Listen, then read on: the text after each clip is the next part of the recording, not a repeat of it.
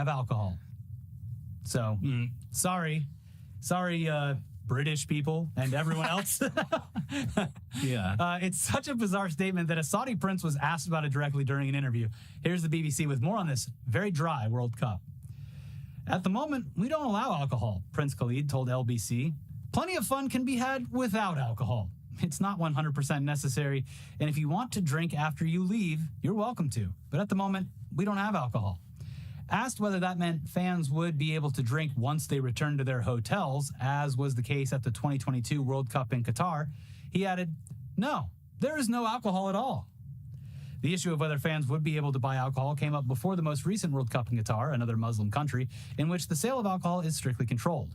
While the initial decision to sell alcohol in stadiums was reversed 2 days before the start of competition, supporters were able to buy it from designated fan zones and hotel bars. Such a bizarre workaround for these archaic rules. Like, obviously, I hate booze, but it's crazy to think that of all the sports, of all the tournaments to ban booze from, easily one of the drunkest sports. That's half the appeal for a lot of people.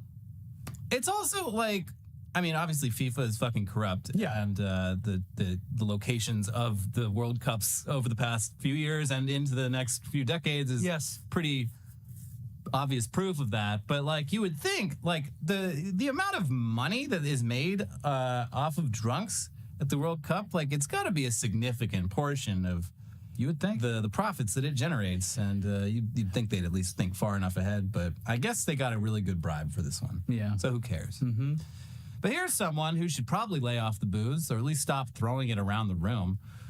Hulk Hogan and his beer company, Real American Beer. Which apparently is not the same as that other non-woke beer company. Yeah, that one was the guy that came out of the bathroom. Who could forget? What was that called? Who could forget? Dad American non-woke dad. White man's beer? Yeah, white dad beer. Give me a can of white dad. The crisp flavorlessness of a white dad. It's cold enough that you don't care. It tastes like nothing. It gets you drunk, but not too drunk. You're going to be going to pissing a lot. It's White Dad. You'll be surprised to find that you won't get a DUI. White Dad Light. Yeah. Hulk Hogan, he's got a beer company called Real American Beer, and they are on the receiving end of a lawsuit after a woman from Ohio says she was pelted with a full sealed can of Real American Beer during a promotional event with the wrestler, leaving her with a giant wound on the forehead and several stitches needed to seal her back up. Ooh, just tossing full sealed They're cans. using the t-shirt gun, but loaded up with beer cans. Boom! Hey, free beer. You better catch it, because if you don't, it's going to fucking hurt. Anti-riot. Here's local outlet Fox 8 with more. An Akron woman is suing former professional wrestler Terry Bollea, better known as Hulk Hogan, and his beer company after she was hit in the head with a sealed can of beer last August.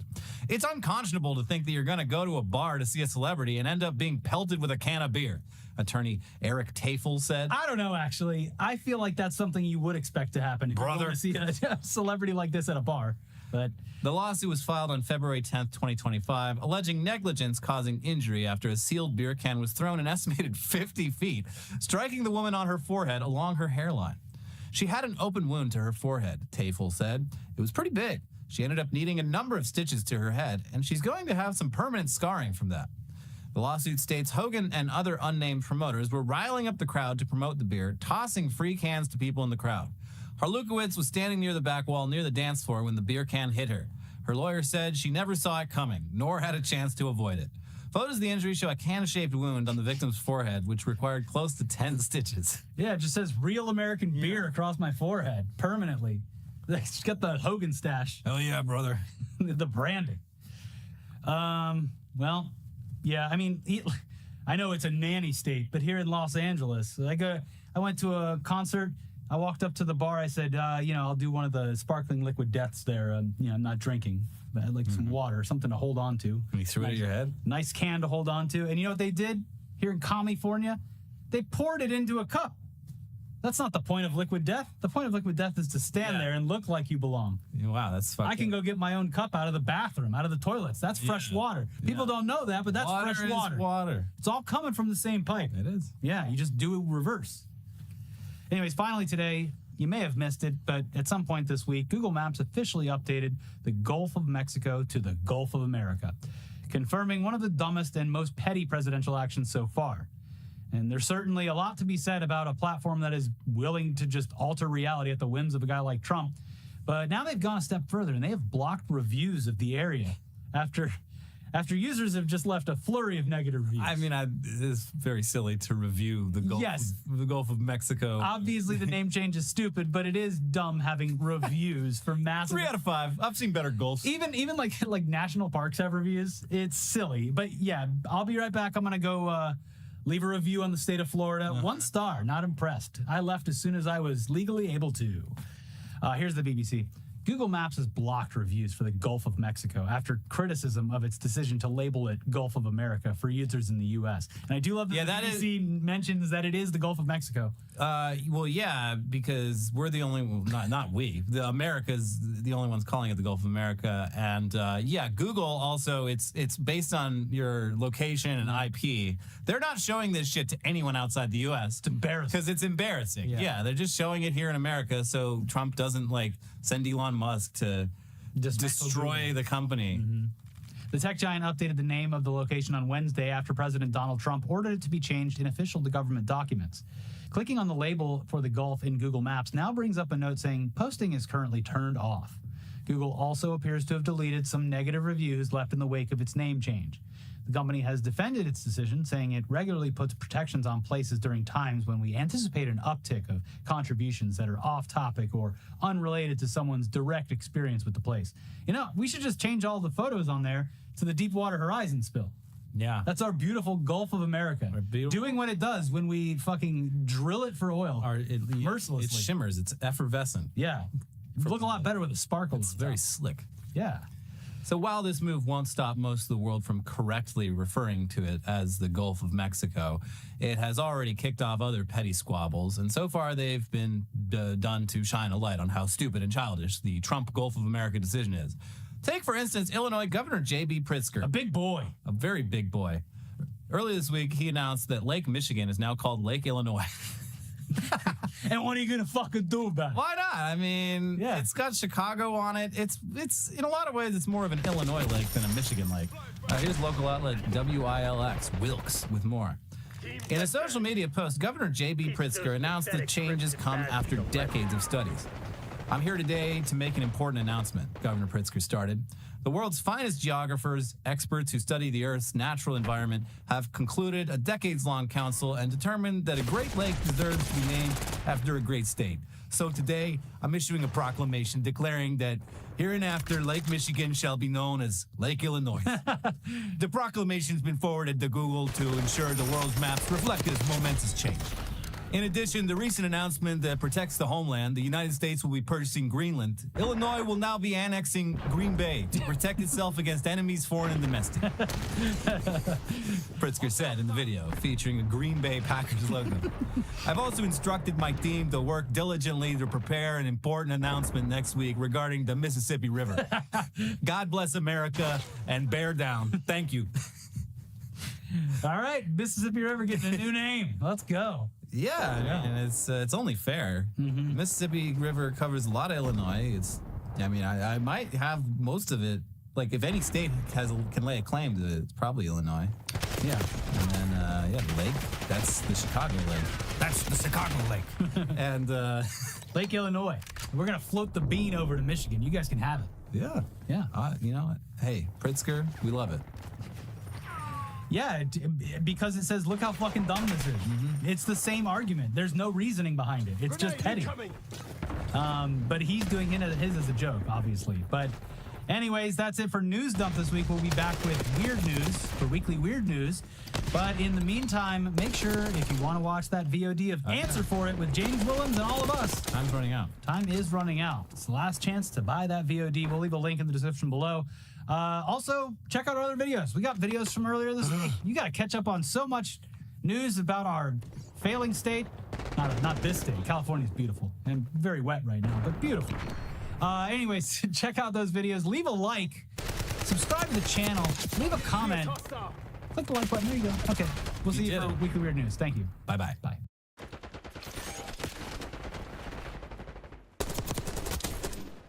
Hello, everyone, and welcome to another episode of Minecraft Steve destroys Ethan Klein's content nuke on Hassan Piker, in which Ethan Klein tries to justify the Gaza genocide. So in this one, we have Ethan Klein calling out Hassan Piker for his terrible anti-Semitism. He called Jews inbred. Let's check that out. Let's have a friendly place, a safe environment. It's calling a minority group inbred, which results in a permanent ban. Okay. Okay, has anyone else done that? The Jewish KKK brigades out there, just a bunch of fucking inbred hicks. Imagine the... Whoa, he called like Jewish settlers in the West Bank who do genocide. Wow, he called Jewish settlers in the West Bank inbred? Whoa, how dare he? The most inbred. He called fucking Itamar Ben-Gvir inbred? Whoa, how dare he? White supremacist guy you can imagine, okay? Every week there was another... Wait, I just want to know, like, he talked about calling a minority group inbred. Israelis aren't a minority group. Israelis are literally the beneficiaries of an ethnic racial state for their benefit. How the fuck are they a minority group? You're claiming that Israelis, like Israeli Jews, are a marginalized minority? What the fuck? fucking psychopathic settler, inbred fucking... How dare you call a fucking psychopathic settler an inbred? douchebag. Oh, these inbred. He's calling, these people are literally in this picture that he's looking at here. These are people who are quite literally blocking aid to Gaza and filming themselves doing it and celebrating themselves doing it. And he calls them inbred. And Ethan Klein is here is like, how dare you do that against this poor marginalized minority group? Fucking douchebags in the background, dude. A nation entirely So anyway, let's talk about people who call Jews inbred for being Jews. And I'm not just talking about like Hassan using the term inbred to describe Israelis engaging in literal war crimes and genocide. I'm talking about Ethan Klein actually just straight up saying how much he hates an actual minority, which is very traditional religious Jews in Jerusalem, and what he says about them and inbreeding. Let's watch. To that. I mean, well, I've lived in Israel for 5 years, so they wear the suits, they got the hats, they don't shower nearly enough. When it's 1,000,000 degrees outside, they rock the black suit. They stink, bro. They stink. And you know they don't shave. You've seen their face. Imagine what their dicks look like. Wait, I always thought those were like fake. That's so bizarre, like thinking about what their dicks look like, Ethan. You just go around like thinking about what a random Jewish man's dick look like all the time. No. Those are real? Those aren't expensive. Those are real. Those are all. That is commitment. I guess, you know, if you're going to do it, you're going to do it. Their faces look so gnarly. So imagine what these dudes look naked, and they're all pretty fat, too. Why are you imagining what they look like naked, Ethan? You know that wife's at home cooking. That's all she does. Not all fat. Well, a lot of the ones you see are pretty chunky. Can we get a picture? Yeah, let's see this. Yeah. I'll be the judge of how hot they are. Harry. No. You asked for it. Acidic Jew. So Eric, what about you, man? My tooth hurts. You know, I typed that, and the He just makes his guests, like his guests want to fucking leave this room. first thing that came up is Jewish porn. What? I typed fat, hairy, Ashkenazi acidic Jewish Jew. porn? I want to say Hasidic Jewish porn. I guess It's based on, I you know, What does he have to say about I have inbreeding? Here's what Ethan Klein has to say about Ashkenazi Jews and inbreeding. Well, and I mean, Ashkenazi Jews were all inbred. That's why we all have all these Really? neurological diseases. Holy shit. Because back in the day, we had our little village, and we fucking ran around in our little suits. Like and nobody wanted to fuck us, so we're like, well, we'll fuck each other. And to be honest, there's like stinky suit where like, bro, you have to be very generous to fuck a Hasidic Jew, right? God, man. How would I know? Yeah. How am I going to say to that? I mean, well, I've lived in Israel for 5 years. And let's take a look at more of Ethan Klein just outright being like openly hateful and anti-Semitic of an actual minority of Jews. European Jews, like Ethan Klein himself, hate people who they view as not conforming to this sort of new Jewish nationalist culture that they created. Here we are in Hebron. And it's the home of the Jew. The Jewy Jew, not just this Jew like, you know, me or Ela. But this is home of the super Jew. The Jew, you know, the dirty, grimy, jacket-wearing Jews. Real dirty ass. Nasty. You know what I mean? It's like, who can look more Jewish? Boom, boom, boom. It's like it doesn't end. I mean, come on. So as you can see, it's nothing more than performative outrage with Ethan Klein. He is like the most anti-Semitic guy around. He thinks himself that like Hasidic Jews, European Jews in general, are inbred, and like he drives around Jerusalem just like pointing out Jews who he sees in the street and talking about like how dirty they are apparently. And we compare that to Hassan Piker, who called like fanatical Israeli settlers inbred, like actual war criminals actively trying to stop aid from getting to Gaza. People who Ethan Klein, to be clear, Ethan Klein himself has claimed that he views them as like valid military targets. Like he thinks that Palestinians should be allowed to murder them willy-nilly if we are to believe what he says. Which, to be clear, I don't actually believe that Ethan Klein believes that, but he pretended to in his content in an effort to like try and paint himself as being pro-Palestinian. The West Bank are religious zealots, they're monsters, they're genocidal. I've even said the West Bank settlers are valid military targets. When you talk about like colonial settlers and stuff, like that's what's actually happening in the West Bank right now. And these people are more or less valid military targets, in my opinion. So how do you go from saying that about them to pretending to be outraged because Hassan Piker says that they are inbred? And you go from first off painting them as like genocidal colonial maniacs who are valid military targets, then like an hour later in the same video, you start up like the fake outrage train, like you call the minority inbred. It's just such fucking bullshit. Obviously, Ethan Klein is the anti-Semite here, calling fucking colonial genocidal settlers, who Ethan Klein himself pretended that he thinks are valid military targets who Palestinians should be able to kill whenever they want. Calling those people inbred is fine. You know what isn't fine though? Stalking random fucking religious Jews in Jerusalem, pointing to them and being like, ugh, they're so dirty, they're so disgusting. So yeah, just another example of how pathetic and dishonest Ethan Klein's pathetic little content was. See ya.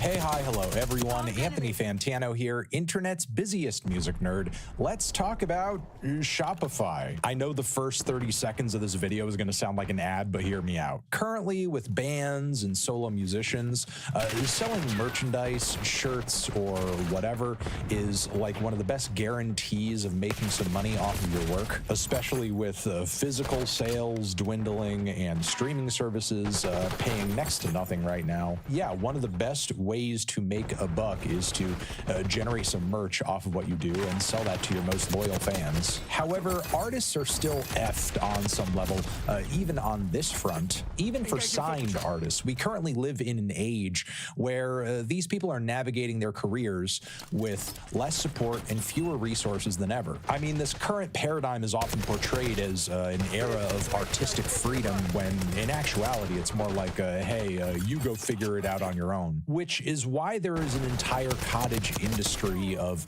platforms and businesses and services now that essentially take creators from point A to point B, whether they are trying to get their music uploaded to a streaming platform or sell some shirts and tchotchke. That's not only where Shopify comes in, but also Kanye West, whose recent spirals into anti-Semitism and pure insanity we have been documenting on this channel pretty closely. Yeah, I wasn't exactly excited to discuss this as a topic yet again so soon on this channel, but I feel like recent developments in terms of his behavior have really highlighted something weird going on with Shopify. Now, a few things we have not covered recently that have gone on with Kanye West is apparently his management dropped him, which is amazing because at this point I had no idea that he even had management or anybody telling him what he should or should not be doing. He's also been beefing with music executive Leor Cohen on social media, specifically on Instagram too, doing his best to defend the thing that we are about to talk about here. Hey, no hat. And it should be mentioned that Vulture number 2, Ty Dolla $ign, finally made some sort of post on Instagram that indicated possibly a separation away from Kanye. I don't condone any form of hate speech against anybody. As if Kanye was not a self-described Nazi prior to the first Vultures album, but whatever. And this behavior gets even more confusing considering that very recently Ty promoted a song he did with Kanye, and I think he's still promoting it, but what rings just as hollow is Shopify's response to Kanye using a swastika for a t-shirt he was selling on their platform. This shirt was the lone item being sold for $20, I understand, on Kanye's Yeezy site, which he actually took out a Super Bowl ad of all things to promote. What's up, guys?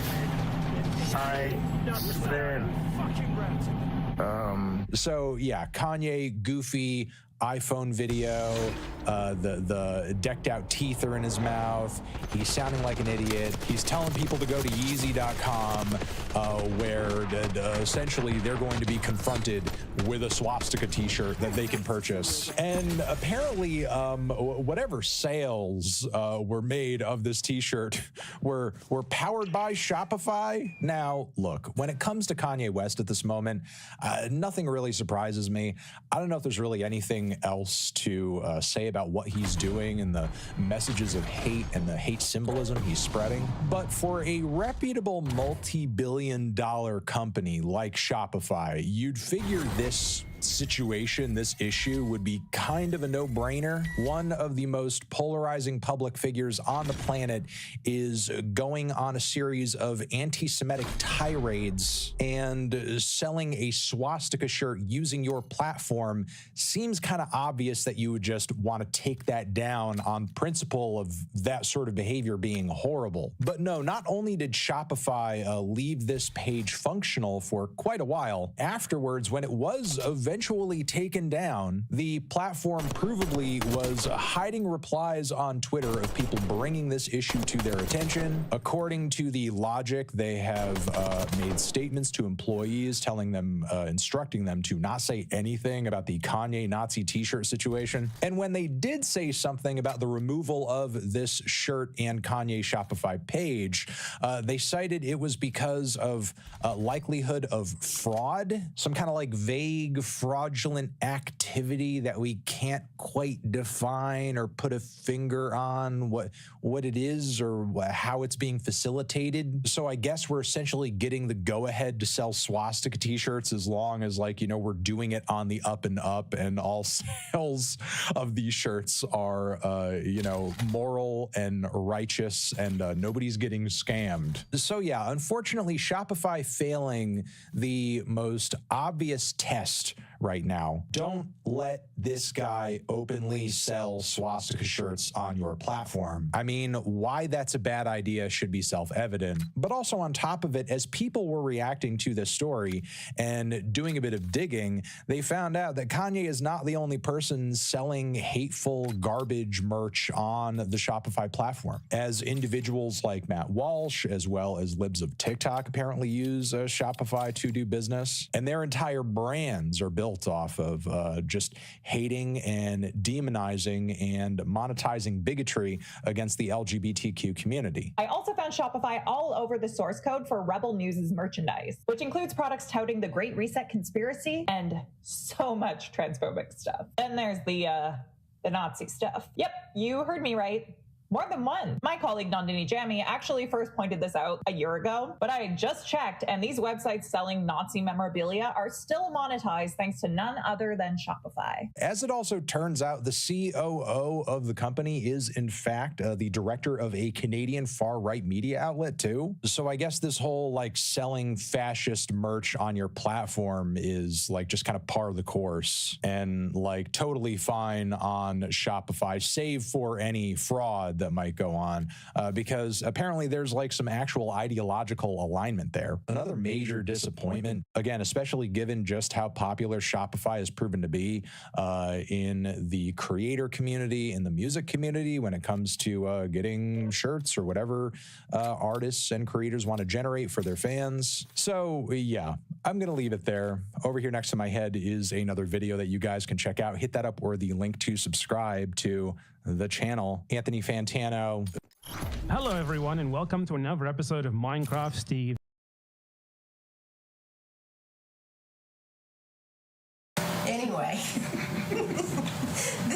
kid was just born virtuous. Secured.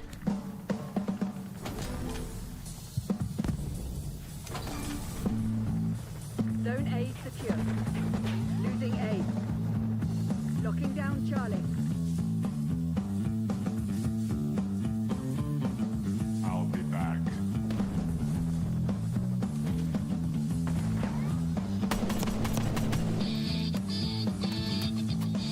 We're losing Alpha.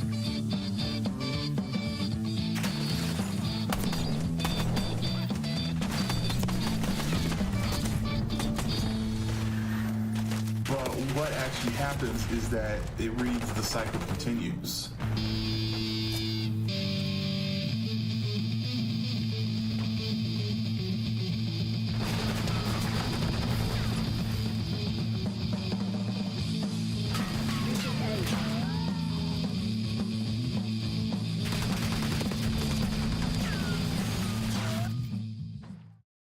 Anyway, this guy is the greatest guy in the world.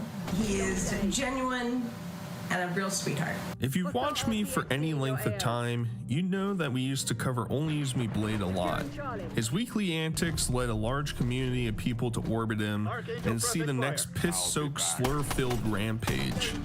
However, over a year ago, it appeared Blade might actually be reforming his ways by going sober, taking care of his mom, and even getting a job away from the internet. That reality is probably coming to a screeching halt with his recent relapse, leading to those still paying attention if there ever is really a light at the end of this tunnel. We are going to be examining Blade's lead up to his decision to go sober and try to understand his rationale to take a step away from his degenerate lifestyle. The first moment that began the snowball event, in my opinion, was Willie's death was a tipping point for a lot of things in Blade's life.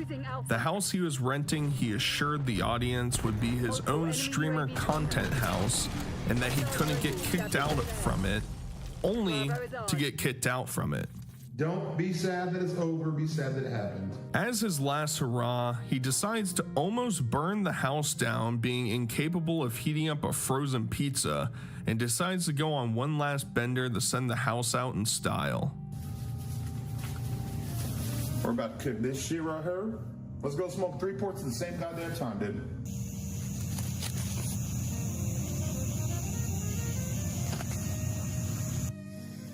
Simba.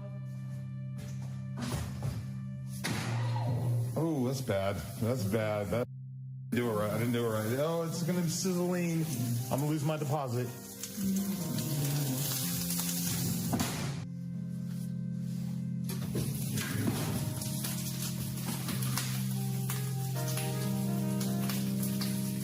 That's sizzling, dude. Dude, you put the paper in there. That's why. We'll take it off then. Tired of solving your problems.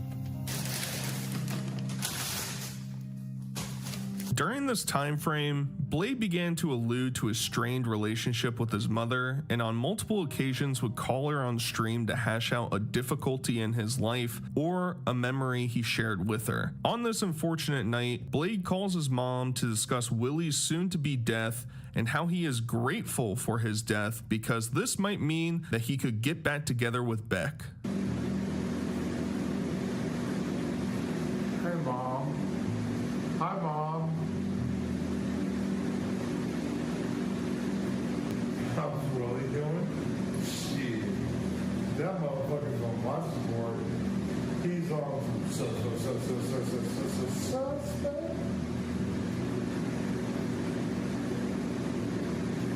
I hope he doesn't make it.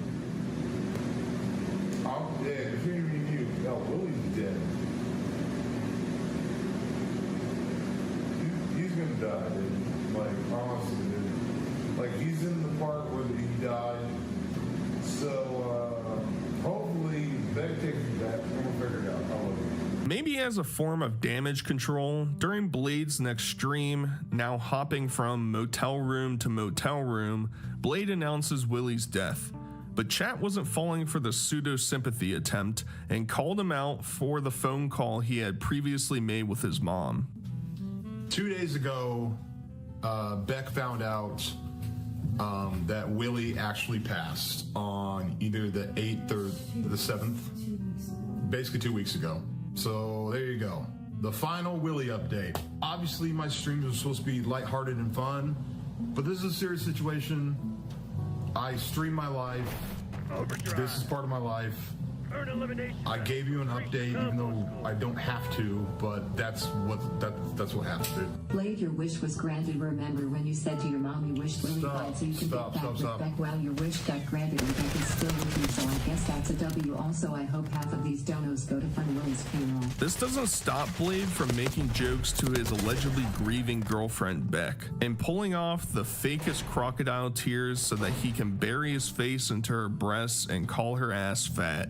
I have to say this. In a way, Beck, I'm not trying to be funny here, but he did kind of ghost you, literally. I know you want to cry, just let it out. It's okay, you deal with a lot to bottle it all up. Beck, you should let it out as well. You deserve happiness, life is beautiful. But you have to accept the good and the bad is beautiful. No. Luckily for us, Blade was able to get drunk and was back to his usual antics, including pissing in the sink.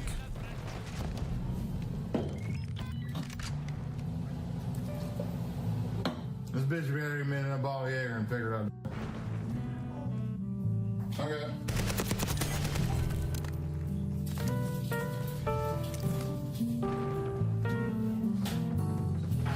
For the foreseeable months, Blade would be couch surfing from one friend's house to the next. At his friend Grace's house, he gets a call from a notorious former collaborator, Keemstar. Keem has frequently reappeared in Blade's life, usually at his lowest points, to try and steer the ship in the right direction, and as expected, this would only embolden Blade's previous behavior, leading him to double down. So, hi, Keem. I'm not drunk or anything, but I've got a lot of people in my chat. I'm having a good time. Hi. What was this tweet that you made about me? Oh, about the guy that died? Yeah, somebody did die, but it wasn't my fault, though.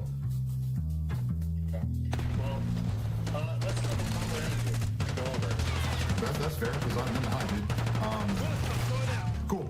Call me tomorrow. I would hide all the jokes and shit you were making the other night about the guy dying. I would hide that, for starters. No, but that's how I deal with shit, because I make jokes, but I didn't do anything, and it's not my fault, so... You know that's how I deal with tragedy, dude.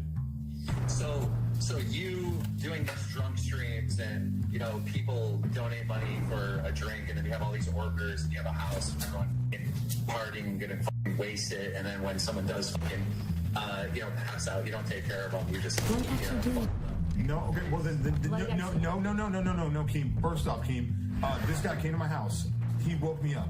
I didn't encourage him drinking alcohol. I didn't do anything. I wasn't drunk at all. All right. So now this person chose to drink. We can talk about this on the interview. I don't give. But this person chose to drink, and then he had a misfortune, and it led to that.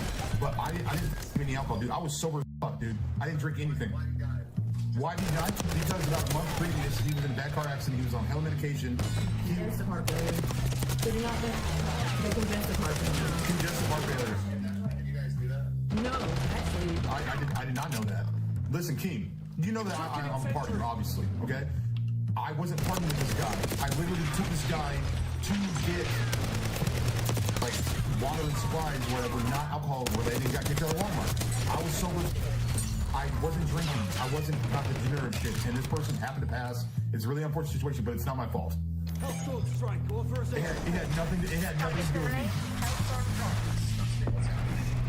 Why? I didn't do anything, okay?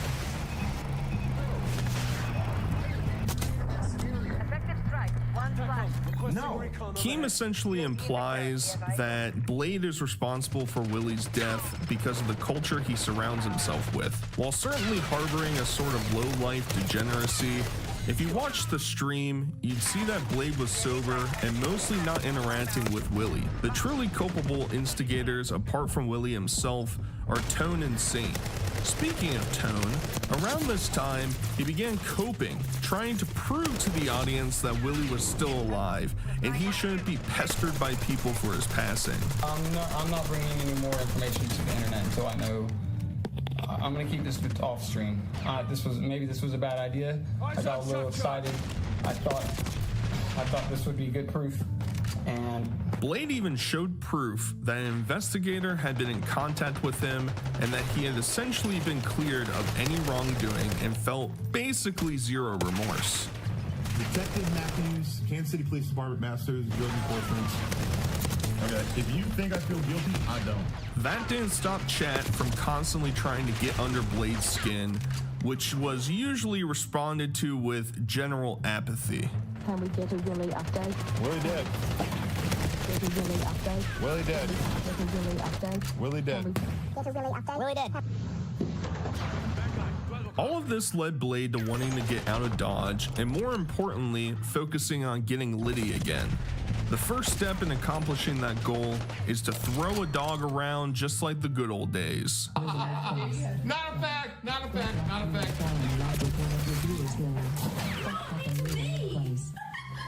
No! It's me! Inky lost the dog! What's your target ID? I'm with. You didn't. While at Sheepdog's house, Blade expressed his desire to hook up with her daughter. Well, let's use the shot glass. Oh my god! Chicken, get my shot glass! Oh, never mind. Go back to sleep, chicken. Seriously, dude. So, I wish your daughters were hotter. Sorry, Beck.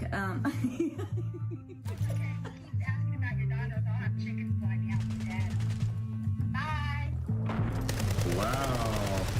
Hey, did you hear your daughter got big tits? She's. E? No. I don't want to talk about my daughter. I don't want to talk about. Deal. I'm in your house. Let's figure it out. Hey. When that proposition gets brutally shot down, including a scolding by his former lover, Blade turns his attention to Sheepdog. This man is beaten down and drunk. Why won't anyone have sex with him? Everyone knows that. Squirt. It's natural. I'll squirt. Ew. You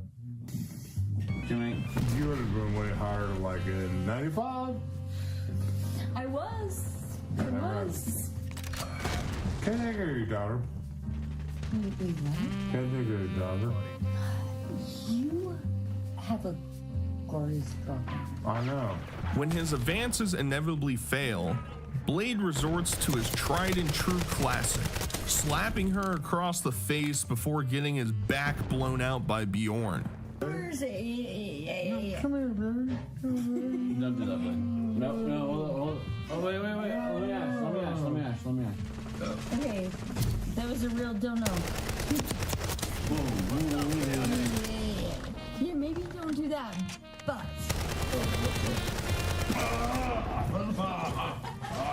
Blade on multiple occasions during his time online has attempted to go sober, and during this spiral, now was no different. People speculated that he did so to try and win Beck back, but I'm not sure that there's a lot of validity to that.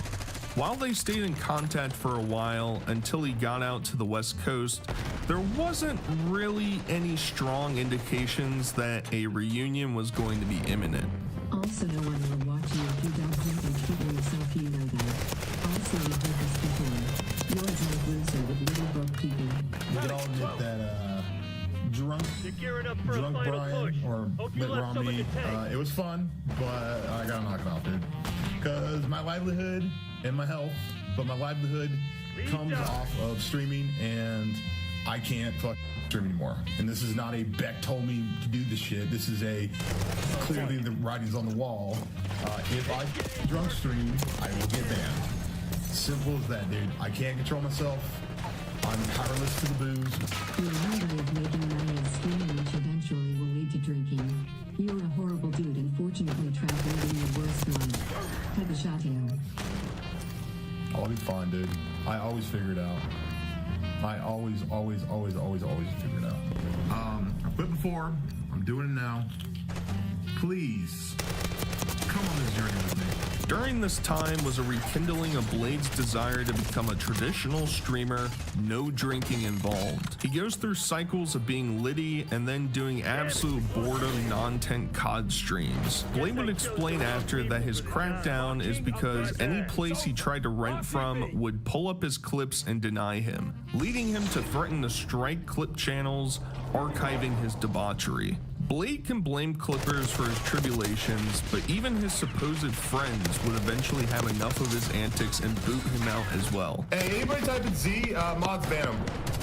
I don't need your shit today. Not in the mood, bruh. If you type Z in my chat, you will get banned. Come on, mods, help me out here. For me trying to rent a place, I literally got clips from Figure It Out and Billabong sent back to me by people that were trying to rent to me. It's not gonna backfire me. Predictably, he goes right back to the bottle. While I think he enjoys the sensation of being litty, I imagine the constant dopamine hit of money, donations, and viewers will always be Blade's tipping point back to the bottle. Big old shot, and let's do it, okay? Dude, no way, so you're back drinking, man. No. You don't get super drunk. I'm not getting super drunk, I'm pacing it. We even almost get DUI driving part 2 before Beck calls to stop him. He needed a little mixer for his next drinky poo and was planning on going to the convenience store down the street. Luckily for himself and everybody around him, that was avoided.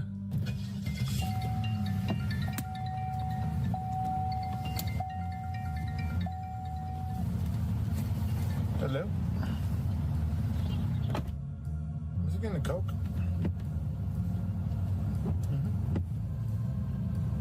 Yeah, I got you. It's right down the street. You're right.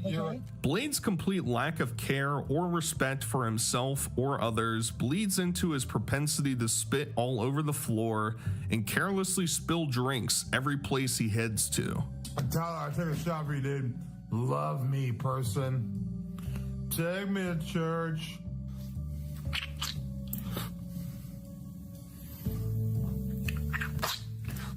The next stream, Blade desires to go to the casino to lose money and get litty. Unfortunately for him, his first Uber ride did not go well and led to the lady kicking Blade to the curb. I need you to get out, I'm sorry.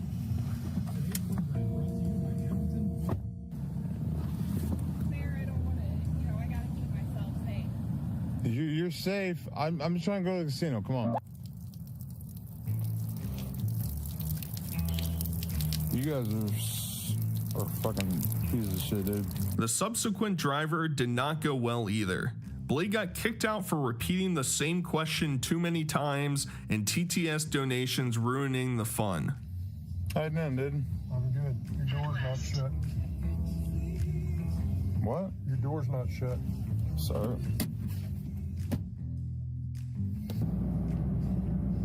How you doing this fine night, sir? I'm good. Sorry. You want to turn that Vinny down? donated $3. Diver. This man is pleasuring himself on your fine backseat upholstery. I'm not. It's Turn that a off or I'll let fetish. He you out. loves Your fine choice. Corinthian leather. He will make you taste him. Which one you want to do? You want to turn it off or you want to get out and walk? I want to go to the thing. I'll then turn it. Bye, dude. Cool, dude. So with no car to get to the casino, Blade drunkenly begins to play Frogger in the street and accuse every passing car as, and I quote, being his Uber, dude. Let's go to the casino, person.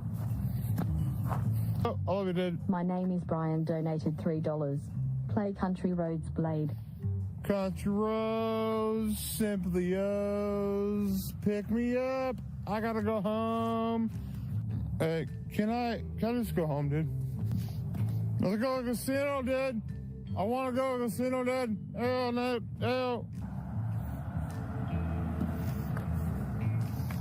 Is that my Uber driver? Are you my Uber driver, dude? The pain Blade probably feels deep down is constantly masked by the barrel-sized amounts of liquor he pours down his gullet. On his birthday stream, Blade expressed his desire to be the caretaker of his mother and watch out for her. He also expresses that she is a difficult person to deal with. Whether this is genuine or some thinly veiled attempt at getting free housing and benefits is left up to the viewer to decide.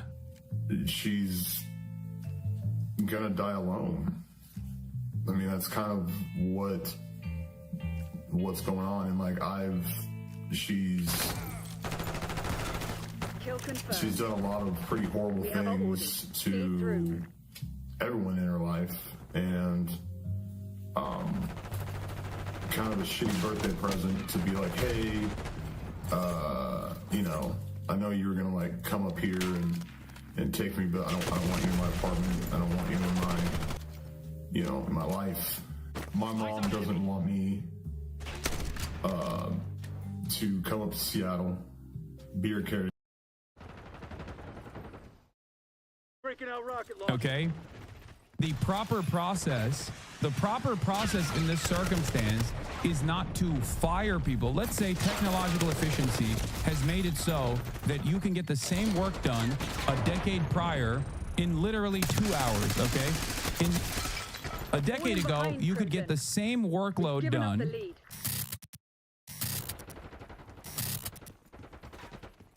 Do we deserve this? Is that what America deserves for its crimes? I mean, I don't think anybody deserves this. I think, ironically enough, these are the same crimes that America was committing around the globe, but now is committing to itself. In terms of the shock doctrine, in terms of, you know, forced austerity measures and crippling the economy at the behest of private capital. We're doing that.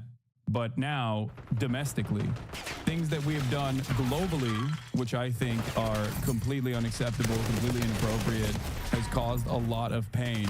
We are doing to ourselves. We've been doing to ourselves these things as well, but I think we're doing this to ourselves even harder now than ever before, and in a more aggressive rate than ever before. Have you seen this community note about one of the hostages? What? Okay, I don't want to look at that. That seems insane. Okay, that seems like a crazy community note. All right. I work with the federal government. Everyone is scared. We all about to be shit canned. We took government jobs for less pay, for job security and pensions. Now none of that matters. Yeah, this was the executive order that Trump signed before the. Oh yeah, this is the new incredible executive order from Donald Trump. You know, saving the American population. President Trump signs an executive order halting federal funding for schools that mandate the COVID vaccine. It's his COVID vaccine. He took credit for it. Okay, he talked about Operation Warp Speed, and now he's like, oh, if you take it, if you make it mandatory, yeah, you don't get federal funding.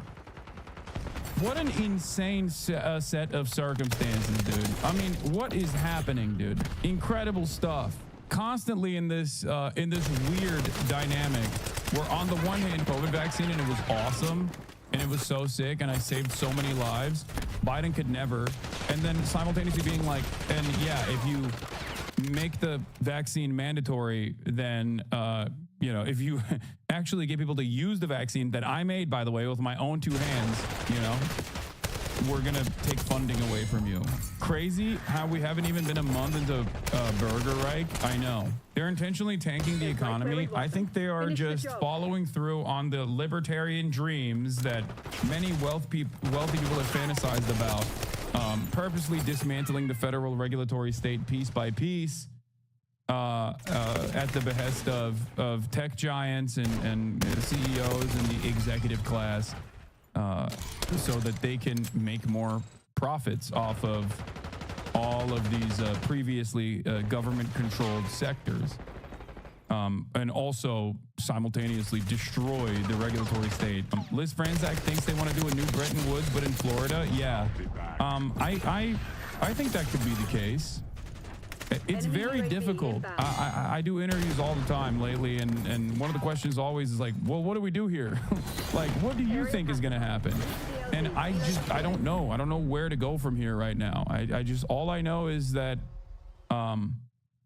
All I know is that we need better leadership, and it's very difficult to figure out like exactly what's going to happen, exactly how competent they are.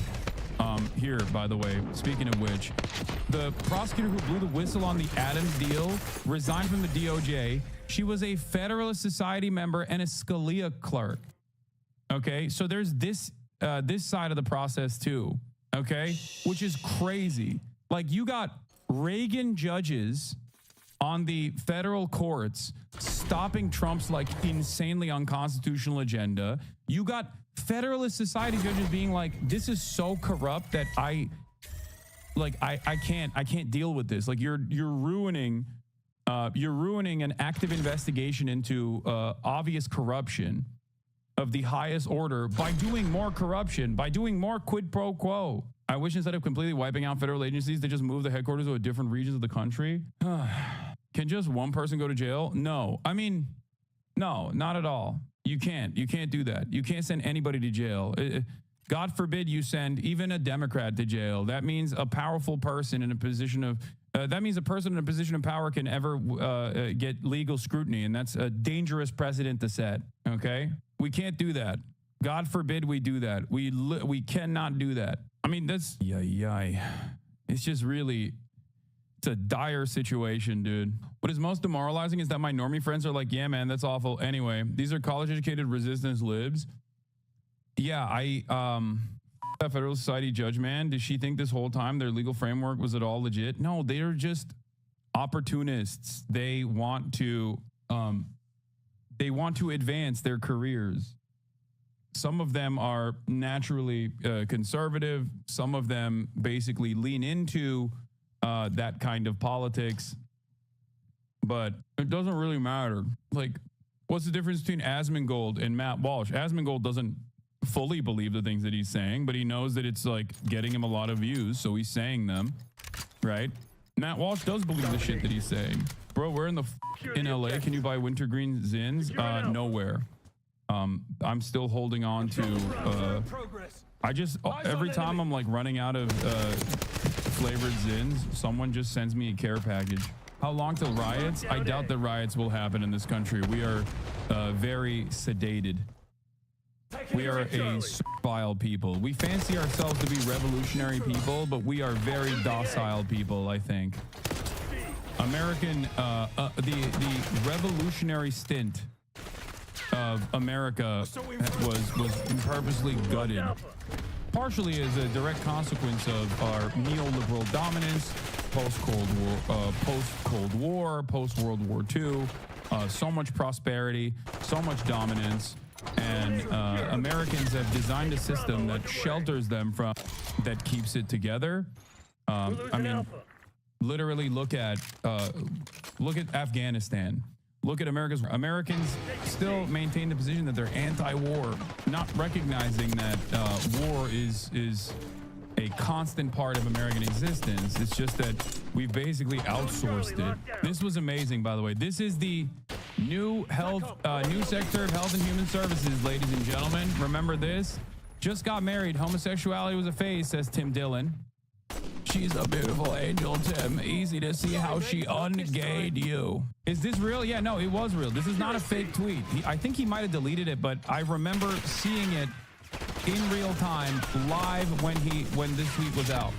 We'll do the RFK Jr. compilation of all of the insane things that he said about vaccines and the like in a little bit.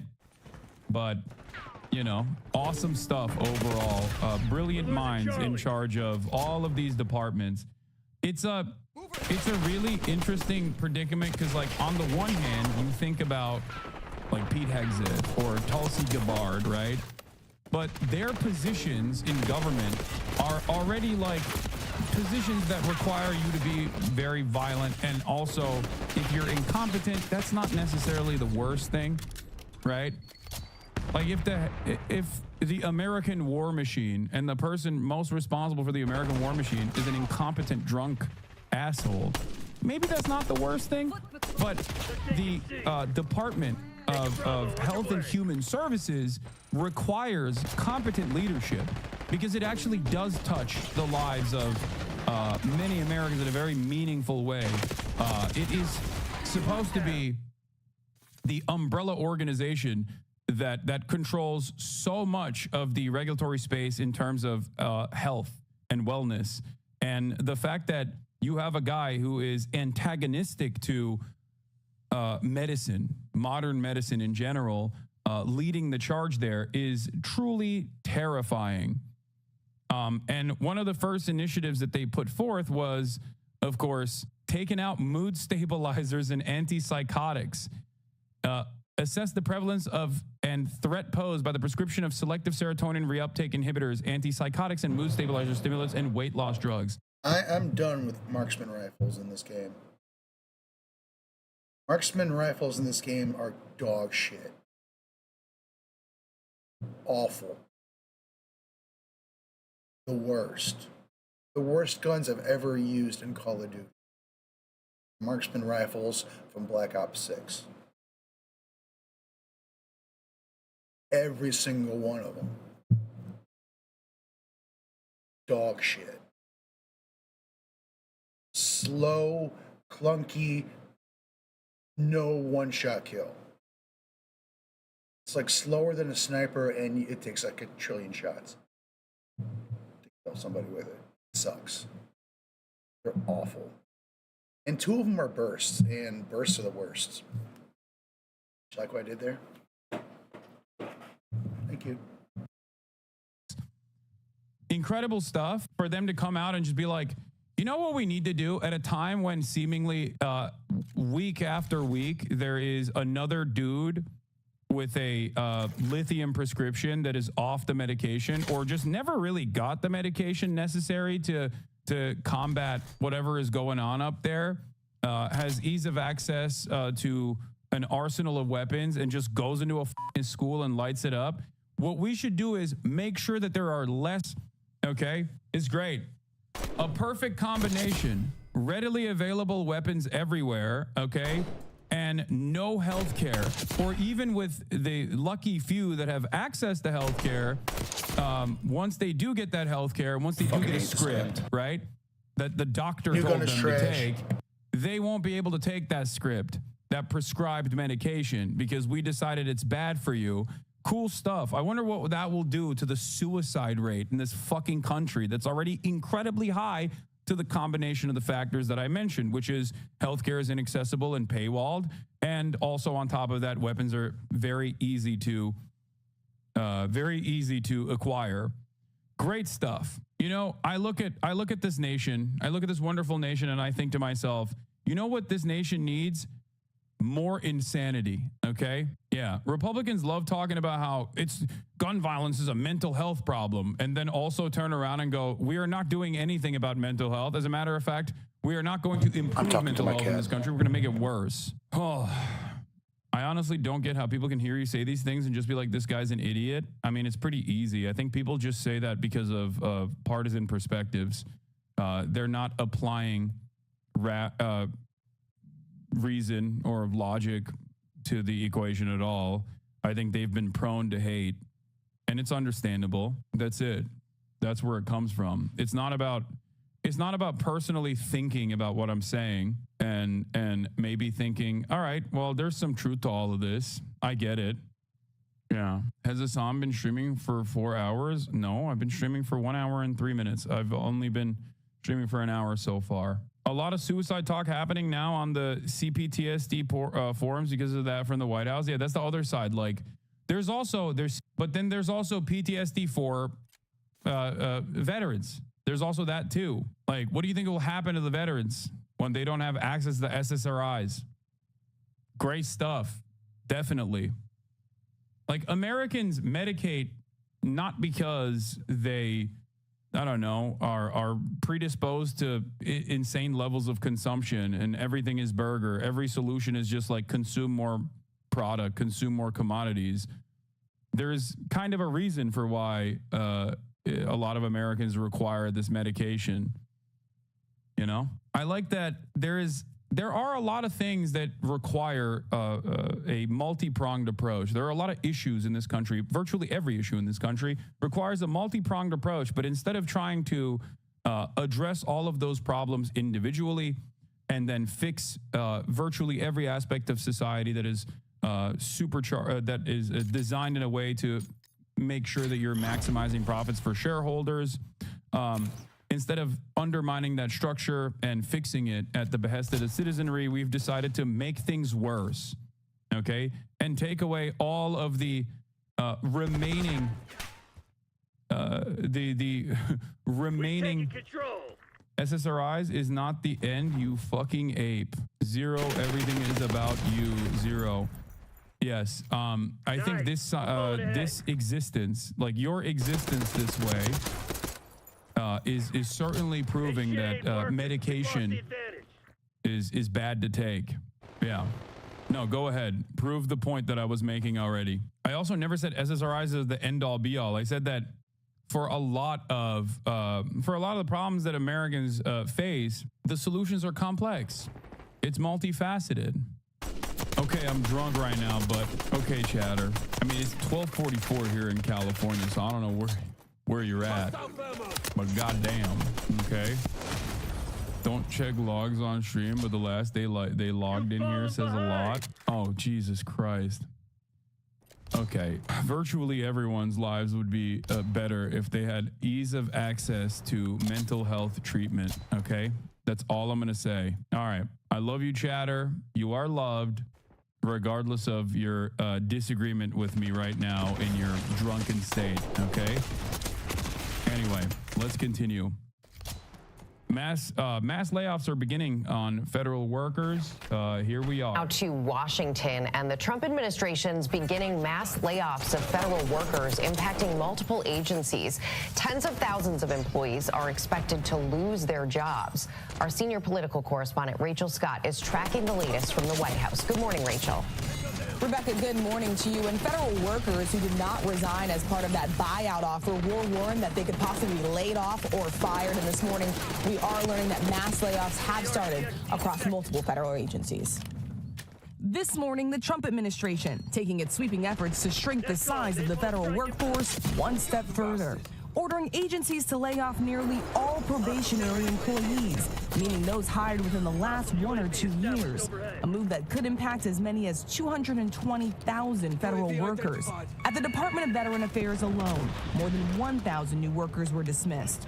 Overnight, the Consumer Financial Protection Bureau also firing term employees, with expectations that the rest may be fired today, leaving a skeleton staff of around 5%. The CFPB and VA are just two of several agencies that have started to cut federal workers so far. The administration also targeting the Department of Education and the Environmental Protection Agency.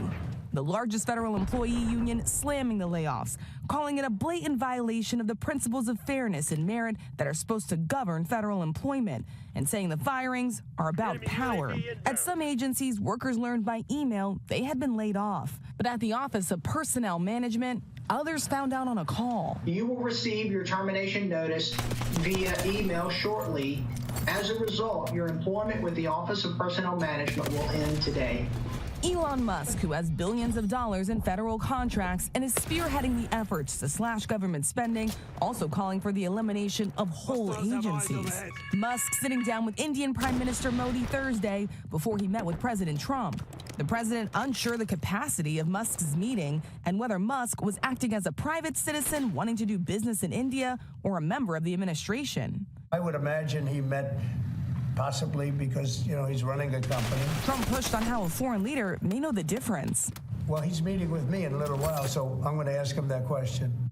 He's like, I'm the head of state, and I'm here to do business too. I personally am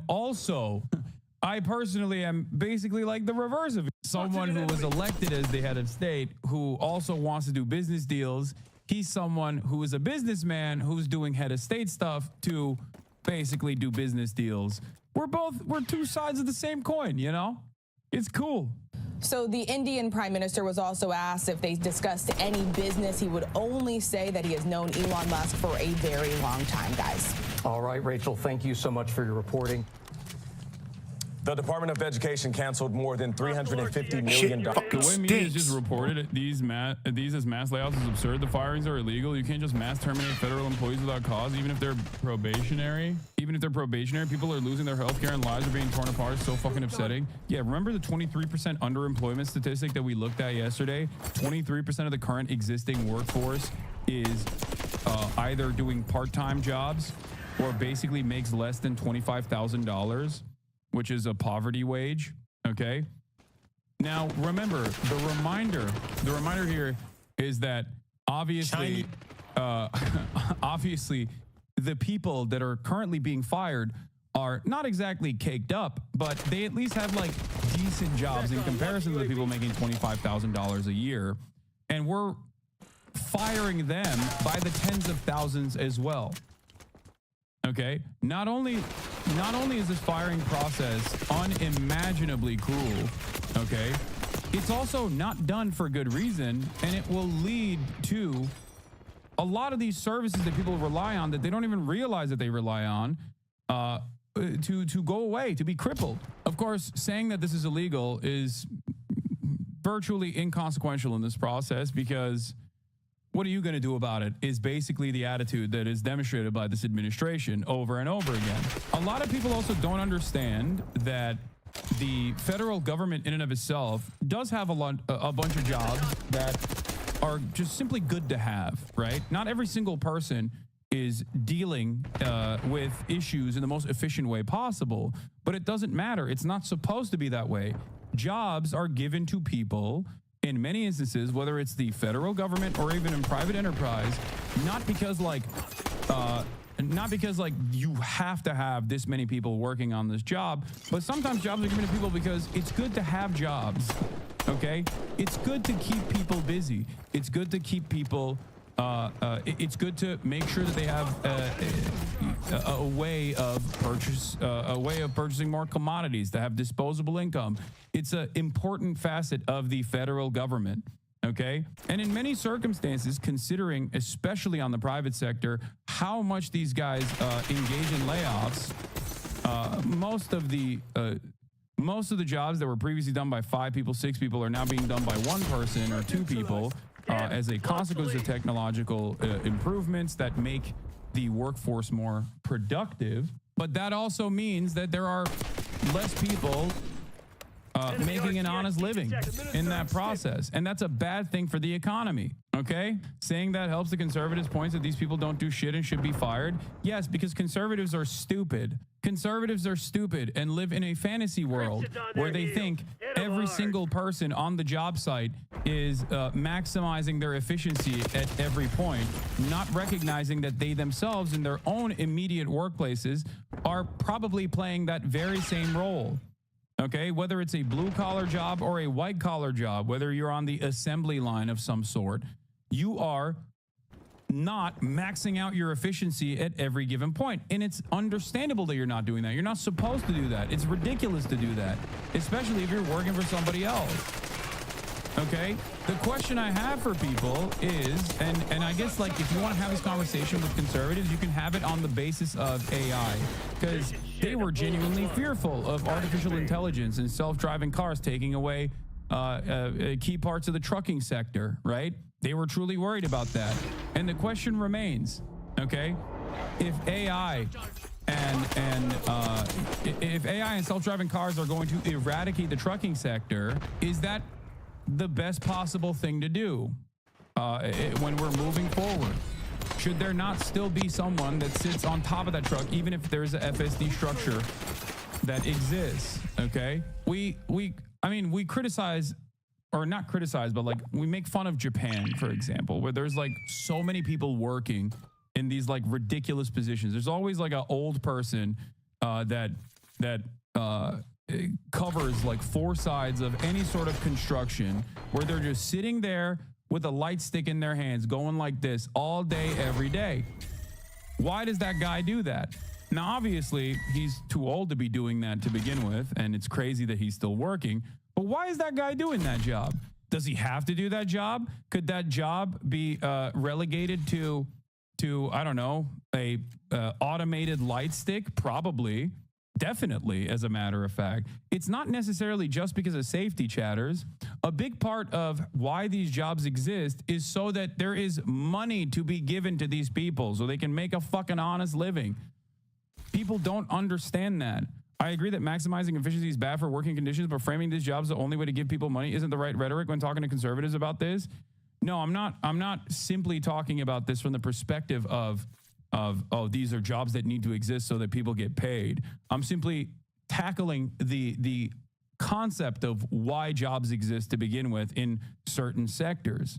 Okay, in order for a society to be healthy and to function, you got to get people jobs. Okay, you got to make sure that they're fulfilling a role, a duty. Okay, we need that. We need that more than anything else. Okay, but on top of that, a lot of these fucking jobs that are being eliminated right now are profoundly important anyway. And the consequences of eliminating these jobs and these mass layoffs is only going to be seen further down the line. Okay? Dollars in spending yesterday for what it called woke initiatives, and much deeper cuts could be ahead. President Trump wants Linda McMahon to dismantle it entirely. But many people are confused over what the... I'm a probationary employee that took the fork offer and still got fired late last night by email. If you're like me, you can still file an appeal with the MSPB for wrongful termination, even if you're probationary. Department does and how school districts could be affected. Caitlin Healy-Burns is on Capitol Hill. Caitlin, good morning. Hey, good morning, Nate. Well, you may know billionaire CEO Linda McMahon is the CEO of... I don't disagree, but those people can't be doing nothing. Making things more efficient and cutting worthless jobs isn't inherently bad. It's about how the surplus produced is allocated. Yeah, except it is inherently bad. Okay? The proper process in this circumstance is not to fire people. Let's say technological efficiency has made it so that you can get the same work done a decade prior in literally 2 hours, okay? A decade ago, you could get the same workload done over the course of an 8-hour workday, okay? Now you can do it in 2 hours. What is supposed to happen in a normal society, in an evolved society, is that you still get paid the same amount of money, okay, and you work 2 hours instead of the 8. But what obviously capital owners want to do in that process is fire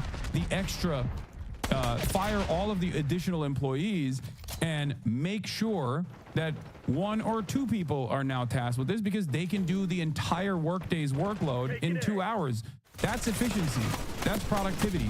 That's what this means when people say, oh, productivity is increased, whereas wages have remained stagnant. Okay? To your point, China has automated seaports. They still have longshoremen, but they work in a chair and use joysticks to... Exactly. You have to have people still working. Technology is supposed to be a benefit to take away the burden of day-to-day work, okay? It's not supposed to be utilized in a way to offset the existing labor force. It's not supposed to be utilized in a way where you're engaging in mass layoffs, okay? That is what's so silly about this conversation. And many Americans who are primed to believe that capitalism is good, unironically write away their own death warrants. Okay? They don't realize it's like, nah, we have to be super invested in efficiency. It's like, it's okay. It's okay to have efficiency at the job site. Okay? But what you fail to comprehend is that efficiency is not supposed to displace you. That efficiency is supposed to reduce your burden. It's supposed to reduce your workload, not actually keep your workload the exact same, but now your output is 10x because of technological advancements. Okay? We're losing Charlie. That's the major problem. That is, I think, in this day and age, with AI becoming a conversation at the forefront of what will happen in the next step with labor, which is, I guess if you want to consider it like the next industrial revolution, okay? A lot of people who are so brain broken by capitalism being the only game in town, so fearful of the alternatives, have refused to reckon with what will happen once so much of the labor force is displaced. What do? Do you become a Wall-E style a person stuck to a chair that's like constantly consuming stuff? Is that your only purpose in life, is to become a part of the consumption engine? And then those who are not a part of that consumption engine are working the assembly lines and working for meager wages and dire conditions and worse conditions as we supercharge the exploitation? Is that what we're supposed to be doing? Is that the perfect future? Is that the utopian future that technology and all of its endless bounty was supposed to offer us? It's crazy. It's crazy that so many people do unironically feel like, well, I guess that's just the way things are. Even from a capitalist point of view, you're supposed to slow hiring, then trickle layoffs and buyouts to not collapse the local economy. People think food stamps is about being altruistic and not about keeping the stores open and the crime rate down. Exactly. That's the other side of this process that people don't understand. Wealthy libertarians used to call welfare the riot tax because they understood that without any social safety nets, there would be too much chaos and too much instability. But these guys forgot that aspect, okay? Or at the very least, they're stress testing how much they can destroy the working poor without ever having to deal with the violent consequences that are inevitable, okay? I thought food stamps were subsidizing farmers. It subsidizes everything. Food stamps are there to subsidize Walmart paying very little to its workforce. I manage a team in corporate America. I've been put on notice that if I do not train the new skills into my team and their work can be done with AI or automation, then I have to lay them off. It's insane.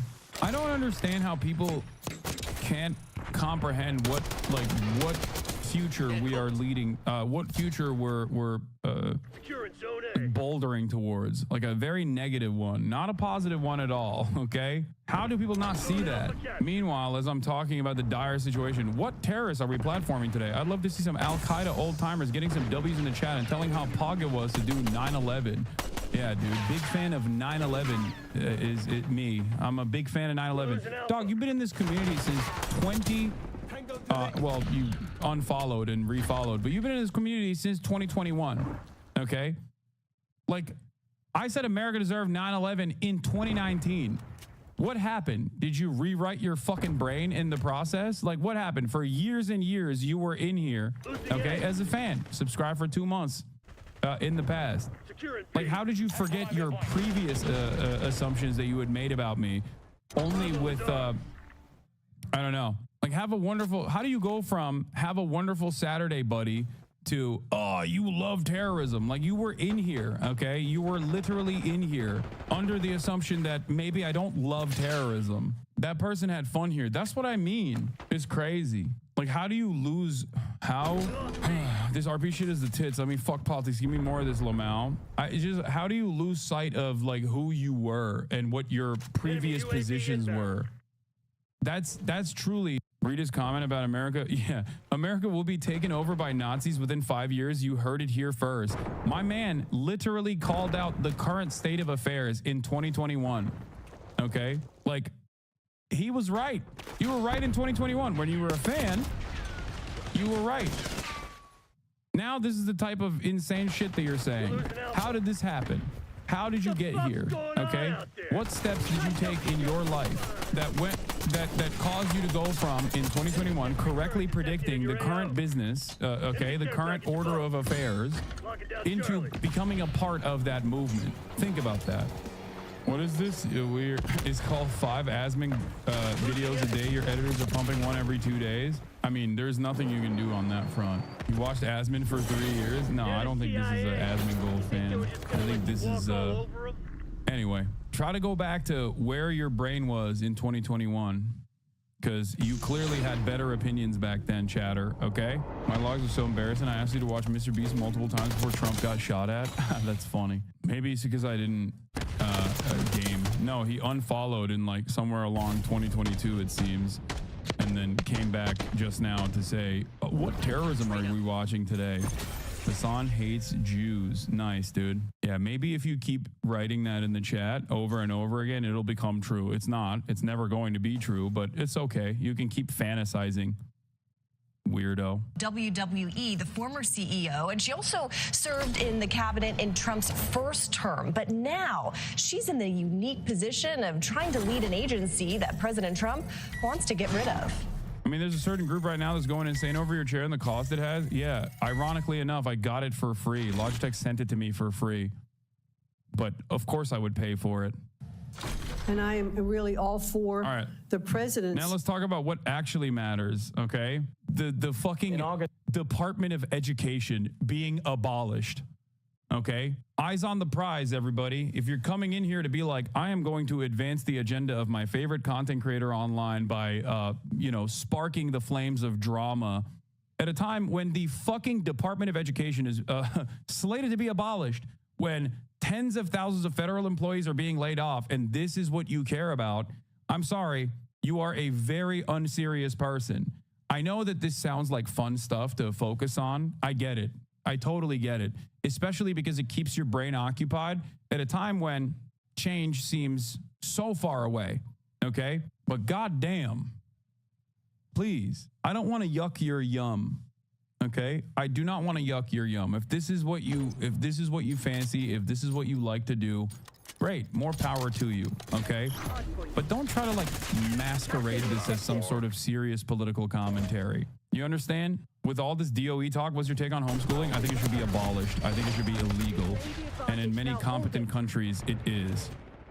I wish these cheese brain YouTube drama frogs would get back to their financial aid office jobs and beating their shit off to them two boys on Supernatural mission, which is to return education to the state. At her confirmation Why hearing is Triple H in the Thursday, background? I don't even know what the fuck's going on Linda there, McMahon honestly. acknowledged that doing away with the Department of Education would require an act of Congress. It is set up by the United States Congress, and we work with Congress. It clearly cannot be shut down without it.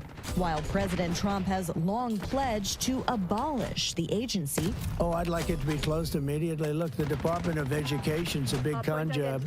On Thursday, McMahon suggested that some of the department's core functions could be moved elsewhere. It is not the president's goal to defund the programs. It is only to have it operate more efficiently. Established by Congress in 1970. Everyone should know that this is the second person with connections with both Trump administration and the World of Wrestling Federation. It'll always be WWF to me. Sorry. It's good. It's good. 90s teen. 80s child. So what is it? Am I a 90s kid or am I both? I don't fucking care, dude. 1979, the Department of Education has an $80 billion budget, but most of the funding for education comes from state and local governments. This gun's getting better. The federal government contributing only about 13%. Just need some attachments. The agency provides financial assistance to low-income schools, administers Pell Grants, oversees federal student loans, and enforces rules around civil rights and students with disabilities. Arnie Duncan ran the Department of Education under President Obama and says states are already in charge. What the Department of Education does is adds additional resources to make sure children with special needs have access to public education. Children who need access to food have that. Children who need access to pre-K has that. So to somehow act like the U.S. Department of Education is in charge of education in America is beyond dishonest. Now, the Trump administration is considering executive action that would direct the Department of Education secretary to put forward a plan. Remember, guys, Biden.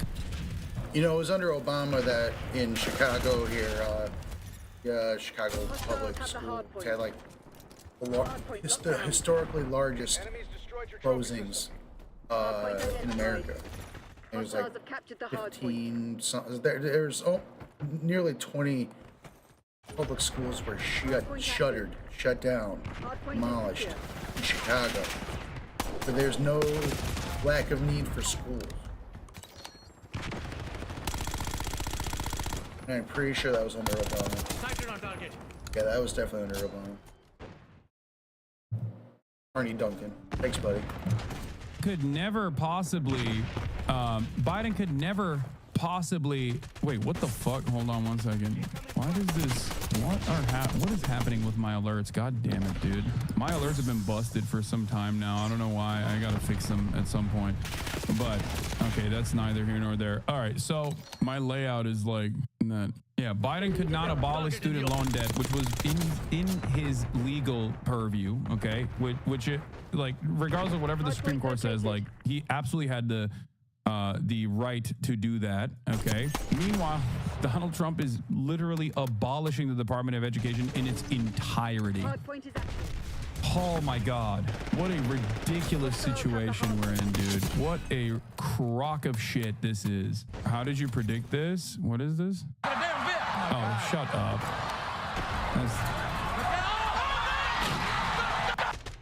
What? Yeah, Mankind. No! Undertaker throws Mankind off top of Hell in the Cell. Oh my God, you got me. You got me. I watched the clip. I watched your clip.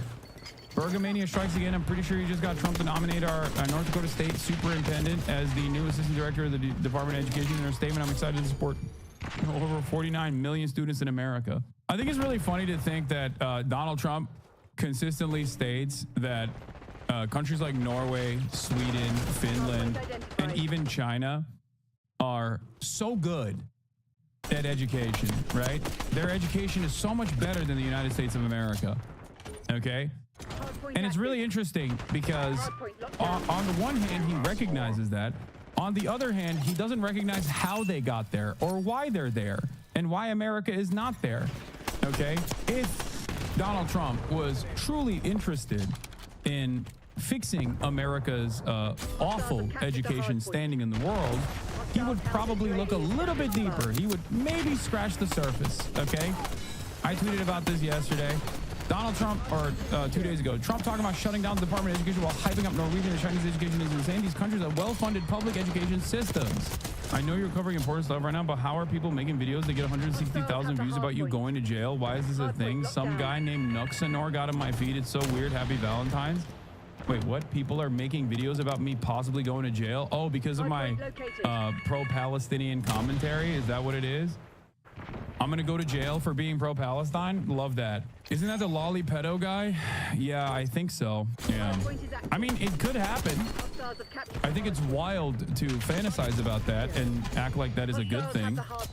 But, you know, like, do you want that to happen? That's the question you should be asking, I guess. What if they want you to go to a cool Norwegian prison? Yeah, I don't think so. Anyway, some anime YouTuber is mad at you. It's not just an anime YouTuber, because I have a lot of friends in the anime YouTube. It's a lolicon pedo enjoyer who has a VTuber avatar, and he is unimaginably pro-Israel. Shockingly, he is incredibly pro-Israel and has lost his fucking mind. You make the wildest enemies. It's just so consistent, though. It's so incredibly consistent. What the fuck? Why is my goddamn alerts broken? It's so annoying. Anyway, are you the anti-pedo spray? Yes, I am the anti-genocide and anti-pedophile, preeminent anti-genocide, anti-pedophilia content creator. One of the other or both. It depends. If you fit in the category of someone who is maybe agnostic to genocide or agnostic to sex crimes and pedophilia, okay, sometimes both, oftentimes both, as a matter of fact, you probably are not going to have a good time here, okay? You are going to hate me, it seems. Anyway. To diminish the agency. Now, anything to get rid of the Department of Education would have to be passed by legislation in Congress. But President Trump is expected to push leaders up here on Capitol Hill for just exactly that. Tony? Reagan tried it, couldn't do it. Maybe Trump will accomplish it. Caitlin, thank you very much. Appreciate it. We'll keep following it. Other developments in Washington, mass firings of federal workers are underway this morning, part of the Trump administration's effort to dramatically cut back on the government overall. The firings could only number in the hundreds of thousands. And in another dramatic change, the president is promising more tariffs, this time on any country that has a tariff on us. He says basically if they charge us, we're going to charge them right back. Nancy Cordes is at the White House with more on what all this means. Nancy, good morning.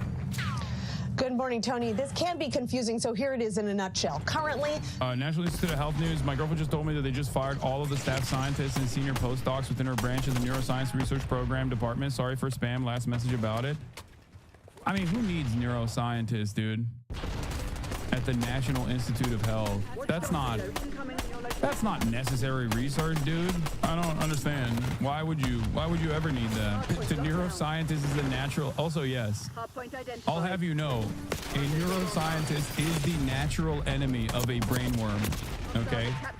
And considering that the HHS is now run by the worm in the brain, I suspect that many actions will be taken against those who want to eviscerate brainworms. Rand 940, thank you for the 10 community gifted subs. Are neuroscientists woke now? Yes. My lab lost R&D running last week and fired a couple hundred scientists working on a revolutionary new STD test system. It's, I mean, we already learned that with COVID. It's better if you don't test it, you know? If you don't test it, then it doesn't exist. Our dean keeps emailing students to contact congressmen saying our school is cooked without research funding. Wonder Gal 96, thank you for the fire gifted. many countries place higher tariffs or taxes on U.S. goods than the U.S. imposes on theirs. President Trump is directing his advisors to now even think. Guys, neuroscientists are bad because, one, they're anti-brainworm, okay, and that's an untenable position.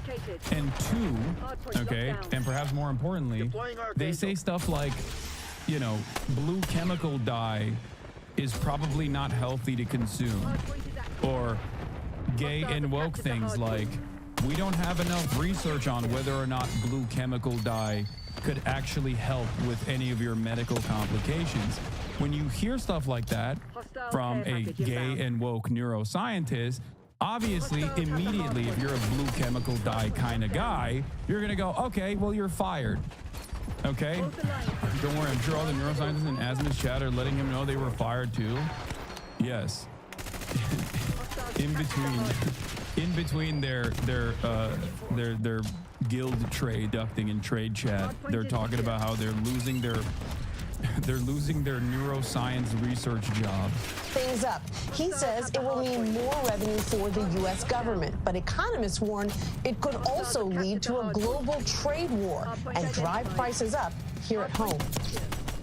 Whatever they charge us, we're charging them. Announcing his new plan in the Oval Office, President Trump said no country will be exempt from his reciprocal tariffs. This applies to everybody across the board. The term reciprocal tariffs may sound dry, but they could affect the price of almost everything. For example, the European Union currently imposes a 10% tariff on imported cars. But the U.S. only levies a 2.5% tariff on their cars. That would change under Trump's plan. Though he says world leaders like India's Narendra Modi, who met with Trump yesterday, would be welcome to negotiate. It's very hard. There is something very funny about Trump doing reciprocal tariff policies. And like for cars, I kind of get it because it's like a part of our manufacturing capabilities right now, even though it is limited. Okay. And also part of the reason why other countries, other marketplaces simply don't buy our cars is, of course, to improve their own domestic manufacturing, to make sure that people are still buying local, but also because our fucking cars literally don't work on their roads, okay? Some of our cars are illegal to drive on European roads. Most of our cars, like the F-150, which is the most popular vehicle every single year, with the exception of last year, where RAV4, Toyota RAV4 actually outflanked the Ford F-150 pickup truck for the first time in, I believe, like multiple decades, okay? The Ford F-150 cannot be driven on European roads without a commercial driving license. What are they supposed to do? What are they supposed to do? Our cars have gotten increasingly larger and larger, okay? Its engine size is too large. It's too heavy. It does not abide by European safety standards, like woke and gay safety standards, such as pedestrian safety, okay? If your car is far too high, it makes it creates additional problems for pedestrians in walkable cities. Now, if you're an American, you're probably looking at me and going, the fuck do you mean? What's a walkable city? What the hell is a walkable city? Do you mean when you walk from the double wide parking lot spot that I parked my F-350 King Rancher into to walk over to the Walmart? Is that what you mean? Walkable cities? 15-minute cities? That's a part of the problem. America has never been invested in actually competing in other marketplaces and has enforced its dominance through tariffs and through this complicated global trade structure. That's the problem, okay? The Japanese were literally just dumping the F-150s. They were forced to purchase as a vassal state a shit ton of Ford vehicles. They're fine vehicles. It's just that you can't use them in Japan. What are they supposed to do? Now we're treating every country like we did Japan in the 90s when they were popping off too hard. Ugh. Anyway, the issue is if America was actually invested in real trade, they would try to universalize our safety standards and our regulations so that they could make a competitive product for other marketplaces. But that's not going to happen. Do you understand? So now we're just going to do what? We're going to force these countries to purchase these cars. Otherwise, we will dominate them or some shit. Like, it doesn't make sense. And I say this as someone who obviously, one, loves the UAW. Okay. Shouts out to the UAW. Loves that there is at least some semblance of manufacturing in this country that doesn't revolve around making murder weapons and finding new and unique ways to laser brown children overseas, okay? But the reality of the matter is those guys are just making whatever car that their bosses tell them to make, okay? It's not like they're designing the fucking cars. And even the designers are not designing the cars because this is this is a passion project or whatever. They're designing the cars in a way to make the highest level of profit. Mirage just walked by and said, engineers deserve all the money. It's kind of like how over here in Europe, most American cars that were on sale 20 to 30 years ago were retired earlier than usual because they were so crap compared to local manufacturers / Japanese / Korean ones. What are they going to do now? If they come again, they'll be thrown into the scrapyard within 15 years. That Ford F-150 didn't lose to no dadgum Toyota, brother. You're lying. Yeah. One must ask. Ran 940. Thank you for the 35 community gifted subs. And Ave Satana. Thank you for the 10 gifted subs. Okay. Peace. All right, we'll do. Anyway, it just doesn't make any sense in terms of trade. It doesn't make any sense. It's so stupid. It's so ridiculous. We're just like we're being bullies. In a way, it's no different than the NATO situation. Well, I guess it's even worse than the NATO situation.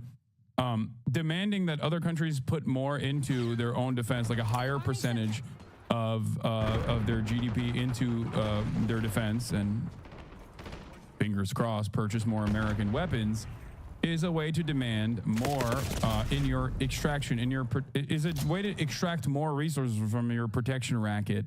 Okay. Is reciprocal tariffs also include regulation a country has that restricts American companies? For example, banking regulations in Canada. Oh, fantastic. I think in order for countries to maintain some semblance of sovereignty and some semblance of autonomy, they are going to have to probably restrict trading with this wonderful nation and maybe find themselves in the hands of the global monster of manufacturing, China. Now, I don't know if they'll do that. They probably won't. But it's crazy. If the World Bank and the IMF and their incredibly restrictive austerity implementations for the loans, the incredibly restrictive conditions they had on their loans, their lending structure, was awful for a lot of developing nations, and they found themselves in the hands of the One Belt, One Road initiative coming out of China because they were just offering a better alternative out there. There's a better way, there's a better pathway for our European partners in trade as well. To sell into India because they have trade barriers, very strong tariffs. We are right now a reciprocal nation. Deutsche Bank warned this week that reciprocal tariffs pose additional upside risks to the inflation outlook. Trump claims the pain would be temporary. Well, I think what's going to go up is jobs are going to go up, and prices could go up somewhat short term, but prices will also go down. Billionaire Elon Musk and his children. Prices will go up, but they'll also go down. What does that mean, dude? Also met with Modi yesterday in a virtual appearance at an international summit. Musk, who heads the Department of Government Efficiency, said he's working to eliminate not just jobs, but entire cabinet-level departments. We do need to delete entire agencies as opposed to leave part of them behind. Where's his ears? As for a timeline for when reciprocal tariffs could take effect, the president's Commerce Secretary says that the research should be done by April 1st, and then it's up to Trump when exactly to enact any of the new recommendations. Nate? All right, Nancy, thank you.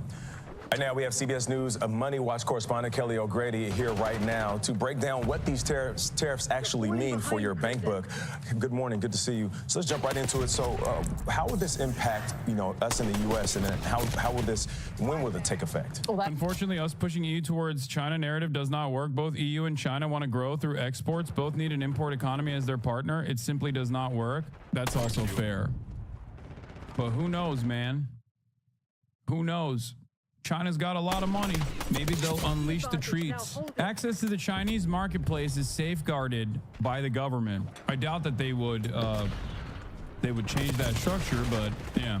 The American treatlerites are an endless resource for every other country, including China. Okay?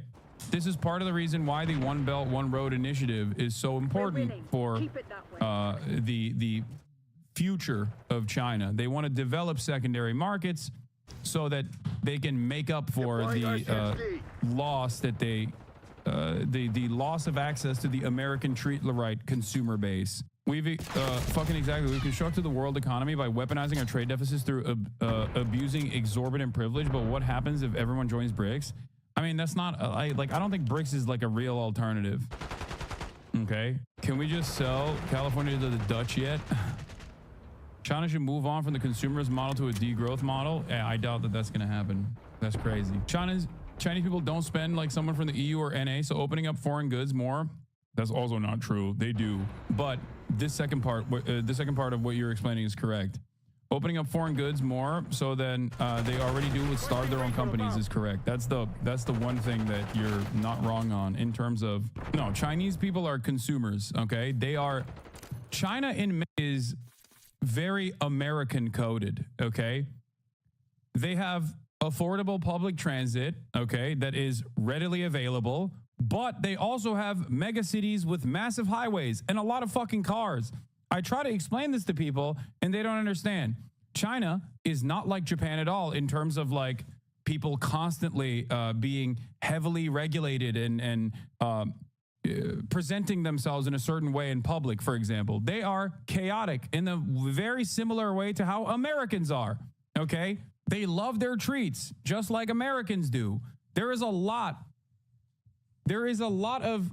of similarities between Americans and Chinese culture in that regard. They're hyper-consumerists. It's just that they're held together by a competent administrative state, okay?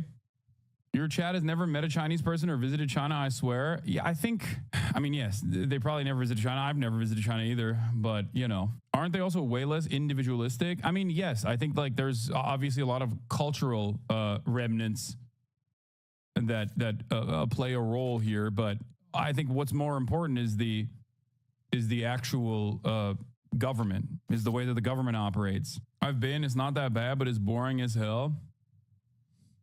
We do buy a lot. We just stopped buying Western goods. Why buy from countries that actively demonize China? We buy locally now, and the products are much more competitively priced. Top G is back with another banger. Do you think the Chinese will need to start thinking about financializing their economy? I hope not. I mean, it's already led to a bunch of issues, a bunch of bubbles that they had to deal with recently. I think financialization of the economy is suicide. Look at the United States of America. You know what financializing your economy does? First of all, it's the exact opposite. Even if there is any degree of financialization, it is done with a broader vision from the government. Okay, but as far as financialization in the United States of America goes, virtually every single company that was tasked with manufacturing, even those within the defense sector, even, incredibly important companies like Boeing, have turned into banks. Okay, that's what happens when you financialize every sector. Every single company turns into a fucking bank. They don't make moves. They don't actually manufacture new goods. They don't actually invest enough in R&D in terms of actual.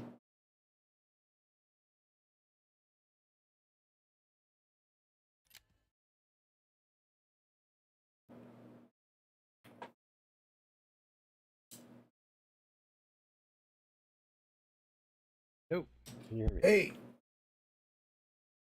Hello? Hello, yeah. Can you hear me? You hear me? I can hear you. Can you hear me? Yep. All right. Hey, what's going on? Oh, not too much. It's snowing like mad outside. I don't know if you looked out the window recently, but it's a little dark. Fucking coming down. I don't know if it's Oh, really? Maybe you're not getting it. anything, but it's. It doesn't look like it's. But maybe it's so thick.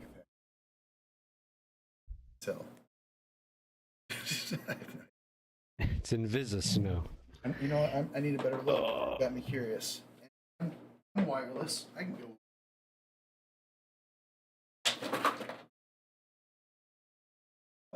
It's not. No, a little bit. I see. The sky's got dandruff at the moment. There you go. There you go. Yeah, if I had if I was in a relationship, I would be scared to play Call of Duty. Even if they're like, "Oh, it's fine, go ahead." It's not okay, and you shouldn't go ahead. Oh God. Oh, that's the romantic in you. No, it's all good. It's the survival instinct. It's survival instinct. Fair enough. Oh man. Yeah, no, I think we're probably gonna head out to a dinner tomorrow. We don't ever go out on Valentine's Day for dinner because it's just chaotic and Yeah, that's pretty smart. Why it's too much pressure and all that shit. So we don't do that.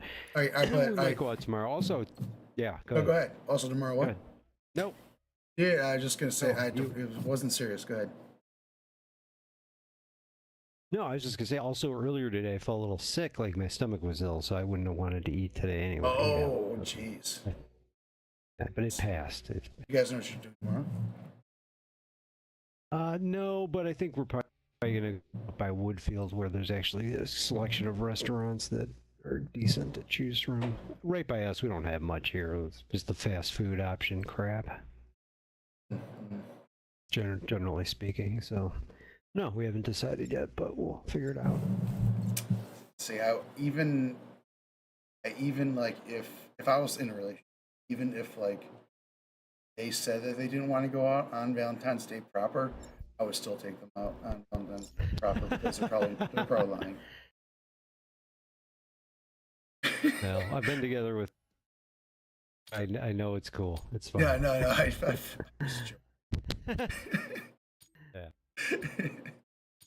I get your concerns though. This is why I'm not in a relationship. No, it sounds like you'd be doing the right thing. No, I'd be miserable. That's all that would be. Because I wouldn't be playing Call of Duty. Sad and pissed.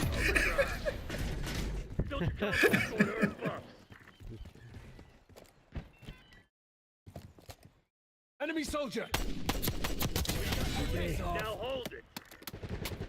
I unlocked the new marksman rifle from the shed. Whatever event going on right now.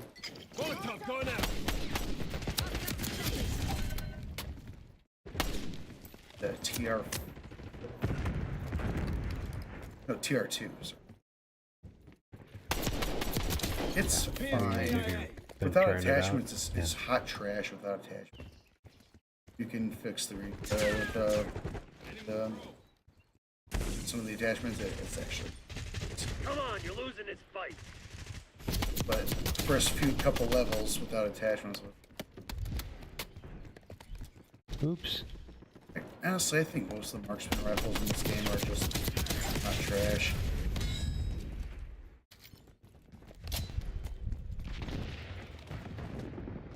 I just think I don't tend to mind them. I actually think I like them for some reason. It's weird. I'd have to put that to the test. But yeah, you and I don't always match up with our gun experiences for whatever reason. And it changes up too. For me. But I just feel like they're just not very powerful. Like I was having issues with the goblin. Actually, you know, I meant to tell you, I went looking for. I saw initially your goblin setup that you sent me the minute after you sent it to me, and then I couldn't find it after that when I looked again. You went back to the messages and looked at the message. Yeah. Oh, weird. I'll resend it to you. All right, thank you. No problem. I'll just say I won't even look at it until I. Because I was having a problem with the goblin. What was the problem with you? I would just say, like, you know, like you were kind of saying about the marksman rifle. Like, I'd shoot people and not shoot them down right away. I'd just be like, man, this doesn't seem like it's... I have to shoot him twice to kill him. Well, the thing about the goblin is that, like, it's got a very high rate of fire. And it's like, you just spam it. And it's got decent recoil, and you can... even better. Yeah, that could be where I have the problem. My trigger finger, I don't think is that fast. If that's that may be why I am have a fan. Issue. I am a fan of the trigger finger.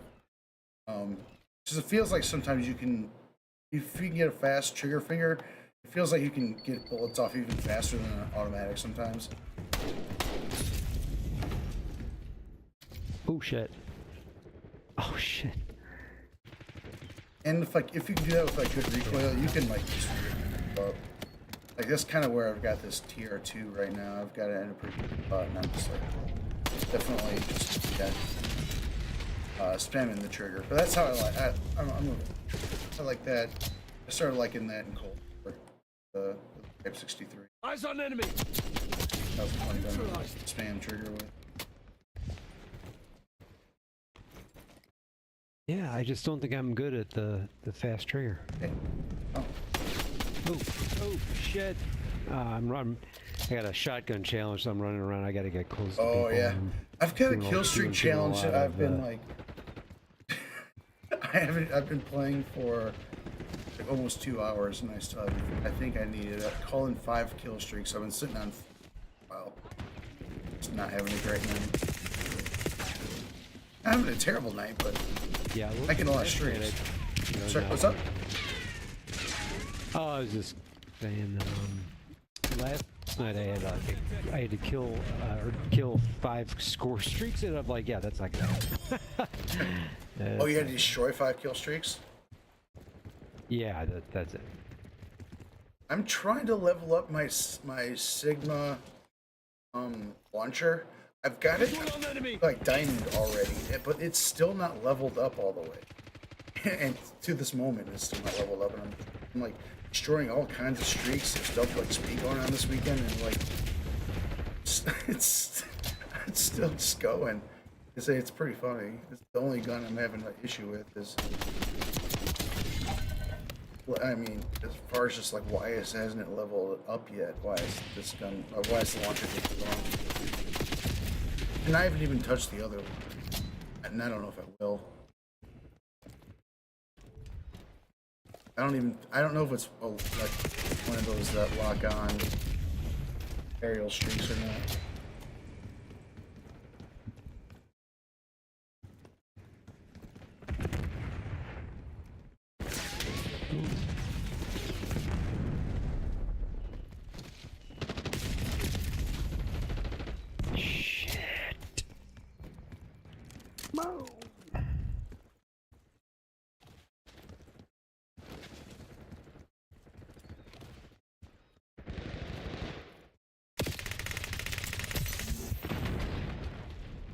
They're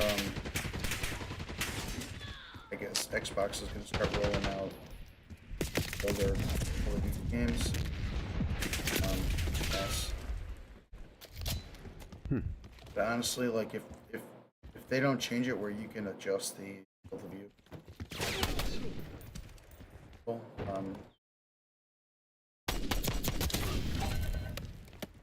I cannot go down. And it'd be hard to go back to no omni movement. You know? That too. I mean that's a little easier to get over, but like if I've got like a field of view, dude, I'm gonna get sick.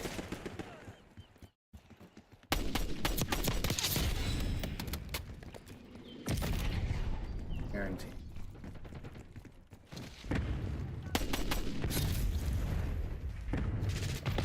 And there's not really any, I mean, the console's obviously powerful enough. I mean, these games that are way more Xing, you know, glitching out. Glitching? I did for a second there, yeah.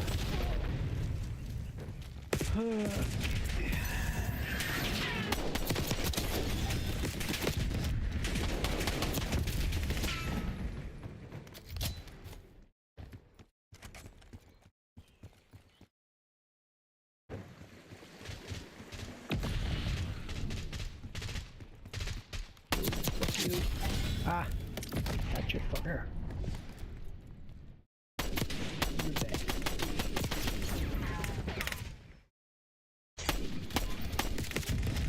The fact that I like to trigger spam and you don't, kind of like I'm psychotic. It's like, maybe it's a crazy thing to do. No, that's a fucking. I'm sure that's a fucking skill that is required of good gamers, like, you know, elite gamers. I don't know that. Yeah, no, I think for sure.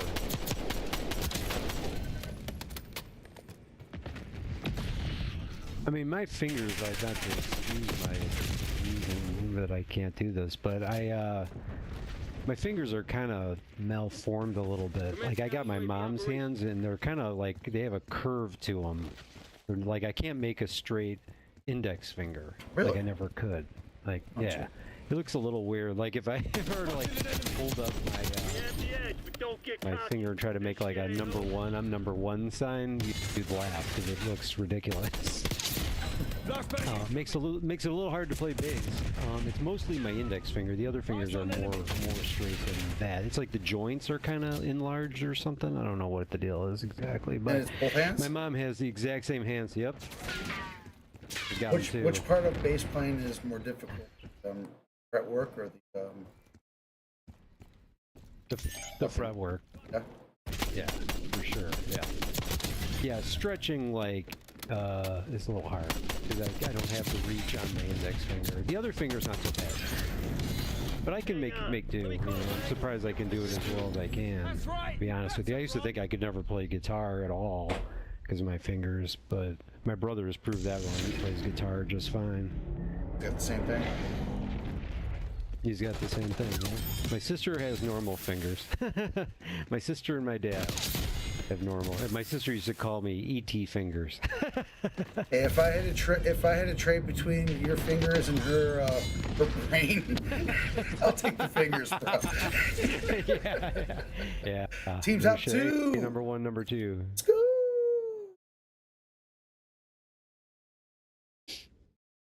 We're chit-chatting, we're having a good time, and we're dominating the battlefield. Yeah, I wonder if talking, while we're talking, if another part of our brain is paying more attention to the visuals of the game. That's all I can think of is like, because I can't explain why. I just wouldn't think normally I'd be able to play a good game and talk at the same time. Yeah, I mean, there is no other game I can do this with. I mean, like, I like to watch stuff. I like to do other stuff while I'm playing Call of Duty because, like, I can do it and still top the leaderboard and stuff. So it's kind of funny. But I don't know. I don't know what it is. It's just yeah. It's brains compartmentalizing. Compartment. It's over. Compartmentalizing. There we go.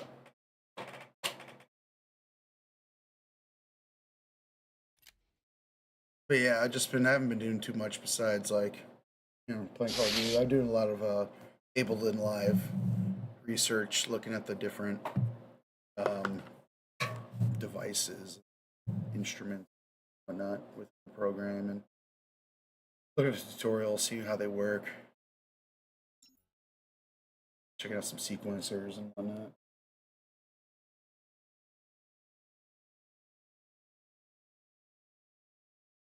But I also busted out my big Eurorack synthesizer with all the cables and stuff sticking out of it. I was messing around a little bit with that, and so I'm doing a little bit of like super analog synthesis along with very digital computer stuff. Best of both worlds.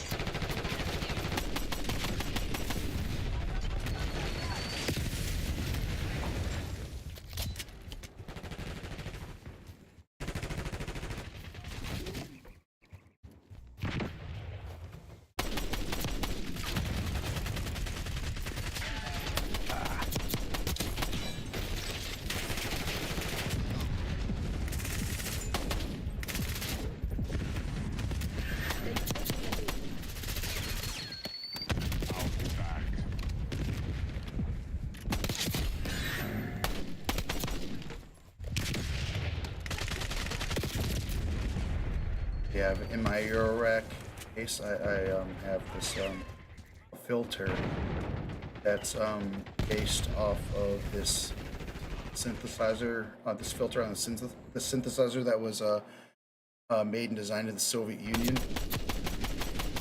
called a Polyvox. It was kind of like the Soviets or Russians' answer to the Moog synthesizers. But it's really dirty and mean. It sounds great, actually. But the filter is kind of like you throw, like, in subtractive synthesis, like you have like these huge, like, kind of sound waves, like square waves or a triangle wave, and that are full of harmonics, and then you run them through a filter and like kind of like shave down their low end or high end harmonics into it. And I'll be I don't back. know if any of this is making any sense.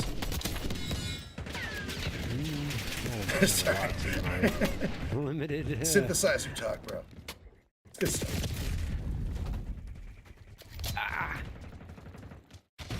But if you take a filter and oscillator, you can make a sound that goes.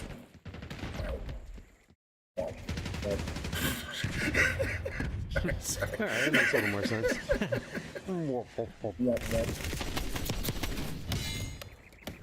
Juicy bass lines are made like nice filters. This sounds silly.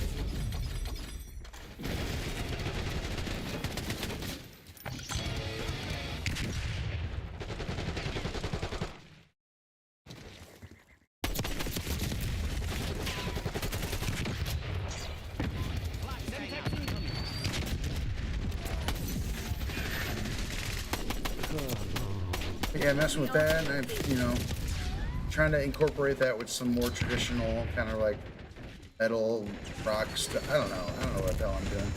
I was actually looking into the drum machines that were kind of used on big industrial albums. Thinking about messing with some of them, because they have a very particular sound too. Nine Inch Nails, Ministry, like their drum sound is it's very particular to industrial. It's very 80s sounding, like a lot of reverb, but it's also super hard sounding. So it's very interesting. There's like a couple different old school drum machines that I probably get a hold of, at least the samples of the sounds. But I don't know if I need to like just get a vision and stick to it. I mean, I feel like I'm doing a lot of experimenting, which is cool, and I can making this kind of music, like working on music by myself. Like I can do all kinds of different styles and genres. It doesn't really matter. I don't have to stick to one thing.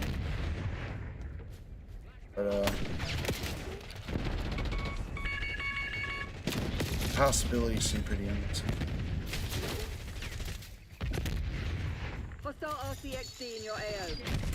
So more about like a lot of options can be stifling. Yeah, I mean, yeah, that's just, at least it can get in the way of like finishing. You know?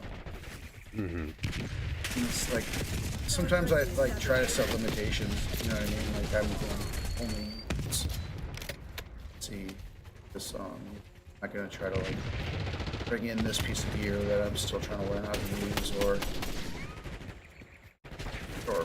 try to put as many different pieces of gear that I had possibly, you know.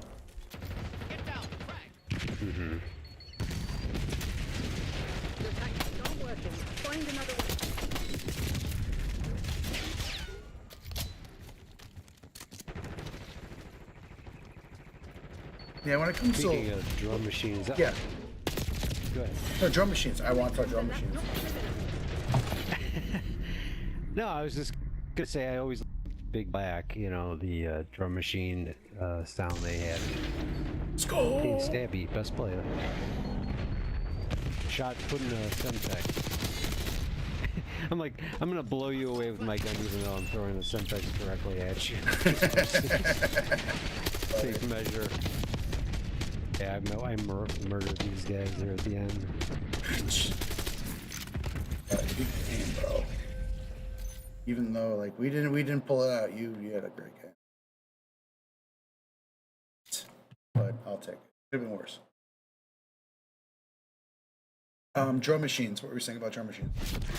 Oh, I was just saying I do like Big Black. You know, Steve Albini's band, the drum machine. They didn't have a drummer. Oh, they used a drum machine. Interesting. They used a Roland drum machine. I wonder which I have. I mean, Roland is kind of famous for making like the TR-808 and the 909, like super famous. But they're definitely using electronic music more. So I'm wondering if it was those or if it was because Big Black, were they like electronic essentially sounding? No, they had a bassist and guitarist and they had a drum machine. But does it sound like real drums or does it sound like electronic drum? Does it sound synthesized? It sounds like yes, yeah, but I don't know. I mean, it's not. It's definitely like heavy and machine. Like it just sounds like a factory pumping out. I wonder if they use the 909 pieces of metal or something. I'm gonna look it up right now. Like it sounds. I bet it sounds familiar. Did you say 909? Yeah, 909. The TR-909. No. Yeah, it sounds. Or actually, Steve, yeah, I'm sure you could find out in 2 seconds. Yeah, I'm going to. Big Black drum. Steve. They play live, I guess, but It fucking sounds cool. They made it work.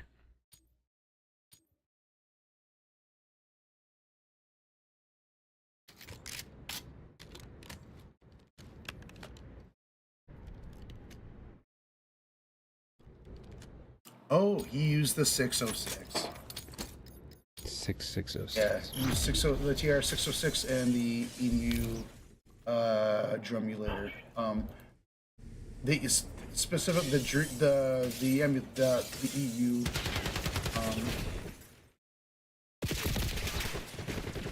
EU drumulator, that makes a lot of sense because those sound like pretty natural drums, and used on a lot of shit. That's actually used on a lot of industrial, and it's sample based, like samples of real drums. Overdrive. Oh, okay. But the TR-606, that's interesting because that's kind of like the early one. But the 606 might be mostly percussive stuff. I don't know if it's got. I don't know. Oop. I do not have any 606 experience. I do have some 606 samples. Damn it, we've lost the lead. Listen to the song Cables. That one's a fucking rocker. Cables? I love playing that one. Cables, yeah. Very abrasive.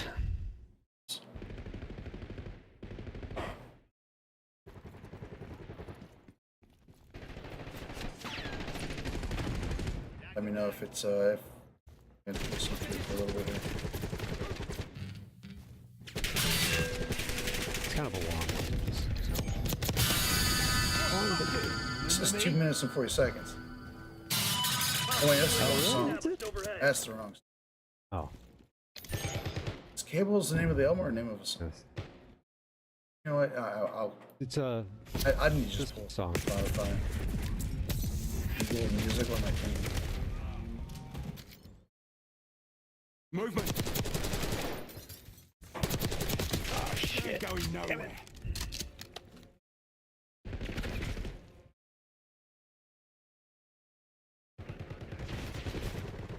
We've taken control. Now, so I was trying to look up some shellac at Action Park, I think it was called. And I was like, it seems to be kind of like a little bit wiped because it's kind of hard to find. But then I remember like the first track is called My Black Ass.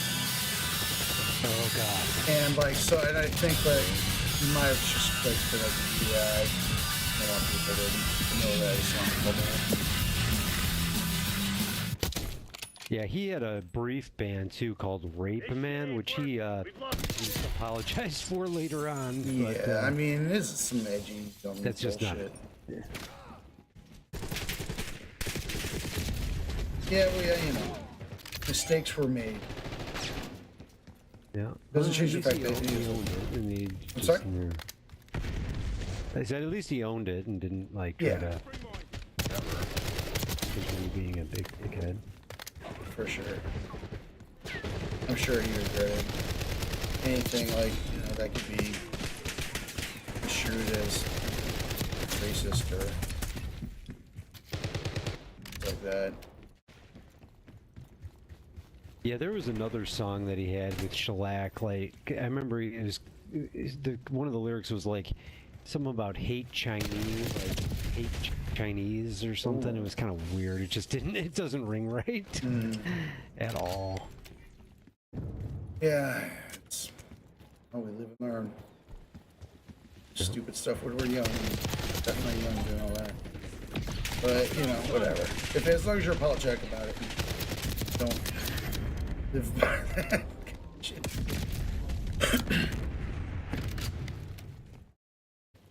Well, he was definitely of the he believed in shock value, which a lot of musicians did back then too. You know, it's like get attention any way possible by saying offensive things that, you know, make people go, "Oh my God."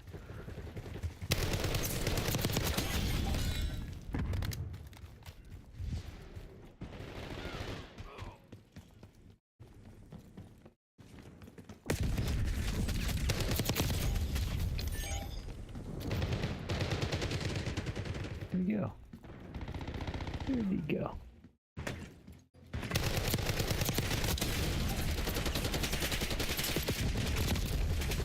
Wait, what's Rachel doing? Oh, we have a side room that's just full of junk and she wanted to clear it out. She bought a tub today to organize stuff. And we're gonna hang out.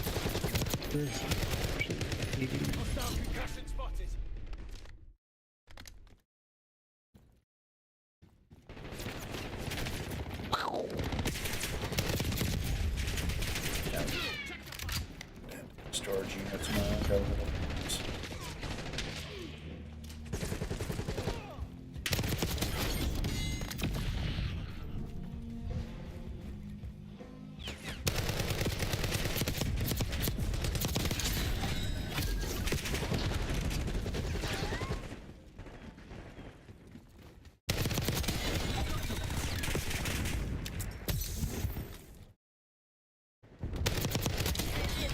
Someone owes me a fiver. Got to leave. Now hold it. Fire spray.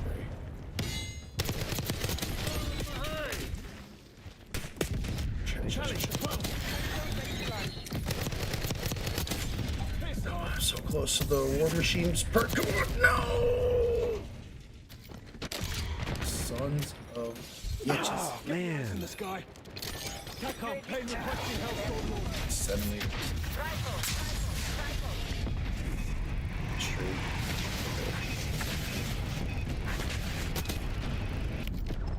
Looks good. 1 EKIA. UAV fuel check.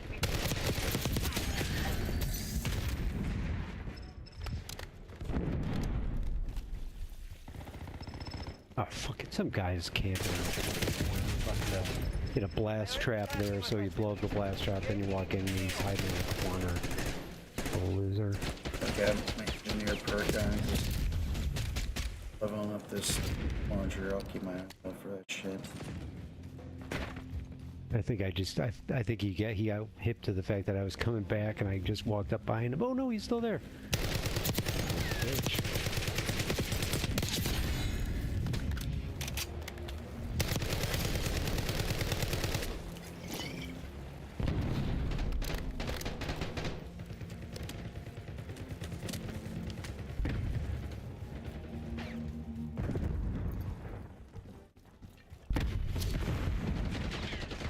Target ID.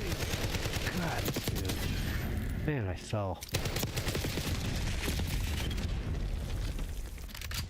Near the top. No, I'm fucking sinking like a rock.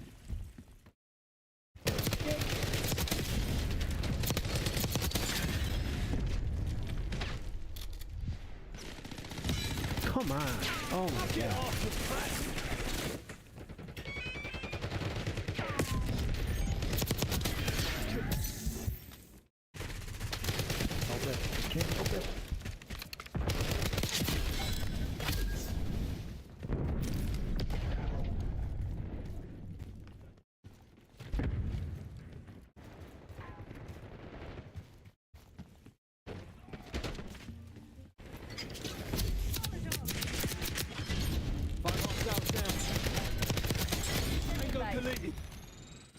Pain authorizing UAV mission. UAV interference. We have eyes on. Enemy spring mine. No medals for second place. Crush those dirtbags. UAV flight time 50%. On my mark. Mark.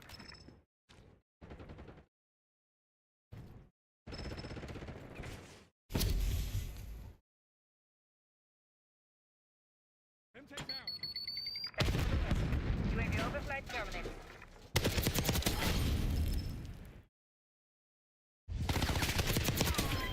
10 threats eliminated. Ooh, squeaked it up. Oh, close. Proper victory, that. Job I had them trapped. Hey. I might have gotten played. A good game. Oh, there it is. Yep.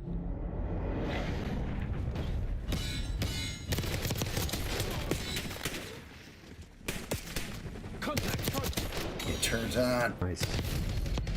Oh, you're all dead. Get out of here. Get out of here. One less hostile. Littering the field with glowing skulls. Indeed. I don't like that.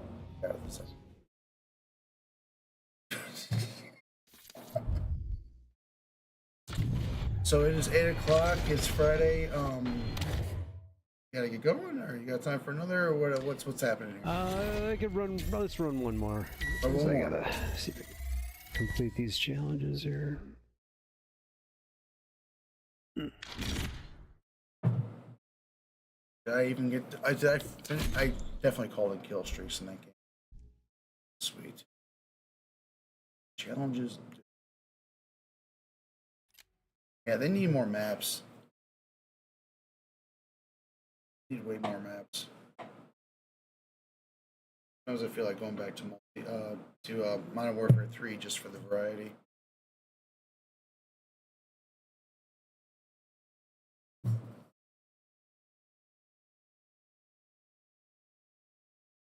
Yeah, I could do with a couple more options, for sure. Yeah, they're coming. Yeah, the next map that's coming out, that map called Grind, Black Ops 4. It's like a skate park. It's a good map.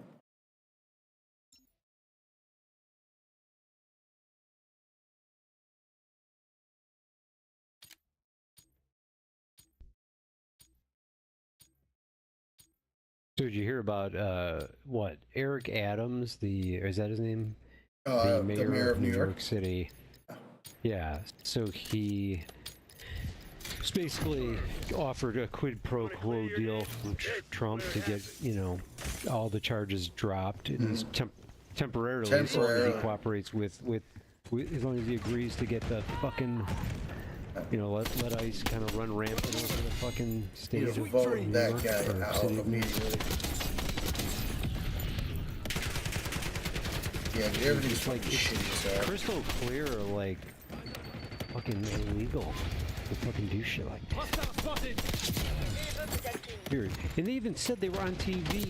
That Tom Homeland Security asshole was on a talk show with Eric Adams. And he basically said, hey, the charges aren't completely gone and we can bring them back, if you don't cooperate. He actually says that. It's what the fuck? You said that on camera? How corrupt can you get? I know, man. It's like they're just committing crimes out in the open. Like mobster shit that mobsters would never say on a street corner. It just makes me very upset. They're saying. I mean, the fact that the Republicans were able, when the Democrats had power, it seemed like the Republicans were able to stop them every step of the way. And right now, it feels like they're just running, pretending they have a mandate when he got less votes this time than he did.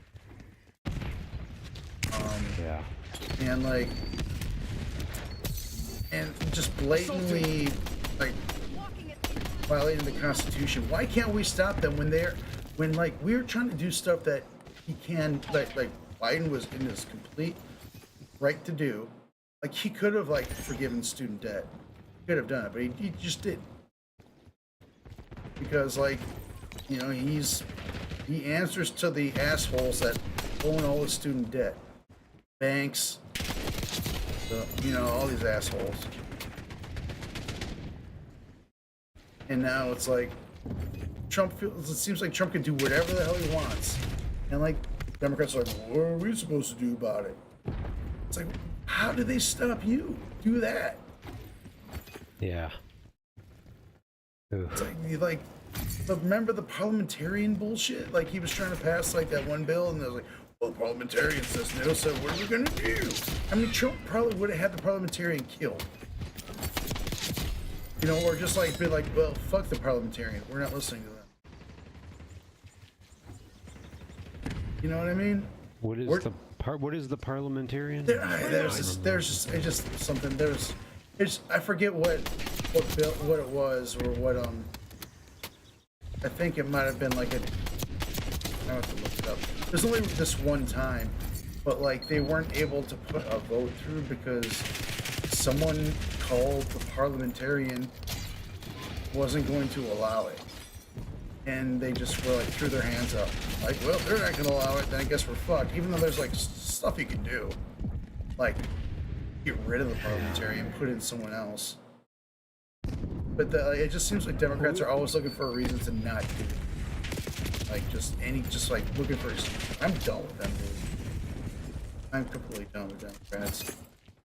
Like, they're just, and recently, like, the Democratic leadership just had a meeting with, like, their base groups, like MoveOn.org, some other groups, like, the people who go, like, we're not getting shit for them. They basically were calling out the Democratic leadership for not really doing much right now. And they got super pissed off at them. They're like, what do you expect us to do? Kind of like, asshole. Something. Do something. Anything. Like, Jeffries and Schumer they should both be, like, they should be put in the street and ran over by monster trucks. Fuck those assholes.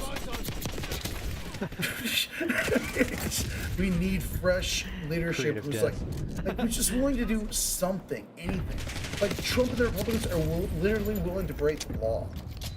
The Democrats aren't even willing to like violate procedure. Not even law. Just like norms. Yeah. Well, that video you sent, like a kind of a cartoon explanation. Yeah, of how Innuendo Democrats Studios. fuck themselves. Yeah. How, like, they were talking about basically the Merrick Garland, how Obama appointed him, and then they were going to take a confirmation vote, and then, the Republicans are like, nah, we're not going to vote for your guy, and then Obama's like, well, okay, I'll put another guy in there. Like, no, you don't understand. We're not going to vote at all because your guy's a lame duck and you're a lame duck, and yeah, it's just like, well, they're not playing by the rules. I mean, we're just like, well, they're not playing by the rules, we got to take the higher ground. And it's like, no, they were absolutely right.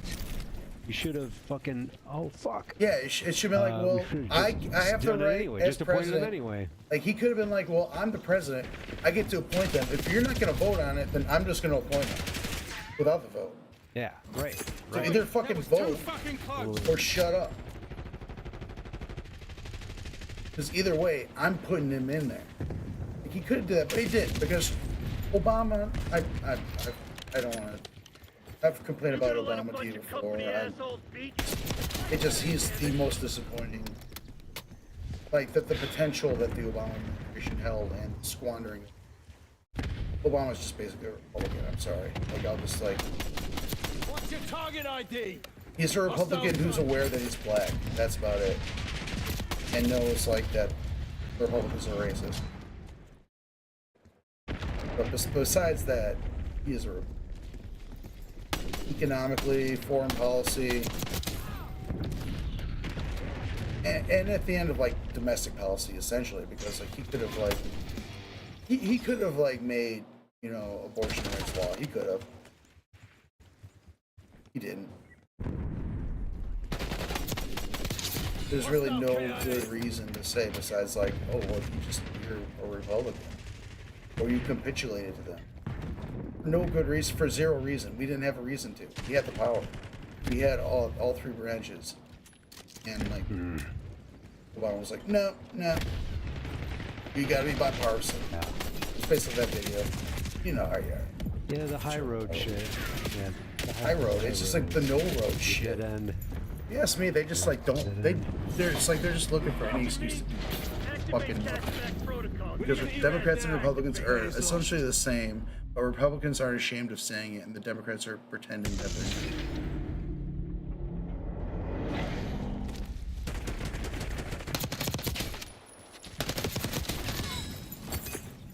not. Just people are buying it. Kamala Harris had $1 billion to win, and she blew it. That's both of us just scheme killed right there, right? Yeah. Great. There's our close-up.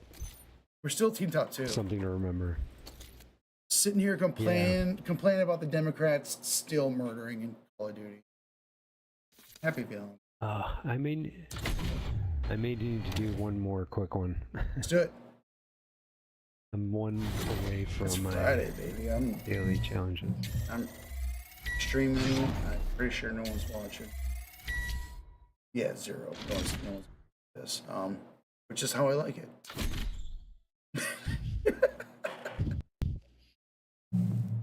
Alone in the universe. Hey, I'm just glad that I can like use energy and server space to post my gameplay that absolutely watches. Speaking of that kind of thing, so the teenage conspiracy video, I put up on YouTube. I was looking at it and I'm like, oh, there's like a promote button. What does that do? So I hit the button and it's like, oh, you could spend, you could spend $50, $100, $200 or more to promote your video. I'm like, well, I just thought about it. I'm like, yeah, what the hell? I'll put 50 into it and just what the hell, see what happens. So I fill out the brief form or whatever, get the credit card information in there, hit send or whatever. And then like this morning, I've gotten a notice from, it's connected to Google, a Google account somehow. But anyway. Oh, you broke it. Hello? Shit, hello? Hello?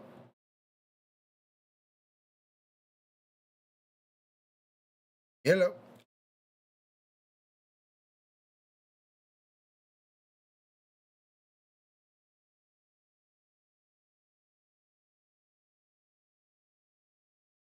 Hello?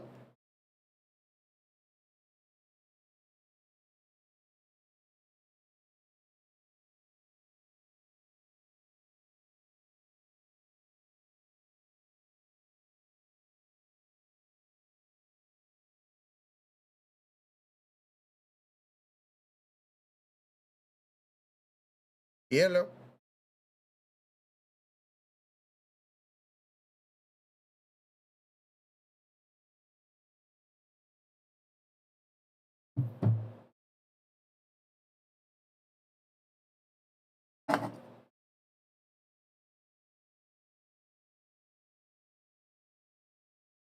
Lost him.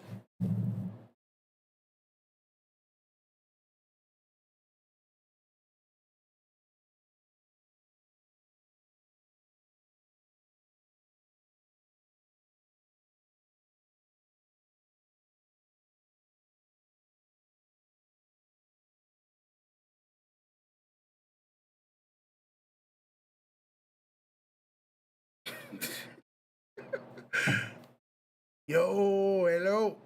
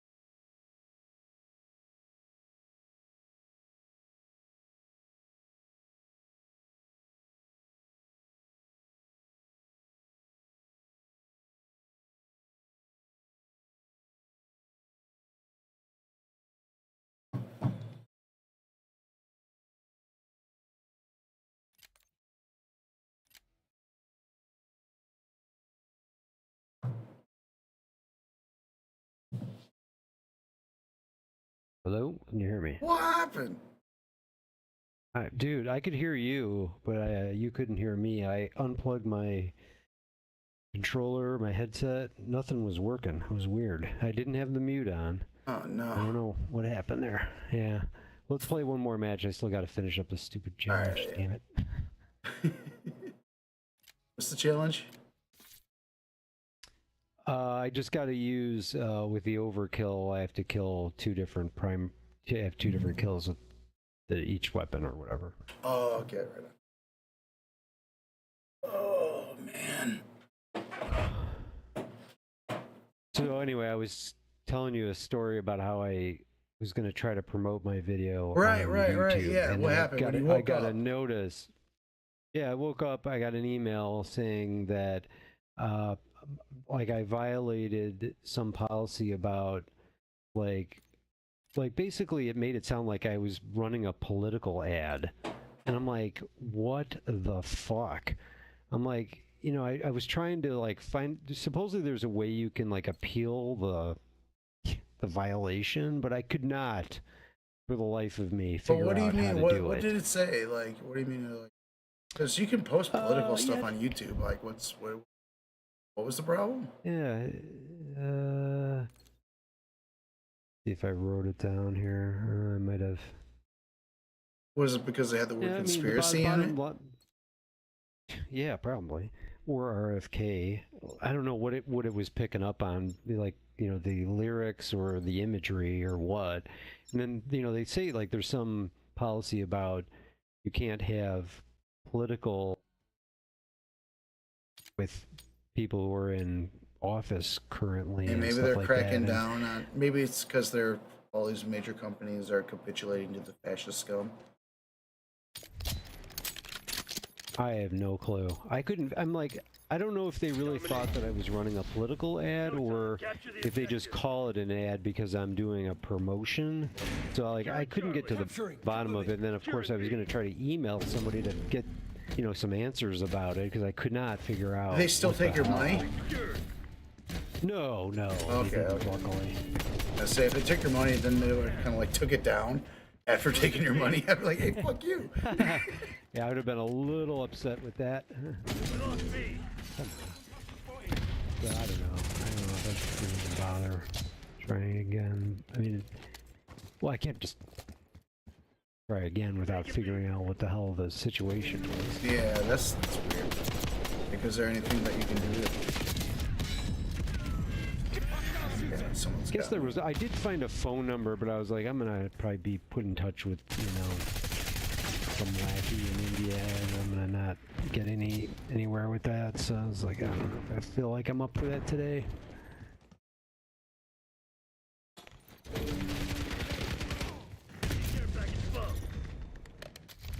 But I was like, you know, like I was thinking the Dead Kennedys, or no, the band DOA's got a song called "Fucked Up Ronnie." Now Ronald Reagan is dead, of course, but I mean, like,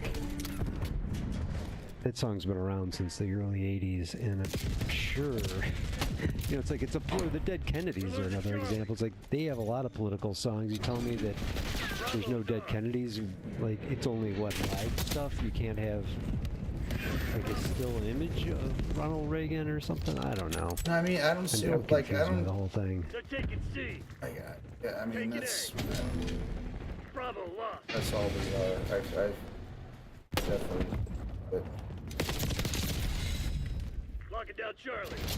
it's Oh my God. Mostly political stuff is fine. It's more about like if like you're promoting violence, so like, you know, misinformation or terrorism, right? Crap like that. But just like making a cover song, or a parody song about parody. Yeah, about RFK. Like there's worse stuff on YouTube. So that hell, We're losing Charlie. Yeah. It's like whatever folk singers in the '60s would do, like, you know, politically charged songs about. But if you literally can't, whatever, like, you know. if it's truly like you can't criticize members of the administration, like that's Yeah, I don't know what the fuck. Crazy. I mean, that would be USC students. It's like the hallmark of America is to be able to shit on our leaders, not fucking be death for it in some secret prison. Right. Exactly. That's all about to change. Yes, so. America's back. America's great again. That's right. I get to be thrown in a gulag. Sure thing. Unless if you're the wrong color, you could be hung up in a tree. The way it used to be.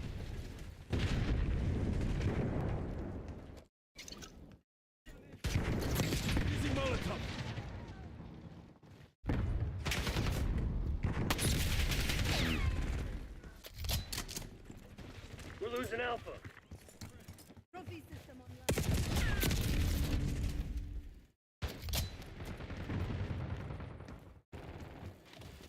Yeah, and Elon Musk should be like. Speaking of gulags, if anyone deserves to be thrown to gulag, it's fucking Taking Elon. Bravo underway.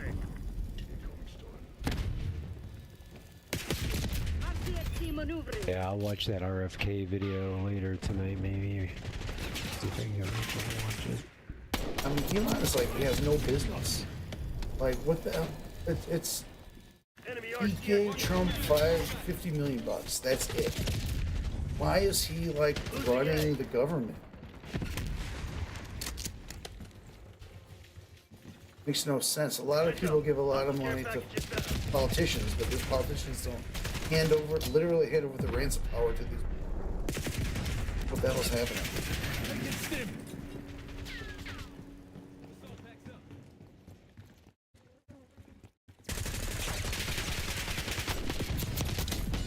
Revenge is enough. If they fuck with like my college loan payments and all that, and like they take away my civil service loan forgiveness shit, I'm moving out of the country, dude. They're not gonna send out on me. Fuck you. I'm out. Yeah. I'm running away from my bills. Taking my money and running. Definitely something to consider. My God, this is not a place I want to live. Where there's such hate and just disgusting criminal behavior, and it's all like just accepted. Like, what? Yeah, Republicans are the law and order party. Are you fucking out of your mind? Yeah, this is whatever. They're too stupid to know what anything means, let alone law and order. No concept of anything. It's just fucking cooking the goddamn TV dinner and watching the game. It's fucking idiots. Middle America, you fucking ass. White trash.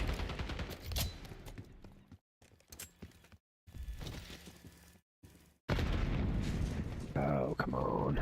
Incoming stun. Oh, Lord. Flashbang. Take it C.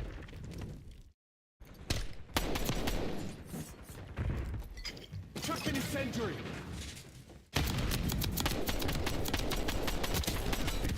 Control zone C. They're taking C.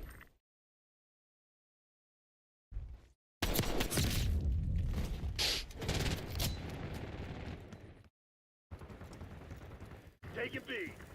But, I mean, Losing A. Democrats need to do something. Hostile UAV established Anything. overhead. Make some noise. Scream your goddamn heads off. Did you see that in the news with the guy who was, guarding the door at the Department of Education, not letting anyone in? Did you see that shit? No, I did not. Really? Oh shit, it's RC. What are you watching for the news? Are you still on CNN and some basic stuff? Bravo underway. I've watched CNN a little bit, though I know I shouldn't. But I mean, I'm reading. But they didn't show you that occasional shit. just- It sucks. Well, I don't know. I don't watch it that much, so I turn it on like here and there. I mean, they're. I don't. We're losing Charlie.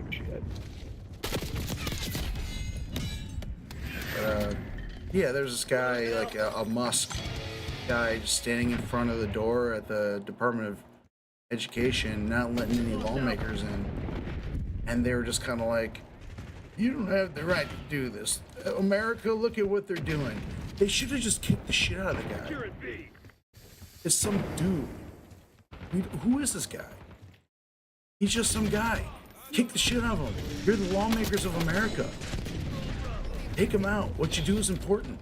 Who the fuck is this guy? Eat him in the ass neck, like the Jersey Boys would have said. Like for real, or just like push his ass out of the way. Like, get the fuck out of my way.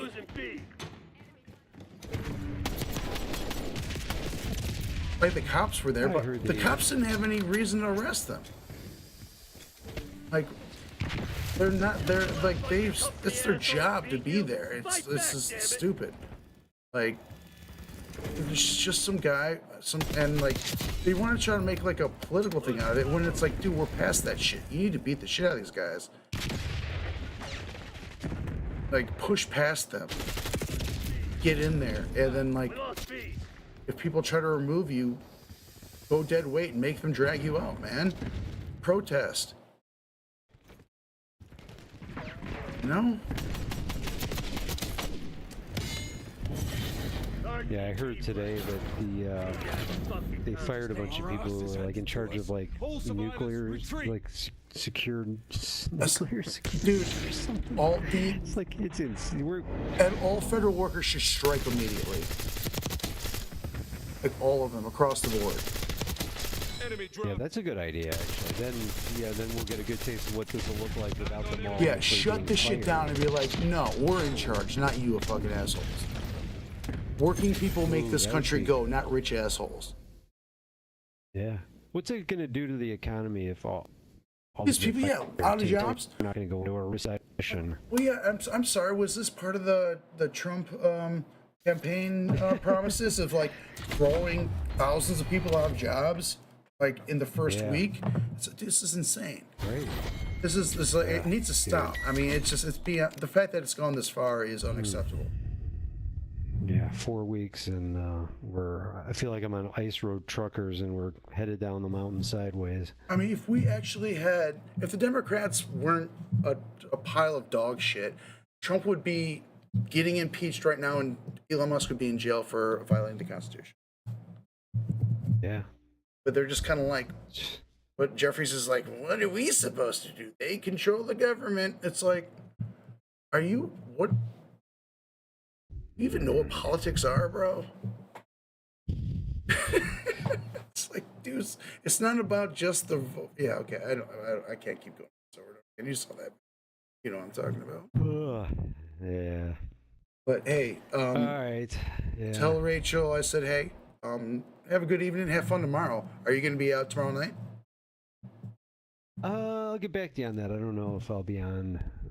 Should have fun do tomorrow. An early dinner, so it's possible. You should do that. I'm gonna be on all day, but I'm, you know. Yeah, and plus it's gonna be snowing ass too. It's gonna snow overnight, and then I think more tomorrow night. So I don't even know if I'm going anywhere. We'll see. Wonderful. All right, but I'll definitely look for it at some point. All right, man. Cool. I'll be around. You have a good night. I'll talk to you soon. All right, you too. Later.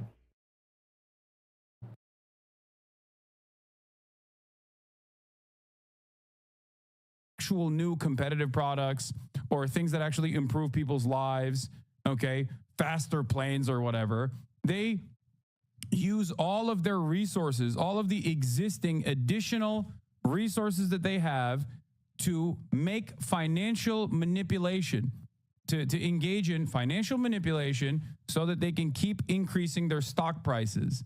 That's it. That's what happens when you turn into a bank. And obviously, in that process, there are a lot of cost-cutting initiatives that come in. There's a lot of harm done to the labor sector in the process because you're engaging in layoffs, okay? And then A decade later, the outsourcing of manufacturing and the gutting of the regulatory state play a role in planes fucking falling out of the sky sometimes. And then we just go, how did this happen? Anyway. That's the clarity that we all want, right? So let's think about some of the countries that could be impacted. Brazil, EU. What products do we get from them? So India, agriculture, textiles, medical devices. Brazil, petroleum, beef, coffee. And then the EU, wine, a key ingredient in weight loss drugs, cars like Audi and Mercedes. If the U.S. puts a tariff on these countries that already tax us, you will see prices potentially go up on those items. In terms, go ahead. Well, I was going to say, people will finish your thought, and then I have a follow-up. So in terms of when this could take effect, as Nancy said, right, potentially April 2nd, these could go into place. It takes about 6 to 9 months for you to see that happen at the stores. Depends on the industry, it depends on the inventory. But we have a very delicate inflationary environment. This could escalate into a trade war, could also be a negotiation tactic. Yeah, I was jumping the gun on the counterpoint here because people care about rising prices, but they don't feel them as much if their wages are going up. So I think a question is, how does this affect businesses, and could it lead to more jobs somehow? Potentially. So the idea is that we buy more goods from these countries than they buy from us. The president is hoping that these tariffs could encourage these countries to buy more from American companies. That means more demand. That means more need for American jobs. So I like that there is no way to be actually competitive in the global marketplace with China, for example. So on the one hand, both the EU and the United States of America are desperately trying to push out Chinese goods from their marketplaces. And then the United States also simultaneously is turning around and saying, you got to buy our shit instead. It is the same principle in every facet of the foreign policy that we push for, okay? No more natural gas from Russia. You got to get it from us. Oh, do you need to build new plants to take on American LNG? Sucks to suck. You got to fucking do it, bitch. Okay? You can't buy cheap Chinese, affordable Chinese electric vehicles. It's going to destroy your own domestic manufacturing, okay? Which is true. It will, right? But then also simultaneously, you need to buy our shit instead. Oh, does it not work on your roads? Will it destroy your roads that were built in like the 14th century? Sucks to suck. Oh, does an F-150 not fit on your narrow Italian streets? Sucks to suck. You have to buy it. I don't care where you put it. You can dump it in the ocean for all I give a shit. You have to buy it by force. It's great. It's wonderful. It's fantastic. Seems great. So many American cars are literally illegal in Japan due to safety. Yeah. But hey, guess what, dude? We're the big bully on the global stage. So we will make sure that they are no longer illegal. Oh, do you have any sovereignty? Oh, you thought you had sovereignty. Oh, you thought you were a competent government working to a certain degree at the behest of the citizenry. Guess what, dude? Fuck your regulatory bodies, okay? Look at what we're doing to our regulatory state. Now your regulatory state will be gutted too. Wait, what happens if they say no? There are very few alternatives, so I don't know. I don't know. I think a part of this bargain that holds it together is obviously the American consumption machine, which is an incredibly valuable market. That's why while TikTok is marginal in terms of like the. This is a massive story. This level of unvarnished corruption is shocking. And it's only the shockingness is only enhanced by it's now 5 U.S. attorneys, I think, have quit in the Southern District of New York, led by the acting U.S. attorney who was appointed by Donald Trump a month ago. On January 21st, he appointed her right after the inauguration. So no lefty, clerked for Scalia, had a scathing letter that came with her resignation on this front. Let's start with that letter. This is a letter from Danielle Sassoon, and she is writing to Pamela Jo Bondi, the Attorney General. Attorney General. Dear Attorney General, United States versus Eric Adams. Eric Adams being the mayor of New York City. Dear Attorney General Bondi, on February 10th, 2025, I received a memo from Acting Deputy Attorney General Islamophobic directing me to dismiss the indictment against Mayor Eric Adams without prejudice, subject to certain conditions, which would require leave of court. I do not repeat here the evidence against Adams that proves beyond a reasonable doubt that he committed federal crimes. Mr. Beauvais rightly has never called into question that case. Team conducted this investigation with integrity, and that the charges against Adams are serious and supported by fact and law. In other words, the acting attorney general never questioned the validity of the charges or the prosecution at all, neither the evidence or the actions by this office. Mr. Beauvais' memo, however, which directs me to dismiss an indictment returned by a duly constituted grand jury for reasons having nothing to do with the strength of the case, raises serious concerns that render the contemplated dismissal inconsistent with my ability and duty to prosecute federal crimes without fear or favor and to advance good faith arguments before the courts. And she goes on to talk about when she took her oath of office 3 weeks ago. Three weeks ago. In other words, during the Trump administration. I mean, the amount of corruption that have had to have happened for her in that 3-week period. I mean, I know that the woke mind virus is contagious, but I didn't know that it had gotten that contagious. The woke mind virus lives on desks for sometimes up to 6 to 8 weeks. That's the part of the problem. And you don't go in there, and it's not going to just take like some, Clorox bleach. You really gotta. They didn't do the deep clean. You gotta use the stuff, the same thing they use with the servers. Did she clean the drapes? She goes on to basically talk about, the oaths that you take if you're going to be a U.S. attorney and how you got to the Constitution and the importance of our legal stuff and blah, blah, blah. Who cares, nerds? Go down, next paragraph. And then she goes on to talk about why I can't do this. Next paragraph. And then she goes through, like, the government doesn't have a valid basis to seek a dismissal. I mean, she's a lawyer, so she's going to go through this step by step by step. You know how it is. This is why nobody ever wants to rent to one of these lawyers. Keep going, scroll through, talking about how, like, you can't really drop charges just to make a deal to tell the dude to do...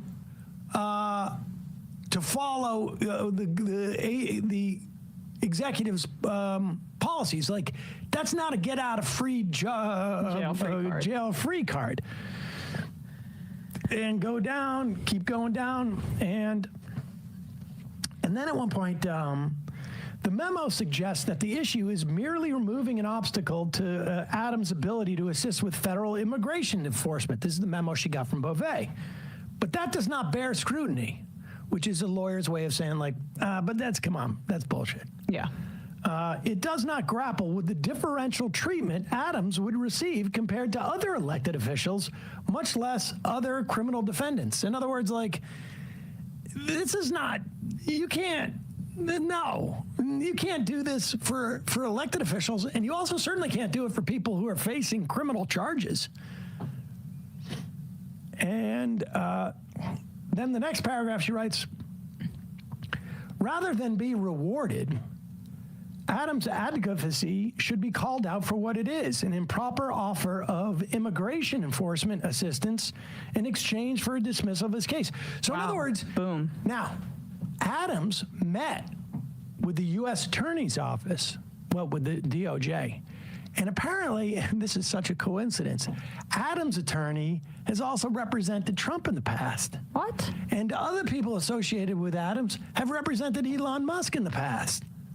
Such a small world, isn't it?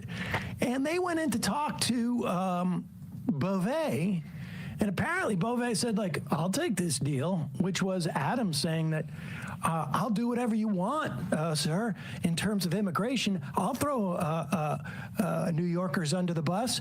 You just let me know what you want, and I'll be happy to do it. Because my Turkish friends, they can't seem to help me out of this predicament. And so she writes back, rather than be rewarded, Adams' advocacy should be called out for what it is: an improper offer of immigration enforcement assistance in exchange for a dismissal of his case. I mean, I'm no lawyer, but when you offer something in return for the action of an attorney general to get you off a case, that sounds like to me like an offer of a bribe.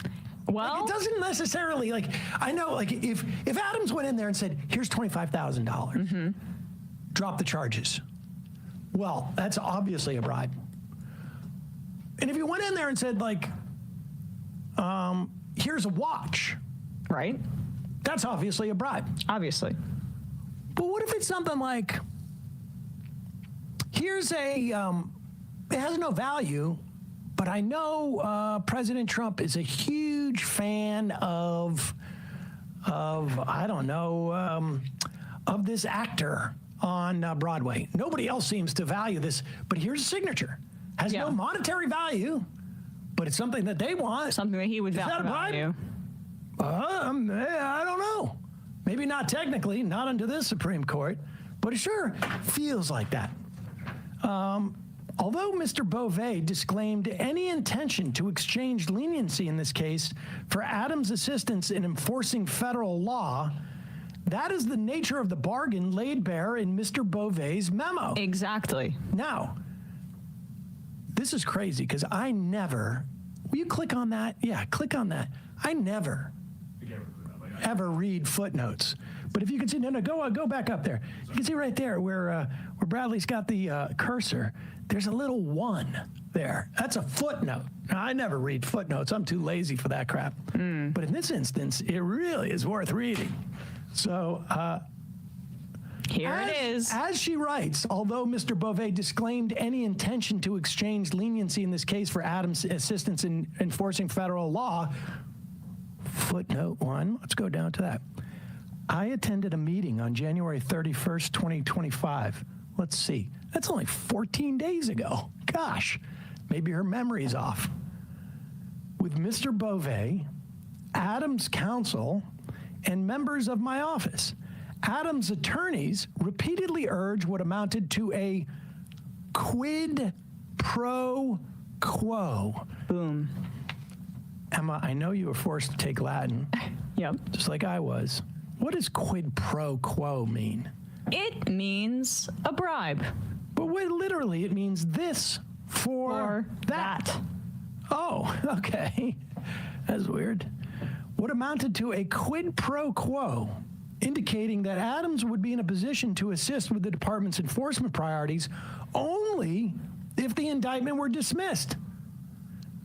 Mr. Beauvais admonished a member of my team who took notes during that meeting and directed the collection of those notes at the meeting's conclusion. What?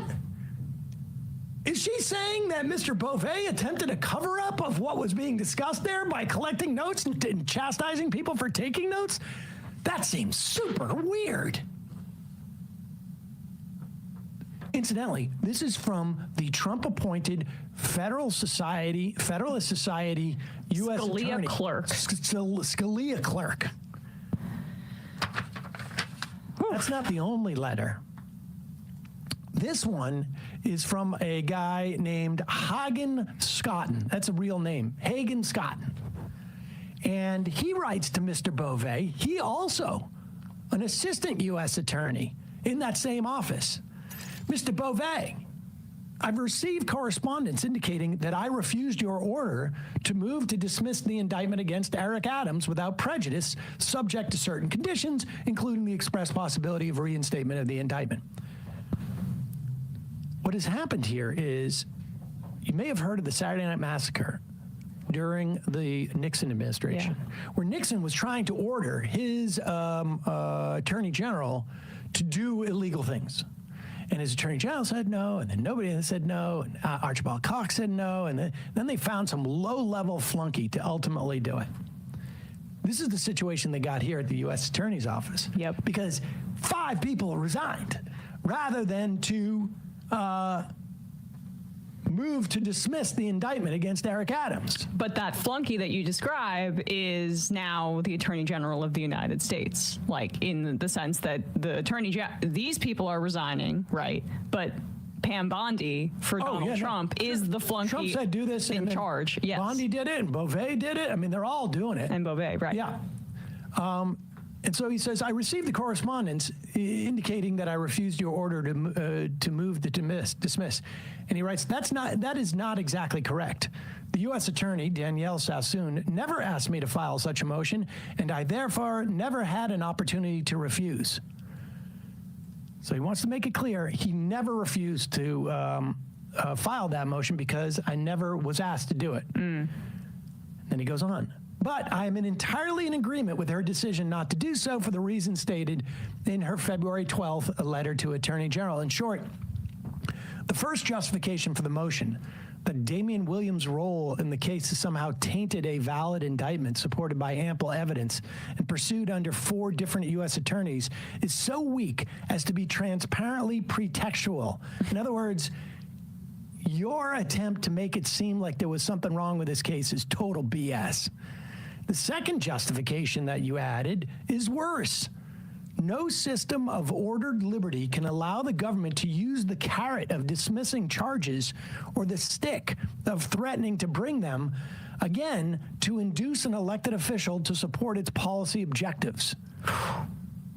There is a tradition in public service of resigning in a last-ditch effort to head off serious mistakes. Some will view the mistake you are committing here in light of their generally negative views of the new administration. So in other words, some people have Trump derangement syndrome. Right. I do not share those views. In other words, I don't have the Trump derangement system. I can even understand how a chief executive like Donald Trump, I added that, whose background is in business and politics might see the contemplated dismissal with leverage as a good, if tasteful, deal. But any assistant U.S. attorney like him, writer, would know that our laws and traditions do not allow using the prosecutorial power to influence other citizens, much less of elected officials, in this way. If no lawyer within earshot of the president is willing to give him that advice, then I expect you will eventually find someone who is enough of a fool or enough of a coward to file your motion. But it was never going to be me. Please consider this my resignation. It's been an honor to serve as prosecutor in the Southern District of New York. I don't know who Hagen Scott is. I do. He used to clerk for one woke person named Chief Justice John Roberts. No way. Well, I'll tell you what. Bronze Star veteran as well. If I ever want a resignation letter, I'm going to have this guy. I'm going to hire this guy to draft it for me. But my point is that another person infected by wokeness who has a long history of conservative credentials, they have to fumigate the place. There's so much woke going on over there. It's crazy. Truly. But to be corny, it's an act of patriotism what they're doing. It's a good thing that what they're doing. Even though we probably have deep disagreements with them politically, they're doing the right thing. Yeah, if you don't have prosecutors who are upholding the law in this way, this is what should happen. Everybody should be resigning. Any decent human being associated with this administration should be resigning. Well, now, this time federal workers have to hold the line, though. Oh, yeah, without doubt. Yes. But they're not associated with the administration. Yes. They work for the government. Yes. Last thing we need here. Let's play this clip of Eric Adams. He part of his deal, I guess, is to go on with Tom Homan. Do a media tour. Now, it's unclear to me where Tom Homan is pulling Eric Adams around. I wonder if they'd go to Fox News, and then maybe Homan goes out to eat and makes Eric Adams sit at, like, the kids' table. I wonder if, like... he's only allowed to speak when spoken to. Is Adams supposed to drive Homan around? Do we know if he's supposed to drive him around or just carry his bags or whatever he's supposed to do? But here he is. Homan has brought his mayor to Fox and Friends, and what are they going to do here? he doesn't come through, You're up early anyway. if he doesn't come through, I'll be back in New York City, and we won't be sitting on the couch. I'll be in his office, up his butt, saying, "Where the hell is the agreement we came to?" So I want ICE to deliver. And I want ICE to deliver. We're going to deliver for the safety of the people of this city. Oh my God! Understand, Adams is on this show to talk about what he's going to do to attack New Yorkers, immigrants here. And Homan is here to make sure that, like, you know what to say. And he's going to assure the people at Fox News, if he doesn't do his deal, I'm going to be back. And he knows that I can call up Beauvais and I can call up Bondi and go, I'm unhappy with what Eric is doing. Maybe we have to put maybe we have to revive that case. I mean, we are watching completely in public the extortion, bribery. It sort of goes both ways, right? I mean, it was a bribe to get me off, and then the extortion is, we're going to bring back the charges if you don't do what we tell you. Hold it over his head. And if there was a secret phone call, if they had made this phone call, I mean, there's a reason why Beauvais wanted those notes. Yep. There's a reason why he said, I collect all notes. Nobody takes notes. I collect all notes. There's a reason why he said that. Mob boss. Had they made a phone call and the audio got leaked, it would have been quite clear. But because they did this so publicly, the press and the media and the rest of the whole country is like, wait, isn't this blatantly illegal? Oh, but they did it in public, so is it? It is. Hey, folks, don't forget to hit the subscribe button and check out our daily show. We do it every day at 12 p.m. Eastern for about 2.5 hours. We even take phone calls. You should check that out.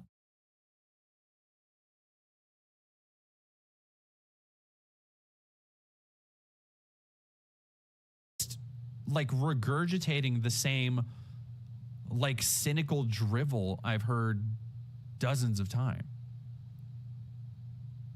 You guys are meanie heads that want to ruin everything for modern gamers. Oh, shut the fuck up. Shut up. Shut up. Do modern progressives have a short memory span or something? Do they not remember what came out like a month ago? You guys remember that thing he said where people don't care about wokeness, they just want to play good games? And then he brings up Valorant or some shit like that means anything. Yes, you can turn a profit with woke game. I believe I actually brought up far fucking more than Valorant.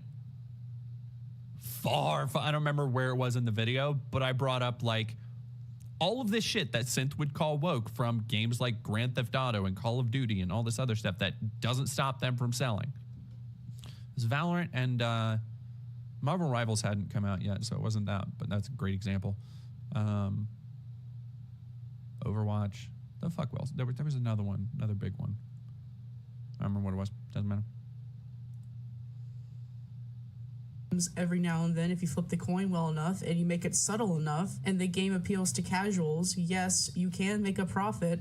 But time and time again, we have seen that woke-minded games flop. We had like 5 games that flopped this year because of the woke stuff. Because of the woke stuff. It wasn't because they were like boring and or bad games in the case of like Suicide Squad. It was because Suicide Squad had like a trans flag in the corner of a room.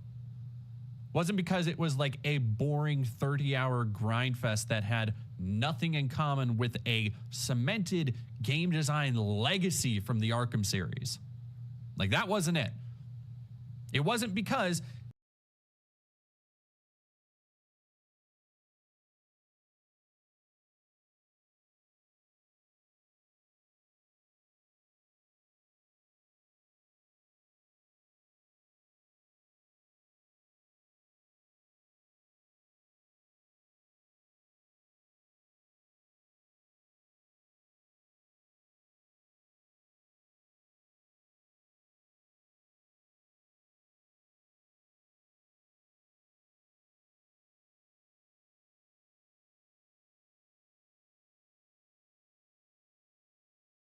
On stream? Yes, brother. What do you mean?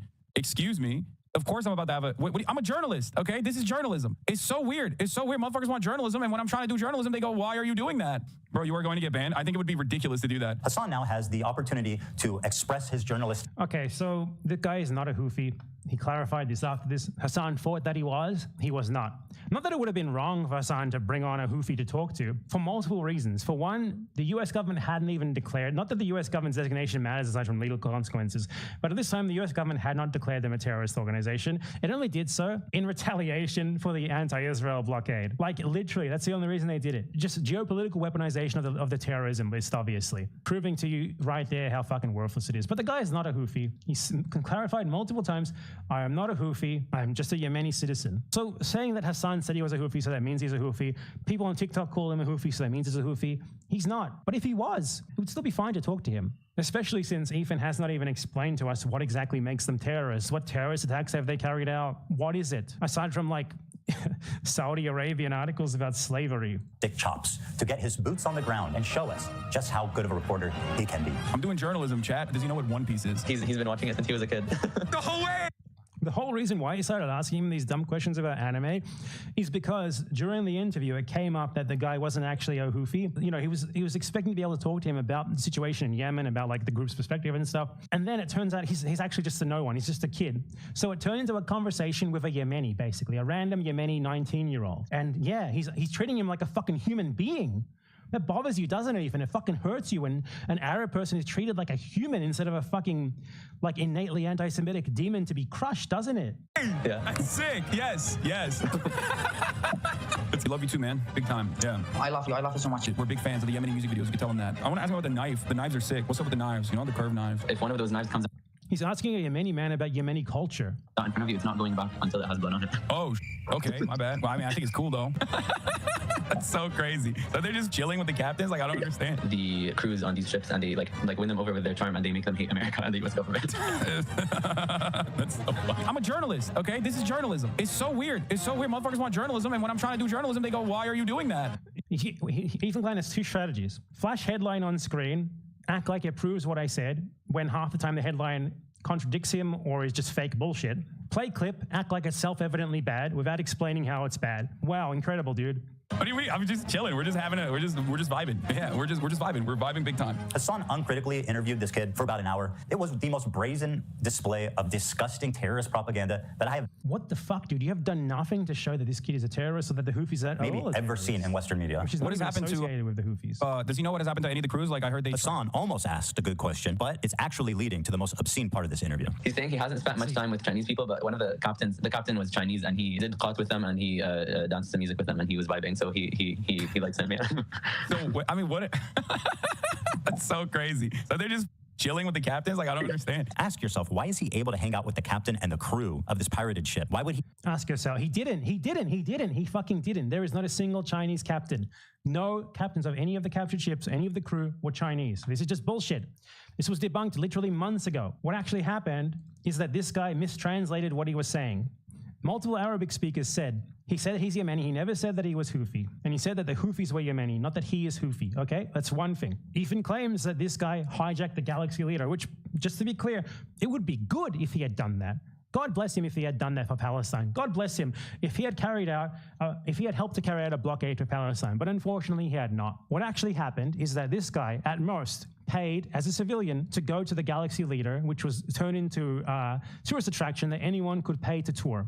Without the crew there, obviously. As you can see, that's what happened. Here's a video of like a crowd of tourists boarding the ship. Man,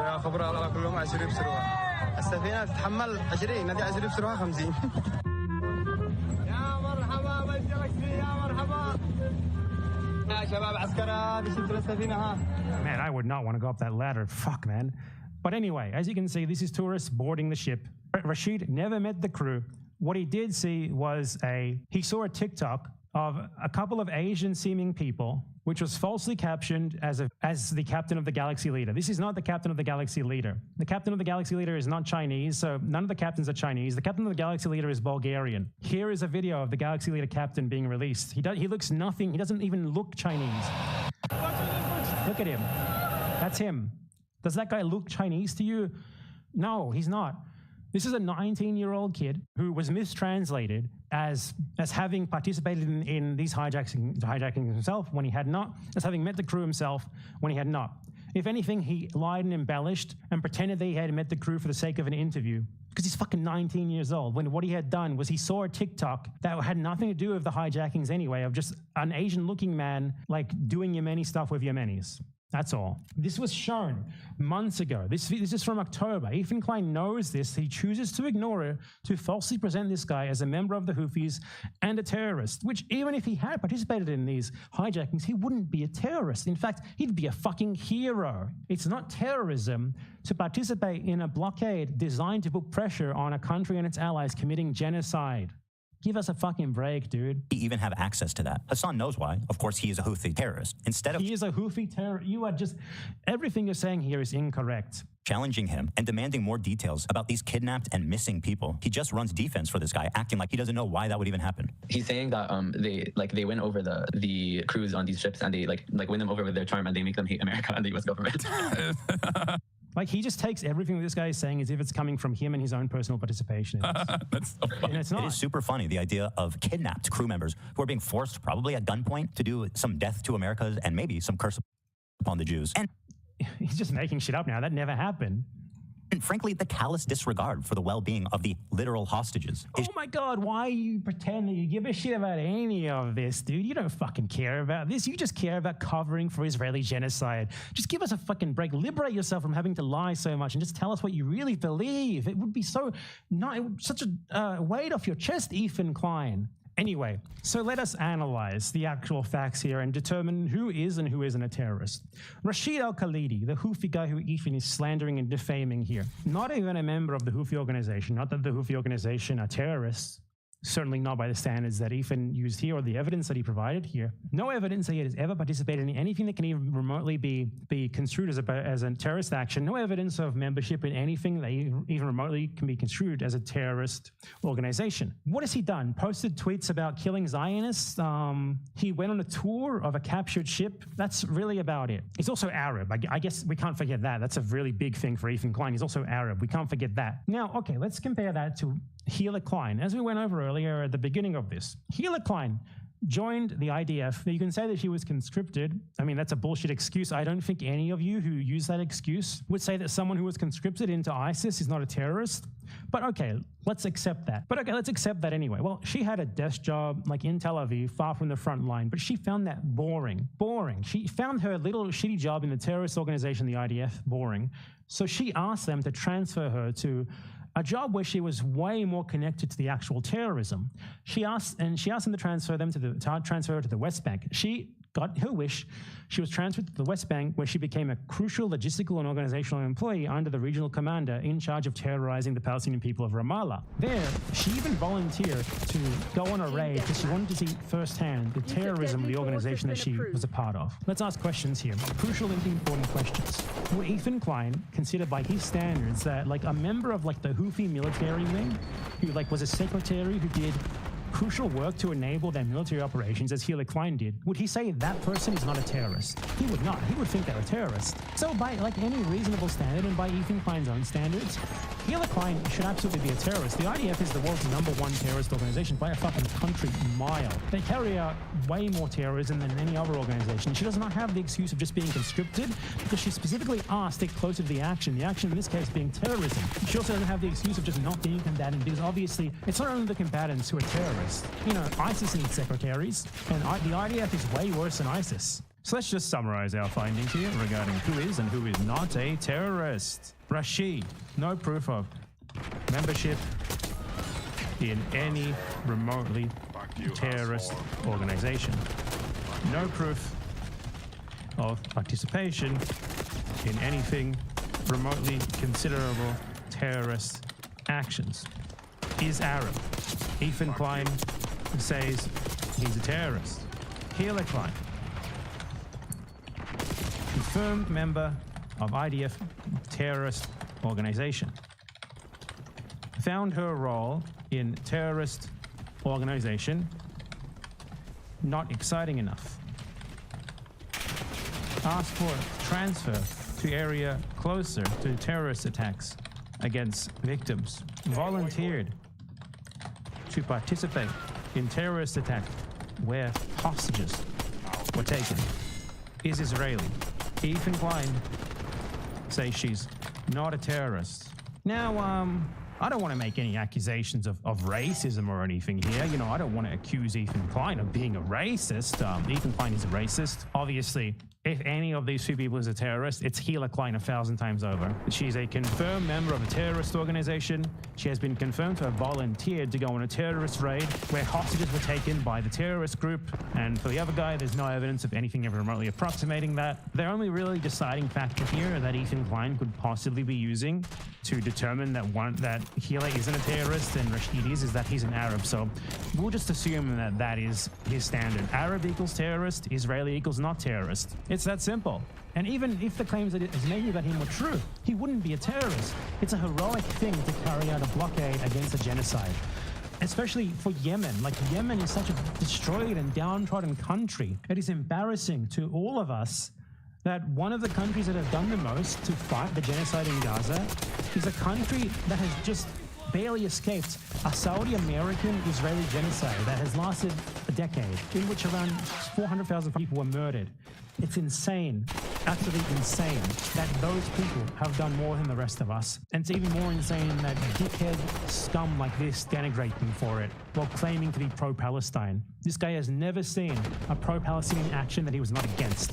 Shocking, even for somebody that loves terrorists. That's so funny. Is there a KFC there? They're everywhere. I don't think there's a KFC in Yemen, dog. Pure editorializing, construction of narrative, really shitty narrative as well. No evidence, no facts, pure narrative. He's not even good at it either. This guy's just, I don't know, how is he famous, man? Honestly. He says they have to. Oh, they do have KFC in Yemen? That's crazy. Okay, that's sick. Is there asking Yemeni about Yemen? How dare you be curious about an Arab Muslim country? You're treating him like a person. Ethan Klein can't have that. KFC in Yemen? No way, dude! Holy fuck! There's a KFC in Yemen! He's just like us! I'm sure there's clips of like Ethan Klein talking about what Israel is like, not understanding the irony when his wife is a literal fucking terrorist and Israel itself is basically one big, never-ending terrorist attack. Fucking hypocritical piece of shit moron. You lost the fugitive. Does he know what One Piece is? I would if he's been watching it since he was a kid. The whole way! Yeah. That's sick. Yes, that's fire. He's just Ethan Klein angry that an Arab is being treated, a random Arab civilian is being treated as a human being. It's insane. So fire. Oh my God. We think the Houthis, Ansar Allah, is doing what Luffy would do. You should tell him that. You guys all remember Luffy's flag, right? Now, I'm only halfway through that show, so maybe I just haven't come to it yet. But I do not remember Luffy's flag looking like this. That's the ISIS flag. The Houthis fought against ISIS, you dumb motherfucker.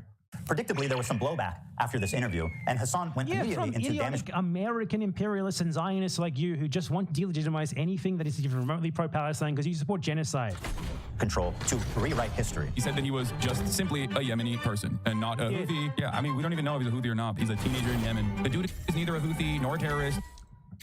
Dude, you are just lying. He said that he's not. And why should we not take his word for that when you have presented no evidence otherwise? Like, dude, this is from fucking February 2024 and you're still saying this. This was clarified long before you even said Nor a pirate is not a Houthi rebel. They didn't fucking call him a Houthi either. It's so painful to watch him act like this is such an epic gotcha when he's just plain fucking wrong. You want to know why? Because he's not one. He's not a Houthi himself. He's not a pirate, but, you know, I don't think he's not a pirate. He has reiterated the position that he is not a Houthi. Trust me, bro, I'm not Houthi. Be for real. You sucked him off the entire stream. Not even a Houthi militant or anything like that. When I interviewed the dude who they still to this day call a Houthi terrorist, Tim Houthi's not even a fucking Houthi. I thought he wasn't a Houthi because he's not. No, he was just some fucking Yemeni TikToker. Random fucking. It's insane. He has not shown any evidence that the guy is who he says he is, Ethan. He's just playing this as if it's self-evidently wrong. As I said, play clips as if they're self-evidently wrong. Do not explain how or provide any evidence how they are. And just pop up random headlines in the screen. Yemeni teenager. Didn't you brand it as him being a Houthi interview, though? Bro, are we about to have a Houthi rebel on stream? Yes, yeah, brother. He was wrong. What do you mean? He was wrong. And he should. I wish he was a fucking Houthi, man. It would have been cooler, way better. Obviously, people interview, like even people from actual terrorist organizations like the IDF all the time. Do you think that should be illegal or something? I don't understand. All right, let's just take Hassan's word for it and assume, okay, this kid is not a Houthi rebel. He's just some ordinary... Oh, man. Okay, let's try. Let's see how well you do here. Yemen teenager. Let's go ahead and take a look at his social media and see if that lines up. All right, let's see here. Tel Aviv will burn in the coming hours. It's really funny. It's like an AI-generated image saying Tel Aviv will burn in the coming hours and just like fire. It's the funniest thing about that is especially like it includes Gaza and the West Bank. How can you take that seriously? Like, if you saw like a 19-year-old Ukrainian post a picture saying Russia will burn in the coming hours, and it's like an AI-generated picture of like all of Russia on fire, would you take that seriously? Would you be like, holy shit, this is proof that this guy is a terrorist? That's not what a terrorist is. Posting tweets, you by definition, cannot be a terrorist by posting tweets. There has to be more to it. Ready for sacrifice and eager for martyrdom. What's wrong with that? Ready for sacrifice? Because you can't understand being willing to sacrifice yourself for a cause that's bigger than you, but that's bigger than you, like the genocide of Palestinians. I guess you can't imagine that.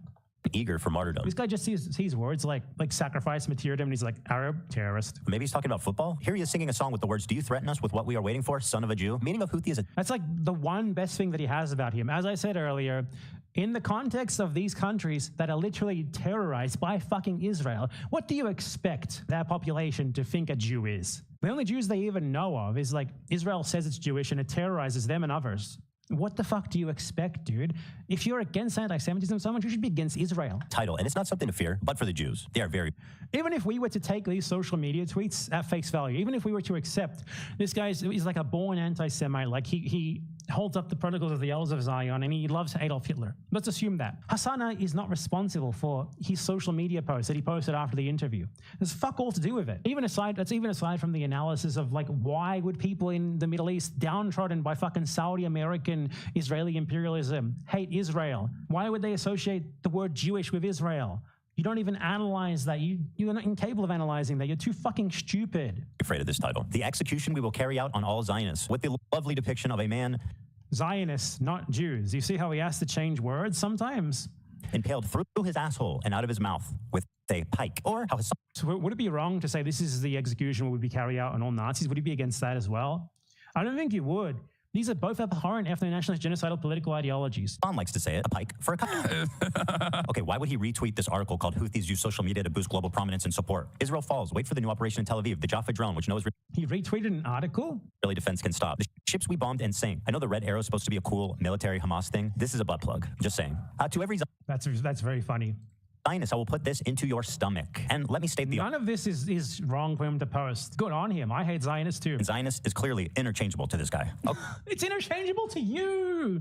It's interchangeable to you. You have to change it. This guy is clarified. By the way, he shouldn't have to, because it's expected that people who the only thing that they know about Jews is that Israel claims to be Jewish, claims to represent Jews while massacring people in the name of Jews, or at least saying in the name of Jews, rather. So that a guy like this does not know.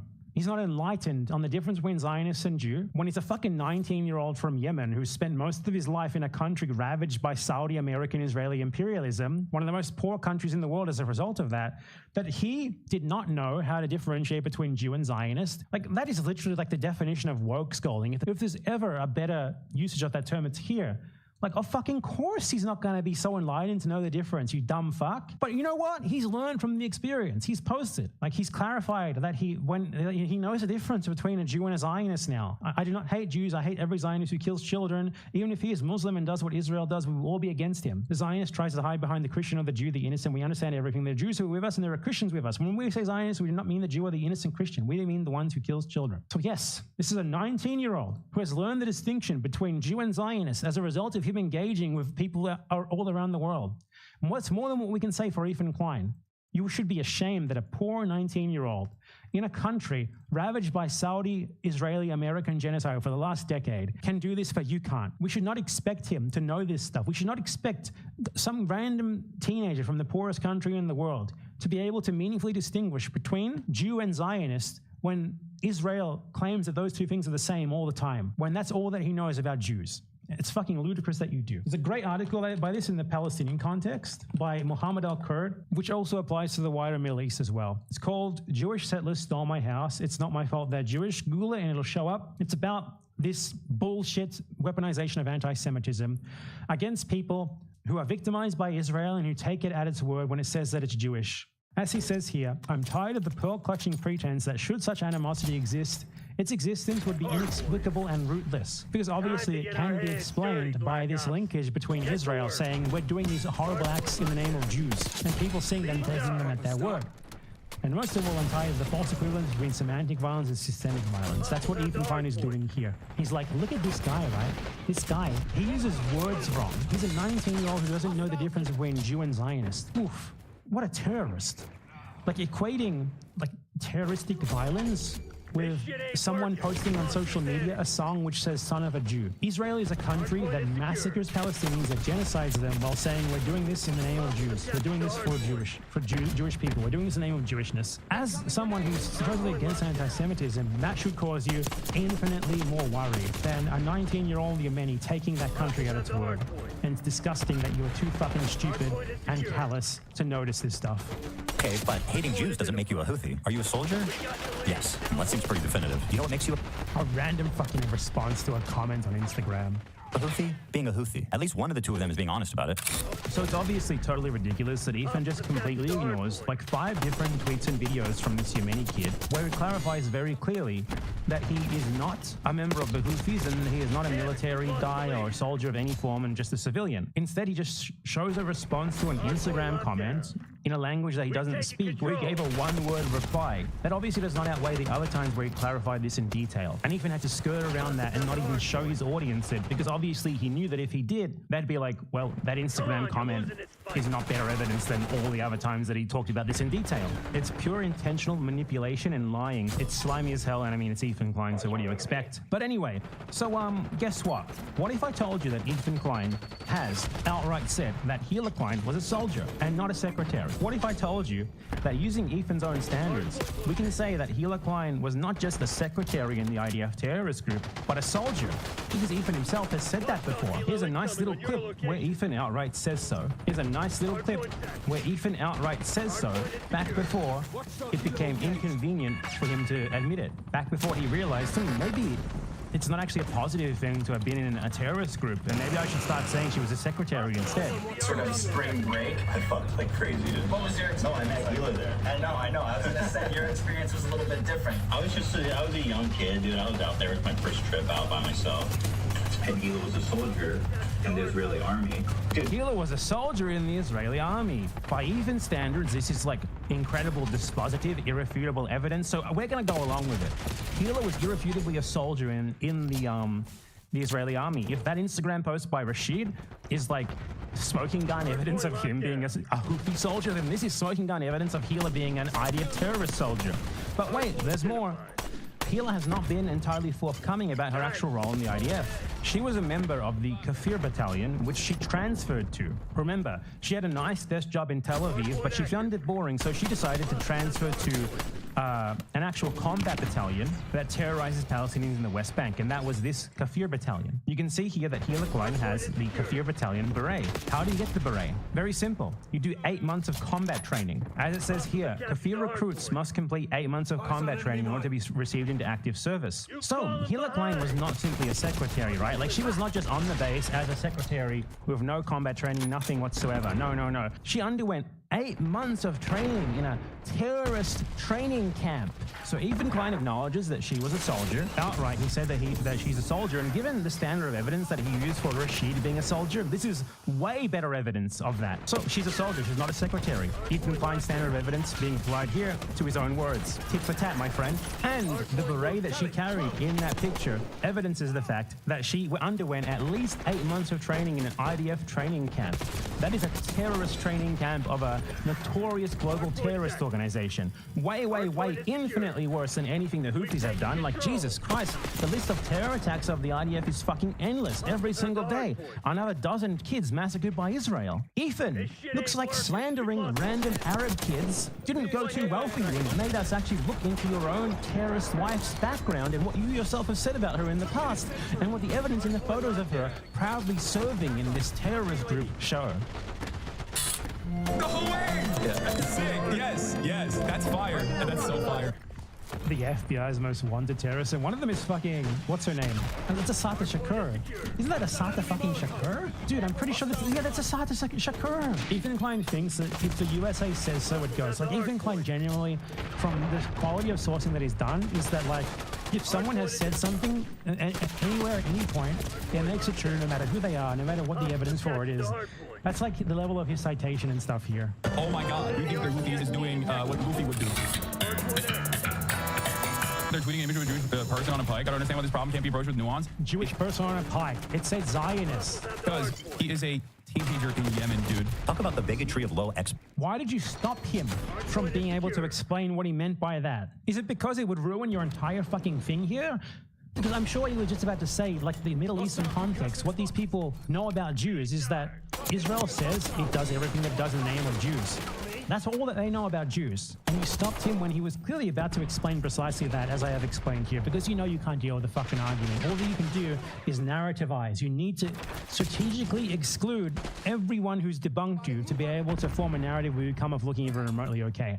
Disgusting. Expectations. He's a kid in Yemen, dude. What do you expect? Of course he's gonna want to put a pike through a Jew's asshole. Why don't you explain what that means? What does he's a kid in Yemen means? Explain the context, the Saudi, Israeli, American genocide. Explain the context of what a Yemeni would even know about Jewish people. Why don't you do that? Through his mouth. That's just what kids in Yemen are like, man. And also, what do you mean? It's just a person on a pike. There's no Jewish person on a pike on that photo, unless I saw something. This is Ethan Klein. Dishonest piece of shit. Zionist is a political ideology. He would be there like pearl clutching about people saying, I want to kill Nazis in World War II. What? Hang on, man. You saying you want to genocide all Germans? Ethan Klein is the equivalent of a Nazi in 1942. Like giving you like a laundry list of all of the problems of the resistance groups that fight back against the Nazis. And then being like, how is it possible that you could support these subhumans when they're against gay marriage and they mandate that women wear a veil? Just skirting around the actual problem with them and the actual reason why people might sympathize with them, which has nothing to do with that and everything to do with them fighting back against you. And now imagine that Nazi being especially concerned with these resistance groups failing to differentiate properly between a German and a Nazi and using that as evidence of them being genocidal against Germans, removing all the context of why they might be fighting back against you and just framing it as if these people were born to hate Germans and thus they are irredeemable, horrible, terrible, and their resistance against the Nazis, you know, doing a literal genocide all over fucking Eastern Europe is unjustified. That is Ethan Klein and everyone else like him. It's exactly the same. Fake outrage, pearl clutching by a coward who is too afraid to say the truth, which is what his actual problem with all of these groups are, which is that they fight back against Israel. That is the reason. After decades of Israel destroying Lebanon, Hezbollah comes up and starts fighting back against Israel. And Ethan's like, how could this be? How could anyone support them fighting back against us? That's what he's actually against. It's against the resistance to Israel. Everything else is just him looking for excuses to be against it without actually saying so. Something, unless I saw something different. Hassan claims this isn't even a Jewish person on the pike. How exactly is a naked piked person supposed to look like a Jew for you, Hassan? You know what? You're right. Let me make it a little clearer for you. First, he needs a bigger nose, right, Hassan? Of course, he needs a yarmulke, the curly things. Oh, look, Hassan, he dropped his dreidel. Isn't it fucking insane that Ethan is doing this to like be like, oh, I should make him look like a more stereotypical Jew, when this is Ethan Klein's reaction to seeing a stereotypical Jewish-looking person. Here we are in anti-Semitic piece of shit. And it's the home of a Jewy Jew, not just a Jew like me or Ela. But this is home of the Ethan will never watch any video that includes this clip. He has avoided even mentioning its existence. The Jew, the dirty, grimy, jacket-wearing Jews. Real dirty ass. How fucking dare you try to weaponize anti-Semitism strategically in this case when that's you dumb piece of shit. Must be Jewish for sure. Or, you know, you could just read what he wrote, you dumbass liar. Zionist? He didn't write Jew. Terrorist-loving propagandist piece of shit. This is fucking idiot. All that he's done is like make these massive leaps. Like, what? You said that you want Israelis to have their Amazon packages delayed slightly? You support the Holocaust, don't you? Now this... Why? This entire conversation is fucking idiotic. It's not a Jewish person. Is that this is, I think, why am I held accountable for some random fucking 19-year-old in Yemen's tweets? What is happening? How many steps removed are we from this situation? Zero. You platformed him, do you not remember? Did the check not clear or something? When faced with fair criticism for his coverage of the Houthi Luffy, he has a total meltdown. I fucking despise all of you, dude. I do. I really do. I hate all of you. You successfully got me to talk about this, and my patience is like, my patience is running thin on this matter.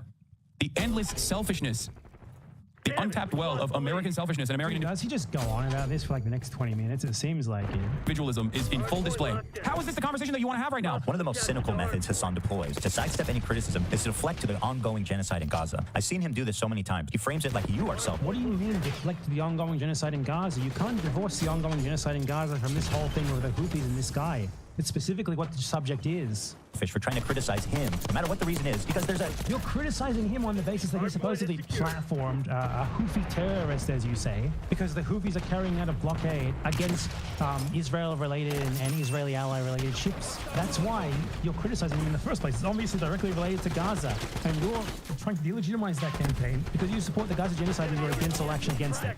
A genocide happened. Obviously, it's fucking related. Man, how can you criticize me at a time like this? Claiming that I am, you know, too pro-Houthi. When someone is like focusing on that while there's an active fucking ethnic cleansing campaign happening. Yes. How is that not related, dude? He also apparently... This is just disgusting, dude. He thinks Twitch is liable for me interviewing a Yemeni teenager who's only known genocide his entire life. In the middle of fucking... Yes. What the fuck? How could you possibly say that's a true statement? Exactly.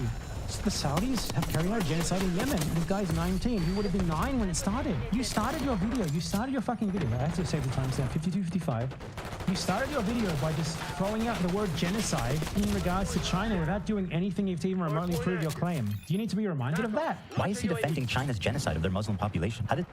You're like, oh, he defends genocide. I've done nothing to prove there's a genocide, but he defends genocide.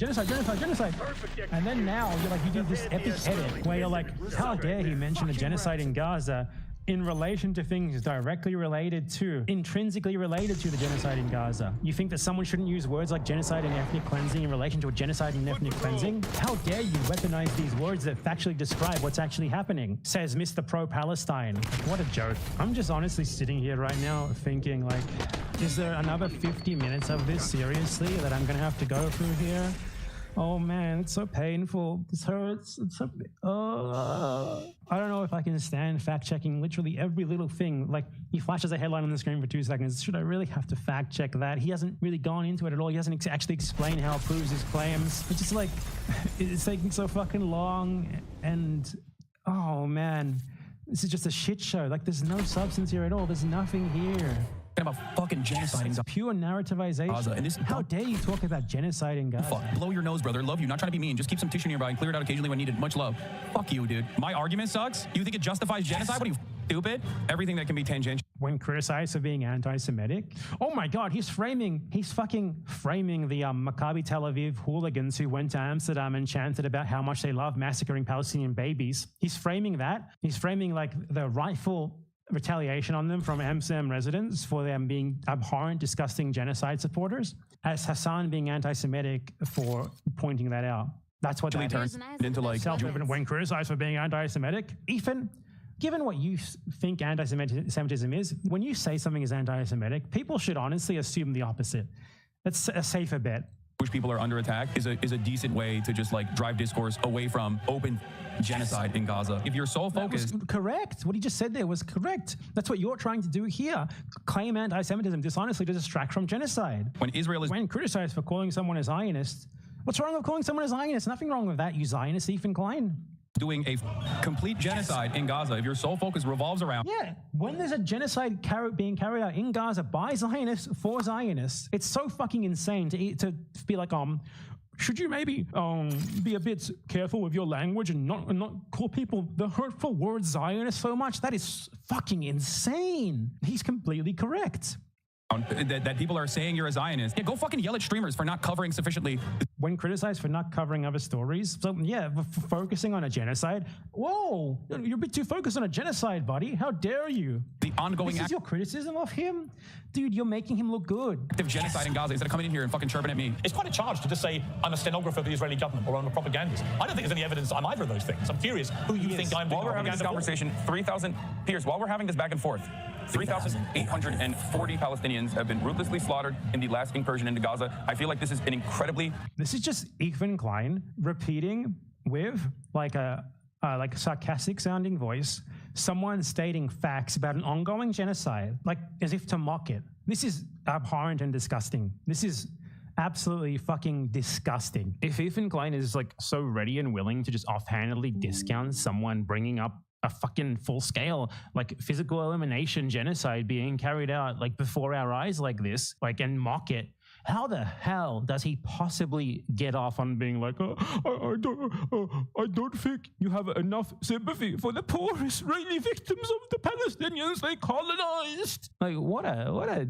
slimy colonialist piece of shit this guy is, man. Where do you get off being like that when you're like this? When you think that, like, look at this guy. He's talking a bit too much about our genocide of the Palestinians, isn't he? And also, I genuinely feel so strongly about the poor Israeli victims of the barbarian Palestinians, and it really hurts me how he doesn't care as much about them as I do. Selfish, self-centered conversation to have. This technique is so powerful because everyone's afraid of being labeled as a genocide denier. Piers Morgan with... It's fucking insane that he says this when he's the person who actually does this. He weaponizes anti-Semitism so fucking much. We've already gone over it. Like, he jumped from what? You support a blockade against Israel so that Israelis will like feel some material hurt from their genocide in Gaza? You support the Holocaust, you anti-Semite. And he has the goal to be like, how dare you use the genocide card? It's so dishonest. He's like someone who doesn't know how to do anything other than try to weaponize anti-Semitism incredibly incompetently. It's insane. Decades of experience immediately surrenders when the genocide This is literally you. card is pulled. When you're just a fucking stenographer, you're not a truth teller. He has every right to defend himself. And grow a pair, Piers. Stand up for yourself, man. It's time to stop being intimidated by these online... Piers Morgan is a genocide supporter. Overnight activist who couldn't even point to Gaza on a map before October 7th. Like Hassan, for example. Doesn't know where Yemen is? Okay, I'm gonna click close. I'm closing it. I'm closing it. I think nope. He doesn't know where Yemen is. Okay, that's not Gaza. Nope. Got it. How can you claim to actually care about this?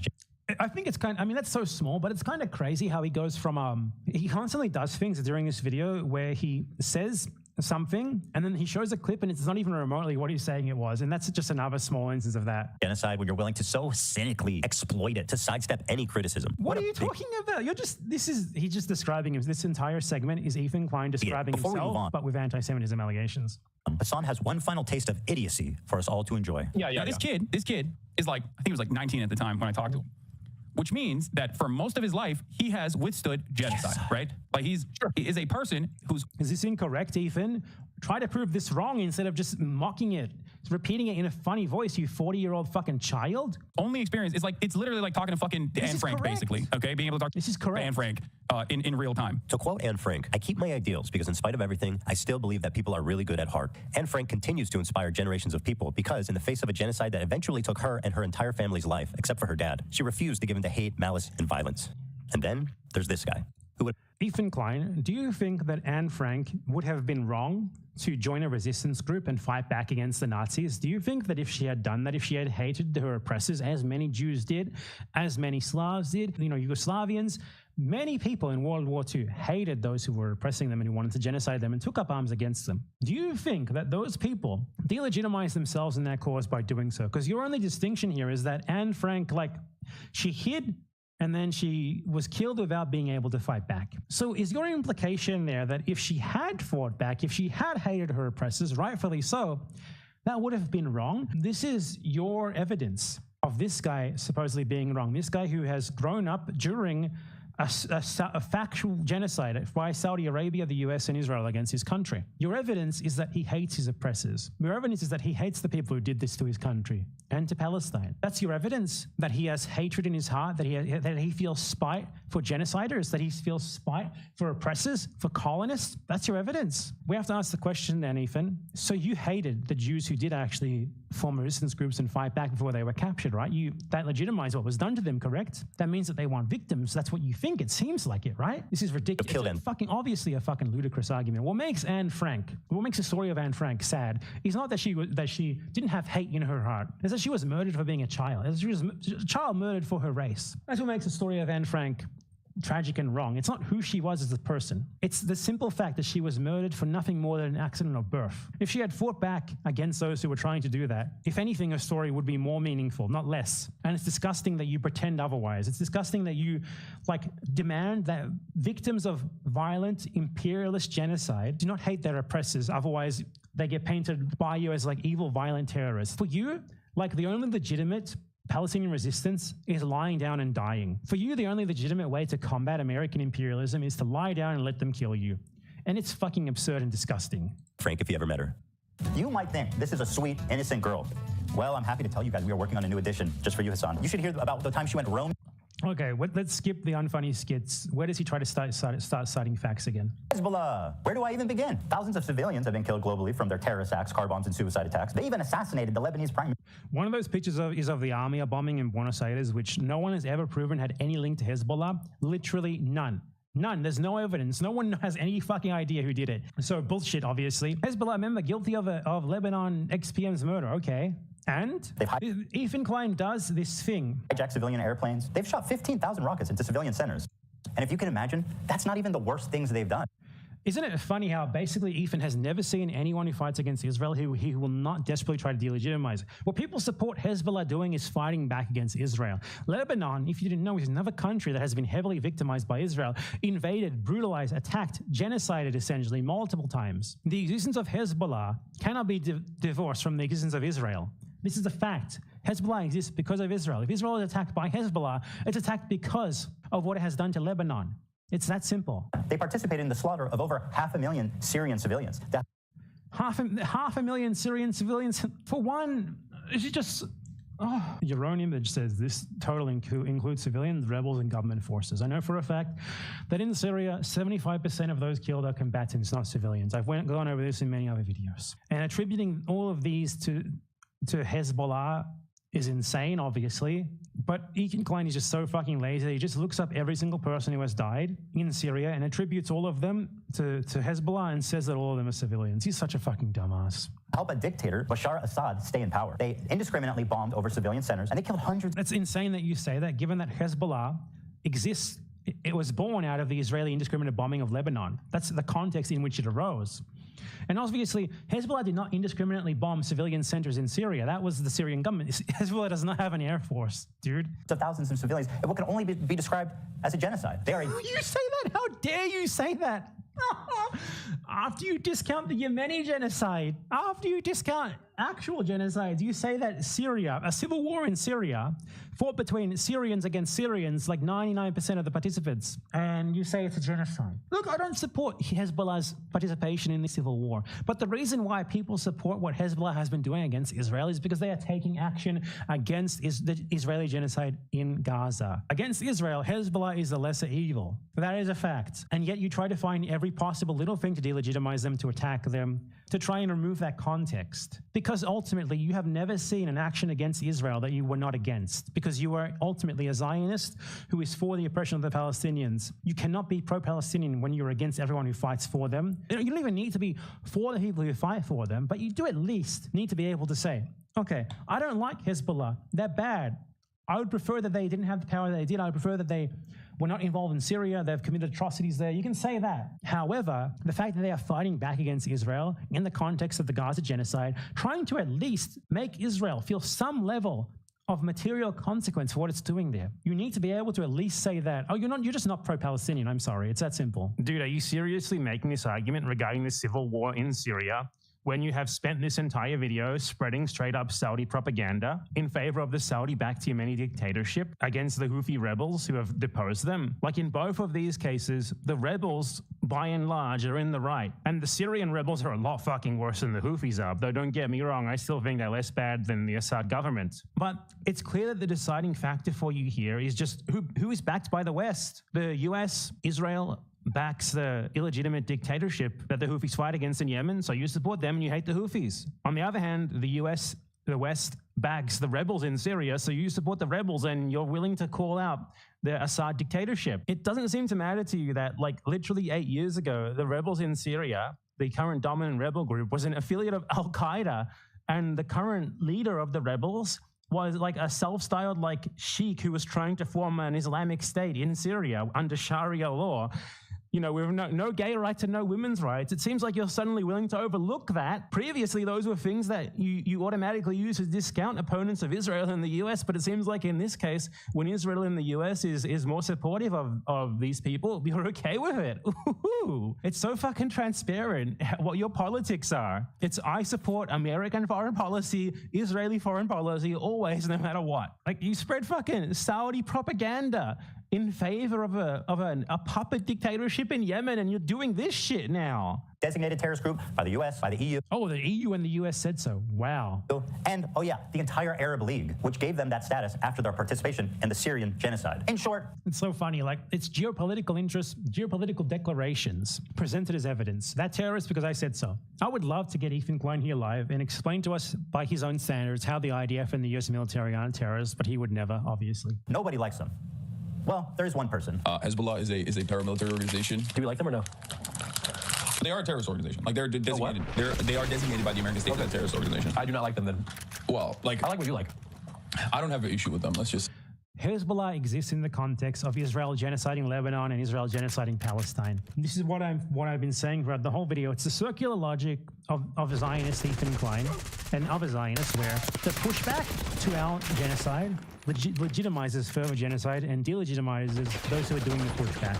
It's so fucking crazy. It's like framing the Native Americans as the bad guys against American colonization because they reacted to Americans stealing their land and massacring them by raiding the settlements. It's just that's precisely what it is. It's the same sort of dynamic, and it's ludicrous that someone has a brain so small that they just present this shit as if it's self-evidently done without any sort of analysis. Is Hezbollah's leader, Hassan Nasrallah. According to Hassan Piker, this man is a brilliant freedom fighter. But before we get into that, let's see how he feels about Jewish people. Here are some choice quotes from Hezbollah's leader, Hassan Nasrallah. According to Shaul Shai, Hassan Nasrallah said in a speech delivered in Beirut, what do the Jews want? They want security and money. Throughout history, the Jews... You can, like, this guy is just, like, appealing to, like, the Western context of, like, Jewish exceptionalism and, like, anti-Semitism being presented as the worst thing in the world. To apply this to the Middle Eastern context, where people only know what Jews are, in the context of Israel saying that it does genocide in the name of Jews, obviously. To blame people like this for saying this stuff, for taking Israel at its word, is no different to like blaming a Pole during World War II for being like, I fucking hate Germans, man. It's the same thing. And we need to get rid of this idea where it's not. Because ultimately treating Israel as an exception just because of which ethnicity its supremacist state is for is fucking ludicrous and we should not do it. And Ethan relies on this idea that Israel is exceptional because it says it's for Jews and it gives Jews ethnic privileges. And that supposedly makes what it does better and more legitimate. And it makes people taking it at its word for that, like, bad. It makes them, like, irredeemable. Now, Hassan Nasrallah is obviously someone who lived for more than 20 years after this quote, and I've gone over something that he actually did say after that, obviously because his position evolved. He said that what he aims for in Palestine is one state, and that the only solution to Israel-Palestine is one state where Muslim Jews and Christians live in peace, and any other solution is unviable. That's what this is. If we wanted to combine ideology and law and political realities and realities on the ground, we should say that the only solution is we don't want to kill anyone, we don't want to treat anyone unjustly, we want justice to be restored to the. And the only solution is the establishment of one state on the land of Palestine, in which the Muslims and the Jews and the Christians live in peace in a democratic state. So that someone who grew up and lived in this context of Israel claiming that it's a Jewish state while doing genocide managed to evolve his views over time to the point where he changed and started saying that one democratic state with equal rights for everyone is the only solution is admirable, though unexpected given the context. And look, I'm going to skip over all this other shit that Ethan Klein does where it's just like, look at what this guy said. Now, I am sure that one of these quotes is fake. This next quote is fake. This is a fake quote, as this article notes. This one here. We searched the entire world for a person more cowardly, despicable, weak, and feeble in psyche, mind, ideology, and religion. We would not find anyone like the Jew. Notice, I do not say Israeli. I don't have an issue. This is a fake quote, which was determined, as this article goes over, by the London Review of Books. This is an article from 2012. Ethan Klein is quoting a quote that was revealed to be fake more than a decade ago. So yeah, like all of these quotes that do seem to be legitimate are all from like around the early 2000s.